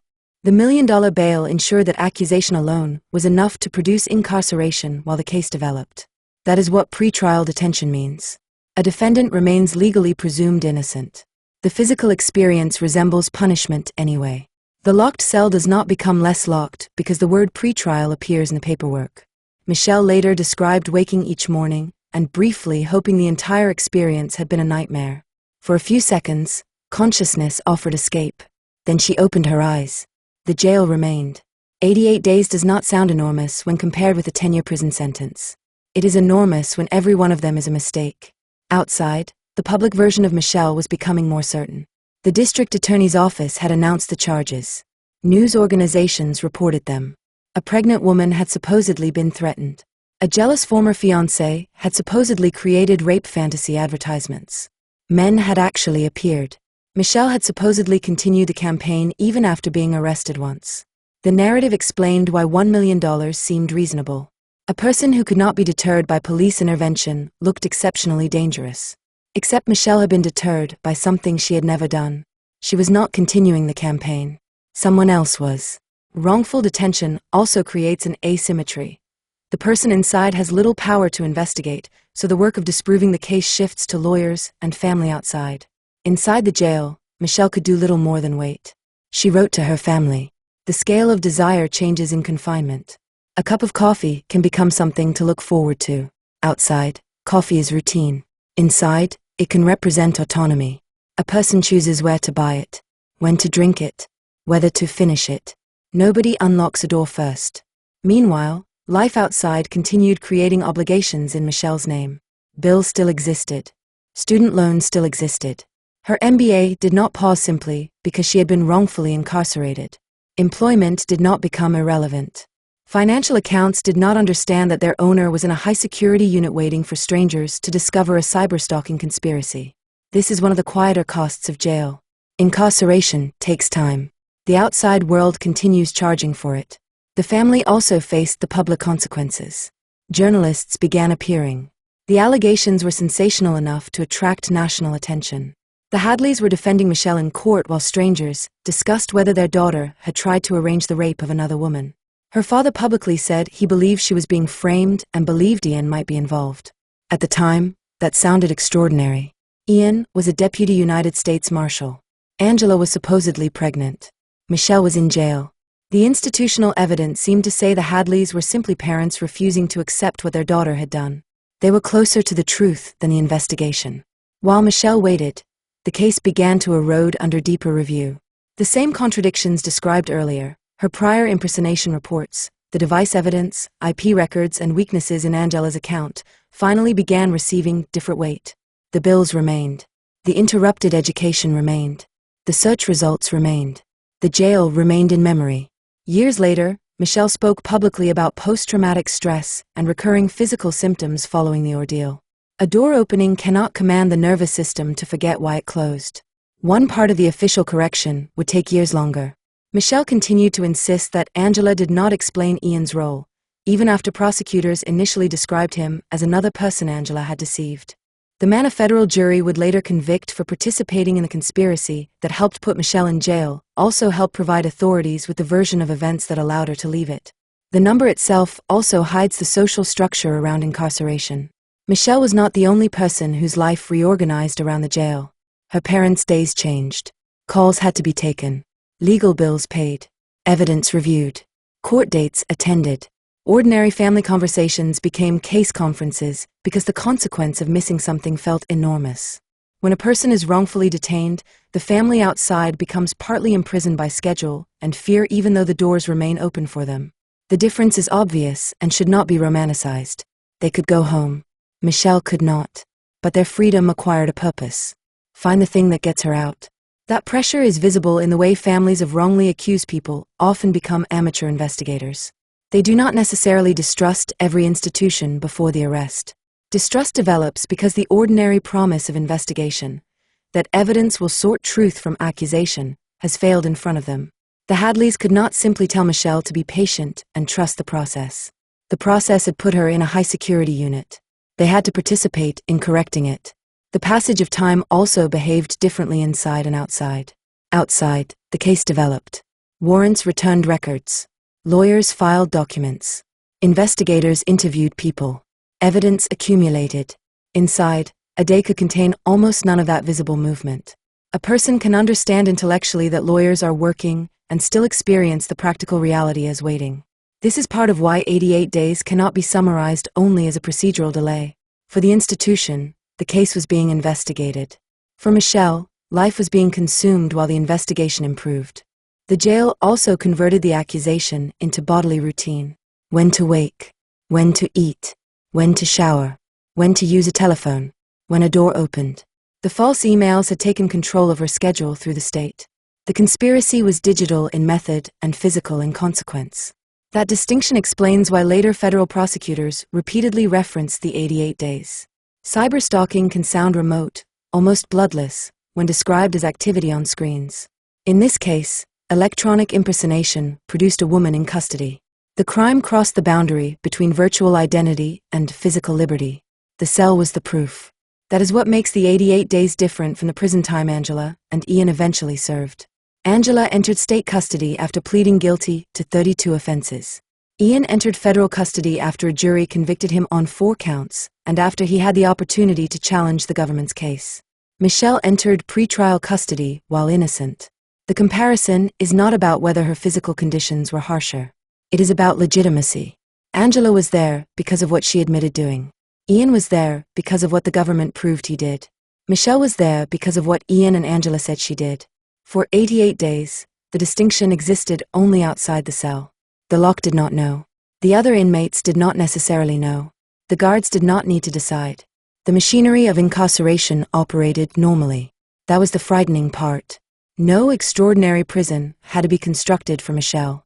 An ordinary one only had to receive the wrong person. Years later, when Michelle described the experience, she did not center the paperwork. She remembered waking. For one moment, believing it might have been a dream. Opening her eyes. Still jail. One day of wrongful incarceration is difficult to imagine from outside. 88 becomes abstraction. So reduce it again. Morning. Open eyes. Still there. Morning. Open eyes. Still there. Repeat until the calendar has moved from July into August. August into September. September into October. While the people who actually created the crime remain outside. Then one morning the door opens. The person leaves. The state eventually says it made a mistake. The newspapers correct the story. The real offenders eventually go to prison. The number still remains. 88. Not fictional. Not staged. Not manufactured. Gone. Chapter 23. What is still unknown. By 2026, the central crime was no longer a mystery. Michelle Hadley had not created Lilith. She had not sent the threatening emails. She had not posted the Craigslist advertisements. She had not arranged for men to go to the Anaheim condominium. She had not tried to have Angela Diaz raped. She had not stalked Angela. She had not committed the crimes for which she spent 88 days in jail. Angela Connell had participated in framing her. Angela pleaded guilty. Ian Diaz had participated too. A federal jury convicted him. The Ninth Circuit affirmed those convictions. Those facts no longer required speculation. The case was solved. The relationship was not. There is a difference. True crime stories dislike uncertainty. They reward explanations. Who was the mastermind? What was the motive? Who manipulated whom? When did the plan begin? Did Ian know Angela was lying about the babies? Was Angela also being abused? Why did she help him? Why did he choose such an elaborate method? Why did police continue believing them? Why did Angela later describe herself as wrongfully convicted? There is an answer available for almost every one of those questions. Several answers, in fact. That is the problem. An explanation is not the same thing as evidence. This case had already demonstrated what happened when an attractive explanation was allowed to become a fact too quickly. First, Michelle was the jealous ex-girlfriend. Then Angela was the lone mastermind. Both conclusions were wrong. A responsible account should be reluctant to manufacture a third certainty merely because uncertainty is less satisfying. Some things remain unknown. They may remain unknown permanently. The first unanswered question is perhaps the most obvious. Who thought of it? Someone had to make the first move. Before Lilith existed, before the Craigslist men, before the false assault reports, there had to be a conversation, an idea, or an action that transformed hostility towards Michelle into a conspiracy to frame her. The federal indictment gets remarkably close to the beginning without reaching it. It establishes joint conduct. It does not preserve the conversation before the account was created. There is no known recording of Ian saying this is what we should do. No message from Angela saying create an account in Michelle's name. No document identifying the first architect. The federal indictment did not need one. Conspiracy law did not require prosecutors to prove which conspirator had the idea first. It required them to prove agreement and participation. The jury found that Ian had joined it. Angela had already admitted hers. The Ninth Circuit later described Ian as having orchestrated the cyber-stalking scheme with his then-wife. That language supports a far more active role for Ian than the one he claimed for years. It does not provide a transcript of the marriage. Nor does it establish that every detail originated in his mind. Angela brought considerable experience of deception into the relationship. Ian brought knowledge of Michelle, her communications, Craigslist, law enforcement, and the condominium. The eventual crime contains fingerprints of both lives. Which person first realized those ingredients could be combined is still unknown. The second unanswered question is motive. Here, the evidence provides more than speculation. The federal case identified harassment, intimidation, and interference with Michelle's interest in the condominium as purposes of the conspiracy. The property dispute supplied a concrete, practical motive. That does not mean property explains everything. Human beings rarely commit elaborate crimes for only one emotionally tidy reason. Control may have mattered. Money may have mattered. Resentment may have mattered. Punishment may have mattered. Angela's own desires may have mattered. The excitement or intimacy of participating in a shared deception may have mattered. The available evidence cannot assign percentages. Then there is Angela. Was she Ian's partner? His pawn? His victim? All three? The documentary released in 2026 asks that question directly and refuses to answer it. The filmmakers said they could not know what happened privately inside the home. That may be one of the most responsible conclusions attached to the case. There is evidence supporting the possibility that Ian exercised substantial influence. Michelle's own history with him led her to believe he was capable of coercive and controlling behavior. Federal investigators later viewed body camera footage through a similar lens. Ian possessed knowledge and institutional authority Angela did not. He knew Michelle. He knew the property dispute. He knew law enforcement. He knew Craigslist. He was eventually convicted after prosecutors established his direct electronic participation. The theory that Ian was merely swept along by Angela became untenable. The opposite theory, that Angela was merely swept along by Ian, is harder to sustain too. Angela had lied before meeting him. Extensively. The cancer deception preceded Ian. So, did the false attorney persona. Her capacity to manufacture personal crises, therefore, cannot reasonably be attributed entirely to him. During the marriage, she also appears to have deceived Ian about pregnancy. Assuming the later evidence concerning altered pregnancy tests and the doctored sonogram reflects a deception he did not knowingly share. Angela also personally made false police reports. She personally pleaded guilty to 32 state offenses. The later federal case did not identify her as an innocent person Ian had secretly used without her knowledge. It identified his then-wife as his co-conspirator. Another mystery sits inside the fake pregnancy. What did Ian actually believe? Angela announced pregnancy very early in their relationship. Then came another supposed pregnancy. Twins. A sonogram. Positive tests. Later, the evidence indicated that the sonogram had been doctored and blue marker had been used to alter pregnancy tests. Ian subsequently presented those discoveries as part of the story, explaining how he finally realized Angela was a liar. That story helped him enormously. Years later, the federal prosecution demonstrated that Ian knew about the Michelle conspiracy because he was participating in it. That does not automatically mean he knew the pregnancy was false. Both possibilities remain. There is another unresolved problem. Who wrote each message? The earliest state narrative attributed an enormous amount of electronic conduct to Angela. Trial evidence later tied Ian directly to account access, false identities, and communications with Craigslist respondents, making retrospective authorship of every individual message difficult to assign. That makes retrospective authorship difficult. A particular email may have been typed by Angela, another by Ian. Some may have been composed together. The publicly available record does not provide a keystroke-by-keystroke attribution of every communication in the archive, nor does the central history require it. The pair conspired. Ian was convicted. Angela pleaded guilty. The inability to say who pressed send on every individual message is not a gap large enough to restore innocence to either participant. It is simply a limit on precision. Then there is Angela's present-day account of herself. By 2025, a profile of Angie Connell described her post-prison work and allowed her to tell part of her story in her own words. Angela referred to having emerged from prison after a wrongful conviction. No publicly available judicial decision has exonerated Angela. Her state guilty plea remains part of the record. Ian's later conviction did not overturn hers. The legal record, therefore, does not support describing Angela's conviction as officially recognized as wrongful. What Angela means when she uses the phrase is not clear. Perhaps she believes Ian manipulated her to such an extent that her criminal responsibility should be understood differently. Perhaps she disputes particular counts. Perhaps she believes her plea was coerced by risk. Perhaps she uses the phrase more broadly. The accessible public record does not resolve it. Another unresolved question belongs to Anaheim. Why did the investigation fail for as long as it did? Many contributing factors can be identified. Confirmation bias. A persuasive complainant.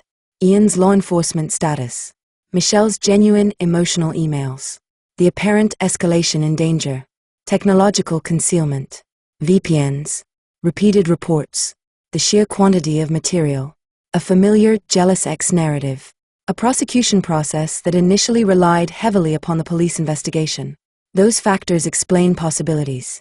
They do not produce a final judicial finding assigning responsibility for each of Michelle's 88 days.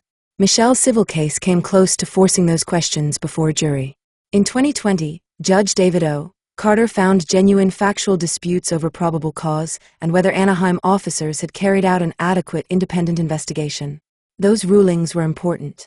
They were not final verdicts that every allegation Michelle made about police conduct had been proven. The civil litigation later settled.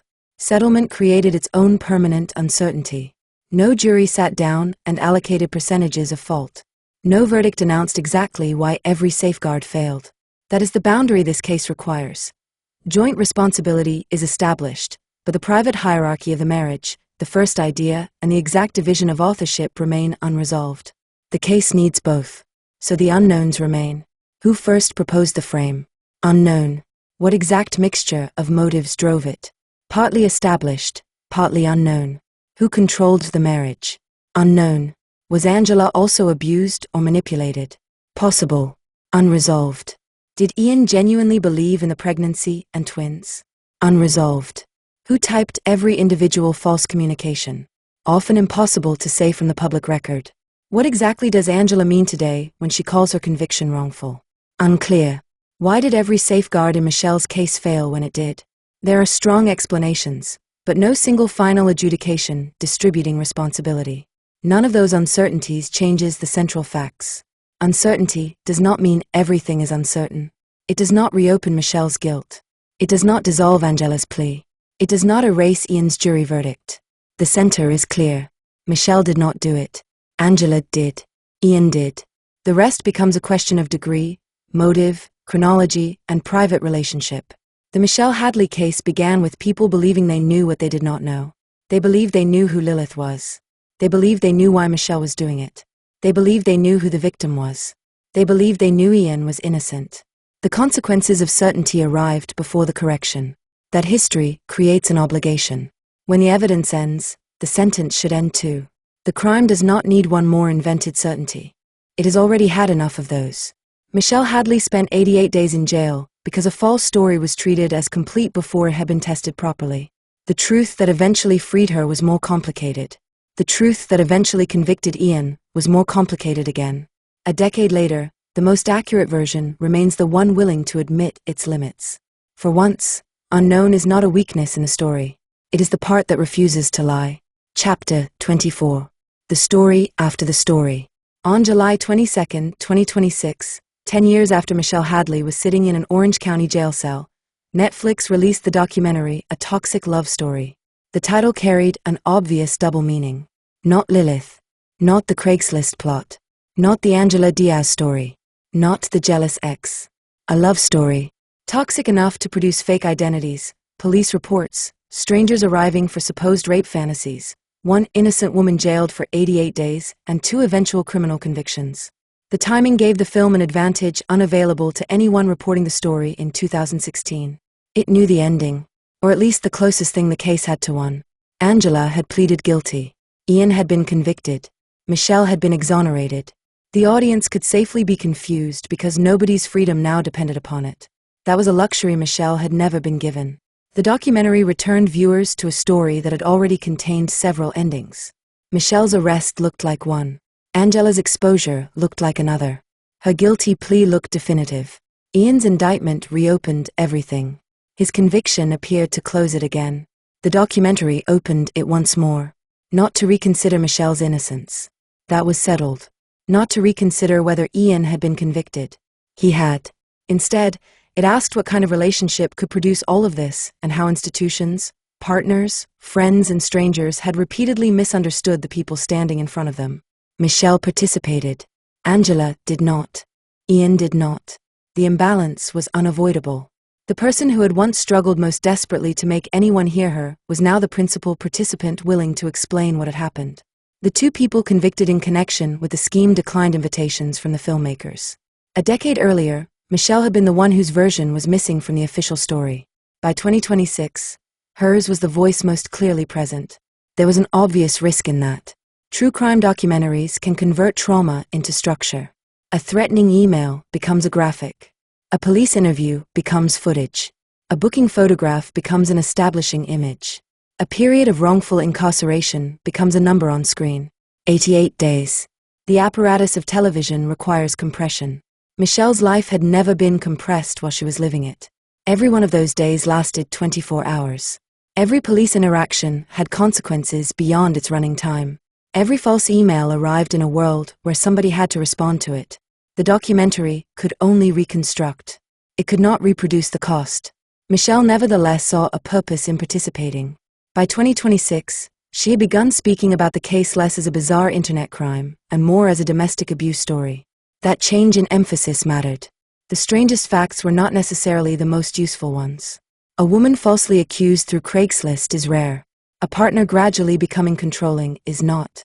Financial entanglement after separation is not. A victim struggling to be believed is not. The use of institutional authority to intimidate a partner is not. Michelle wanted survivors to understand that there could be life on the other side. That was the story she wanted to tell now. Not simply, look what happened to me, but, look for the part that might happen to you. She had left prison years earlier. Angela was released from California custody on July 19, 2020, and completed parole the following year. She returned to using her maiden name, Connell, and increasingly used Angie professionally. By 2026, renewed interest revealed more about the life she had constructed after incarceration. She was working in peer support leadership and publicly associated with postgraduate study, justice-related work, and transformative justice language. The contrast with 2017 was enormous. Defendant, prisoner, peer counselor, director. Nothing about that sequence is inherently impossible. People convicted of crimes return to society. They obtain degrees. They work. They help others. Rehabilitation becomes meaningless if every person released from prison must remain professionally frozen at the point of conviction. Angela was entitled to rebuild her life. The more difficult part was the language she used while doing so. She described her conviction as wrongful. No court has declared it wrongful. Her guilty plea remains. Ian's later conviction did not replace her responsibility with his. The historical record supports saying Angela now characterizes her conviction that way. It does not support saying the conviction has been legally recognized as wrongful. When Netflix attempted to speak with Angela directly about the case, she declined. The refusal did not prove anything. A person who has served a sentence is not obligated to spend the rest of life participating in documentaries about it. She could decline for privacy, legal caution, emotional reasons, distrust, regret, or simply because she did not want to speak. The motive for silence is hers. The silence remains.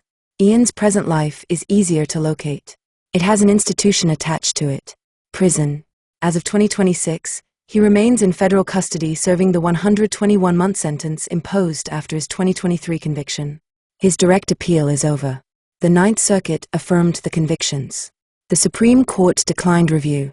In February 2026, Ian filed a motion under 28 U.S.C. Section 2255 seeking post-conviction relief. The motion remained pending as this manuscript was revised in August 2026.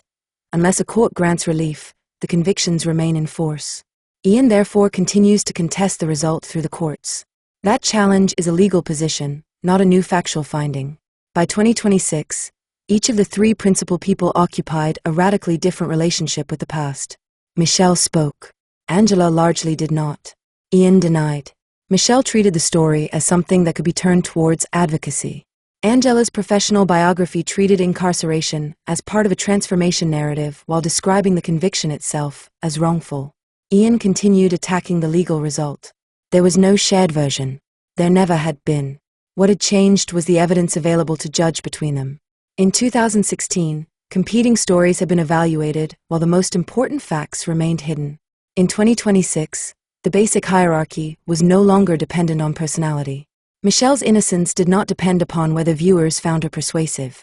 Angela's guilt did not depend upon whether viewers disliked her. Ian's conviction did not depend upon whether a documentary audience thought he appeared sinister in old body camera footage. There were legal records, digital records, pleas, verdicts, appeals. The story could still provoke disagreement about motive and character. The center no longer depended upon opinion. There is also an ethical asymmetry in who can leave a true crime story once it becomes public. A filmmaker can finish the edit. A viewer can close the application. A journalist can move to another assignment. The people named in the story remain searchable. Michelle cannot participate in a documentary and then return to being anonymous in the way she was before July 2016. Angela cannot complete a prison sentence and remove the case from every search result. Ian cannot serve his federal sentence without the old body camera footage continuing to circulate. Publicity becomes another permanent consequence, though not one distributed equally or morally. For Michelle, publicity began as harm. The first national attention described crimes she did not commit. Later visibility allowed her to correct the record and speak about abuse in her own terms, but the correction can never exist without repeating enough of the allegation for readers to understand it. For Angela, publicity has mixed criminal history with a present professional identity she may prefer to keep separate. For Ian, publicity documents both the authority he once possessed and the federal conviction that followed.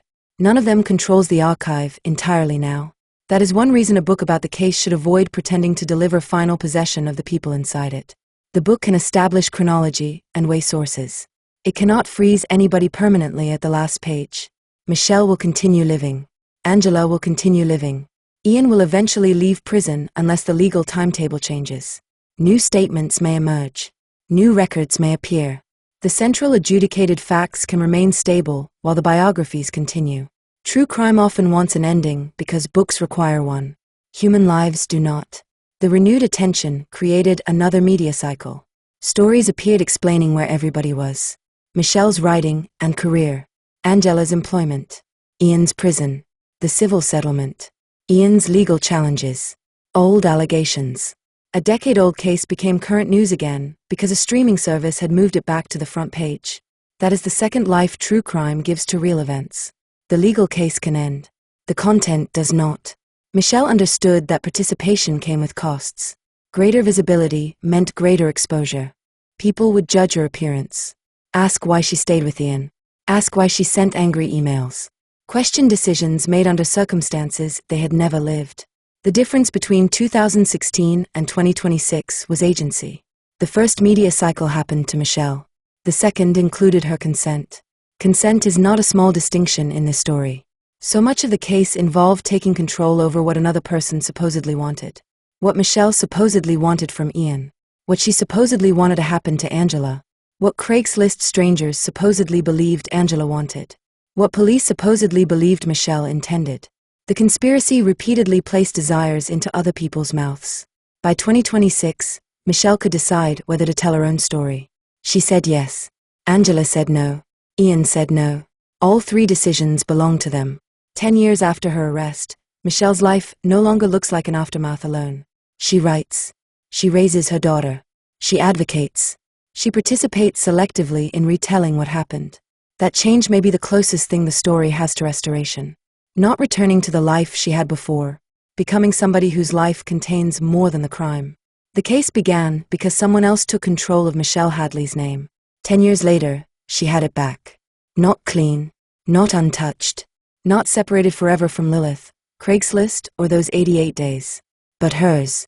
And after everything that had been written in it, sent from it, charged against it, and searched beneath it, ownership of her own name was no small thing. Epilogue. What remains? A decade after the arrests, hindsight gives everyone excellent eyesight. Michelle did not have hindsight. She had a cell. She had also publicly described her own conviction as wrongful, a characterization that sat uneasily beside her guilty plea to 32 counts and a later federal case identifying Ian and his then-wife as co-conspirators. That difference should survive every retelling. The case is fascinating. It is strange. It contains the kind of detail that can make fiction look restrained. A woman who faked stage for cancer. A federal marshal. A doctored sonogram. Pregnancy tests altered with blue marker. An online identity called Lilith. Craigslist strangers. False rape allegations. $1 million bail order. A wrongful incarceration. A state prosecution. A civil lawsuit. A second criminal investigation years later. Perjury. Obstruction. A federal conviction. A documentary. Each fact seems to compete with the one before it. The danger is allowing spectacle to become the point. The point is what the spectacle did. Ian and Angela created accounts. Police created a case. Prosecutors created charges. A judge imposed bail Michelle's family could not afford.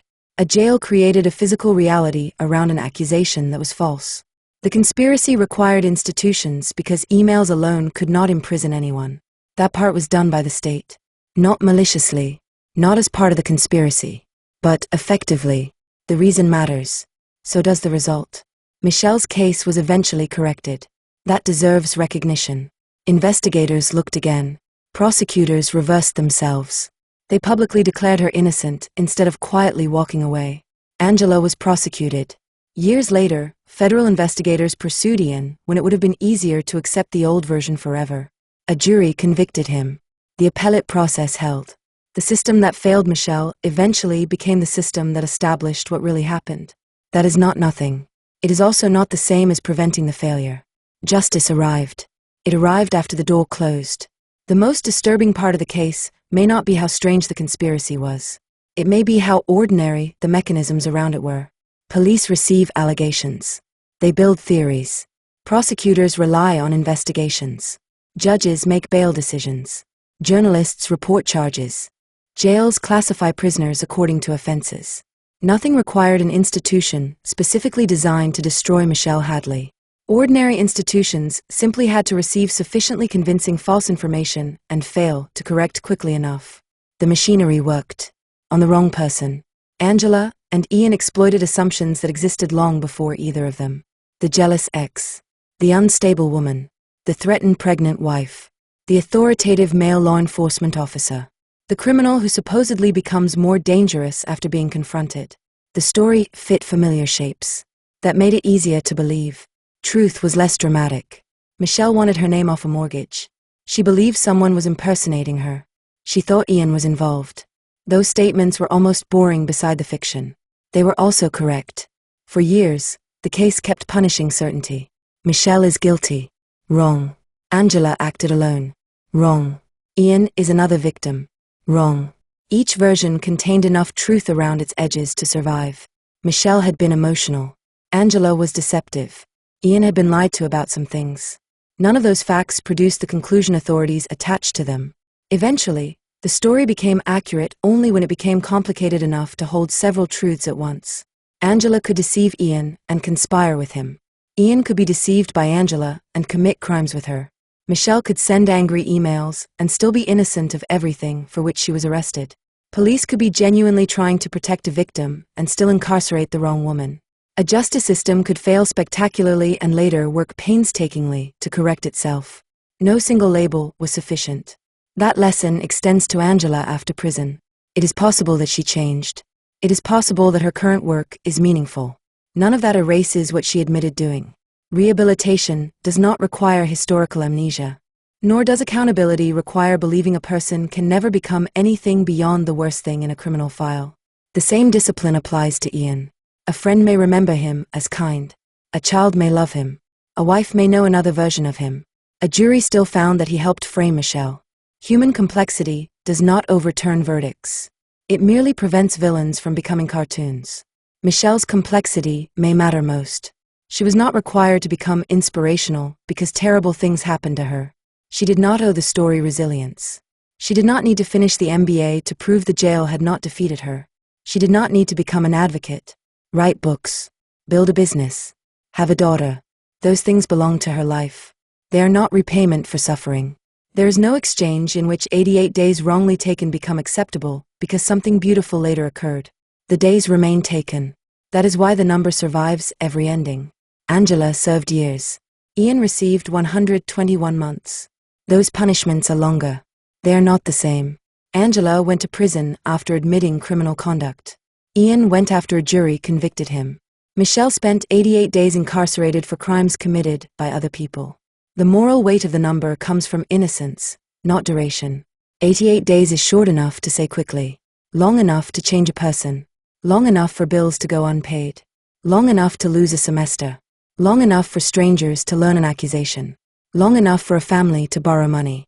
Long enough to become accustomed to a cell and hate yourself for becoming accustomed to it.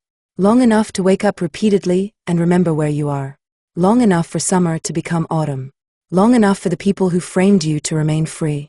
There is no legal remedy capable of returning time. Money cannot. An apology cannot. A dismissal cannot. A guilty plea cannot. A federal sentence cannot. A documentary certainly cannot. At best, each can tell the truth about why the time was lost. Perhaps that is why Michelle's name matters so much at the end. The crime against her began as an act of authorship. Other people wrote in her name. They made her want things she did not want. Threaten things she did not threaten. Arrange things she did not arrange. They created an electronic Michelle and persuaded institutions that the counterfeit was real. For a time, the invented woman became more powerful than the actual one. The invented Michelle had emails, screenshots, threats, Craigslist posts, police reports. The real Michelle had only denial. 10 years later, the balance had reversed. Court records established what she had said. Federal records established Ian's part. Angela's plea remained. The counterfeit identity had no one left to persuade. Michelle could speak under her own name, or remain silent under it, write under it, work under it, raise her daughter under it. The name was hers again, not pristine. Search engines would always remember. The old headlines would always exist. The accusation could never be made historically non-existent, because disproving it had become part of the history. Restoration did not mean returning to a world in which Lilith had never existed. That world was gone. So was the woman Michelle might have become had police never arrived. There is no way to meet her. No way to compare careers, relationships, confidence, trust. No way to know which parts of the person living in 2026 were shaped by something that should never have happened. That is another loss no court can measure. Life continued anyway. Not restored. Continued. There is a difference. Ian and Angela once created a fictional future for Michelle. Prison. Possibly life. A criminal identity she would never escape. They came frighteningly close to making it permanent. Instead, Angela eventually entered prison. Ian eventually entered prison. Michelle walked out. Then kept walking. That is not poetic justice. Poetic justice would return what was taken. Reality does not. It moves forward with the damage included. There is one final reason the 88 days resist conversion into a satisfying ending. They were not an accident in the ordinary sense. A clerical error can be corrected by changing a record. A mistaken charge can be dismissed. Here, two people deliberately created the false inputs and institutions, then made consequential decisions on top of them. The harm, therefore, has more than one layer. There is the intentional wrongdoing of Ian and Angela. There is the investigative failure that allowed their story to survive too long. There is the publicity that distributed the accusation. There is the detention itself. There is the work required afterwards to correct the public record. No single verdict can resolve all of those layers because no single institution created them all. Angela's guilty plea answered part of the story. Ian's federal verdict answered another. The civil litigation examined the conduct of Anaheim and ended in settlement rather than a jury's full allocation of responsibility. The media eventually corrected its reporting because the official facts changed. Michelle herself had to do the remaining work of living after all of it. That fragmentation helps explain why the case can feel unresolved even though the principal criminal questions are settled. The law can tell us who is convicted. It cannot tell us what amount of later happiness makes 88 days acceptable. There is no amount. The only legitimate task remaining is memory accurate enough not to steal anything else. Not Michelle's complexity. Not Angela's responsibility. Not Ian's responsibility. Not the uncertainty that genuinely remains. Not the failures of institutions that eventually corrected themselves. Accuracy becomes a modest form of restitution when time itself cannot be returned. It cannot repair the past. It can at least refuse to repeat the lie. The case also leaves behind a warning about narrative itself. Stories are not harmless simply because they are coherent. Coherence can be the thing that makes a false account dangerous. The jealous ex story organized every fact around Michelle. The lone con artist story organized every later fact around Angela. The innocent husband story organized Ian's conduct around victimhood. Each version fell complete until evidence forced another revision. The final account is less elegant because reality usually is. Angela had a history of deception. Ian had his own motives and participated in the frame. Angela deceived Ian about at least some things while conspiring with him about Michelle. Police encountered real dangers created by false authorship. Prosecutors eventually corrected a case they had initially helped advance. Michelle was innocent without being required to be emotionally perfect. No single character explains everything. That messiness is not a flaw in the story. It is protection against repeating the original mistake. A true account has to remain large enough for facts that do not fit comfortably together. Michelle's later ability to speak about the case in public does not undo the period when her own voice carried the least authority in the room. That may be the deepest inversion in the story. The conspirators created a version of Michelle who appeared to speak constantly. Emails, advertisements, threats, false identities. The counterfeit Michelle was prolific. The real Michelle kept saying one thing. It wasn't me. The false voice was louder because it came with artifacts other people could see. The real voice required belief before the technical proof had caught up. By 2026, the evidence had reversed that hierarchy. Michelle could describe the experience from a position supported by court records, pleas, a federal verdict, and years of reconstructed data. She did not become more truthful over the decade. She had been truthful at the beginning. The institutions around her became better informed. That distinction is worth carrying to the last page because it changes the usual language of vindication. Michelle was not eventually made innocent. She was eventually recognized as innocent. The 88 days existed in the distance between those two facts. The story began with people deciding who Michelle Hadley was. It ends with that decision no longer belonging to them. Not to Angela. Not to Ian. Not to Anaheim police. Not to prosecutors. Not to a headline. Not to a documentary. What remains belongs to Michelle. And what was taken remains taken. 88 days. Not fictional. Not staged. Not manufactured. Gone.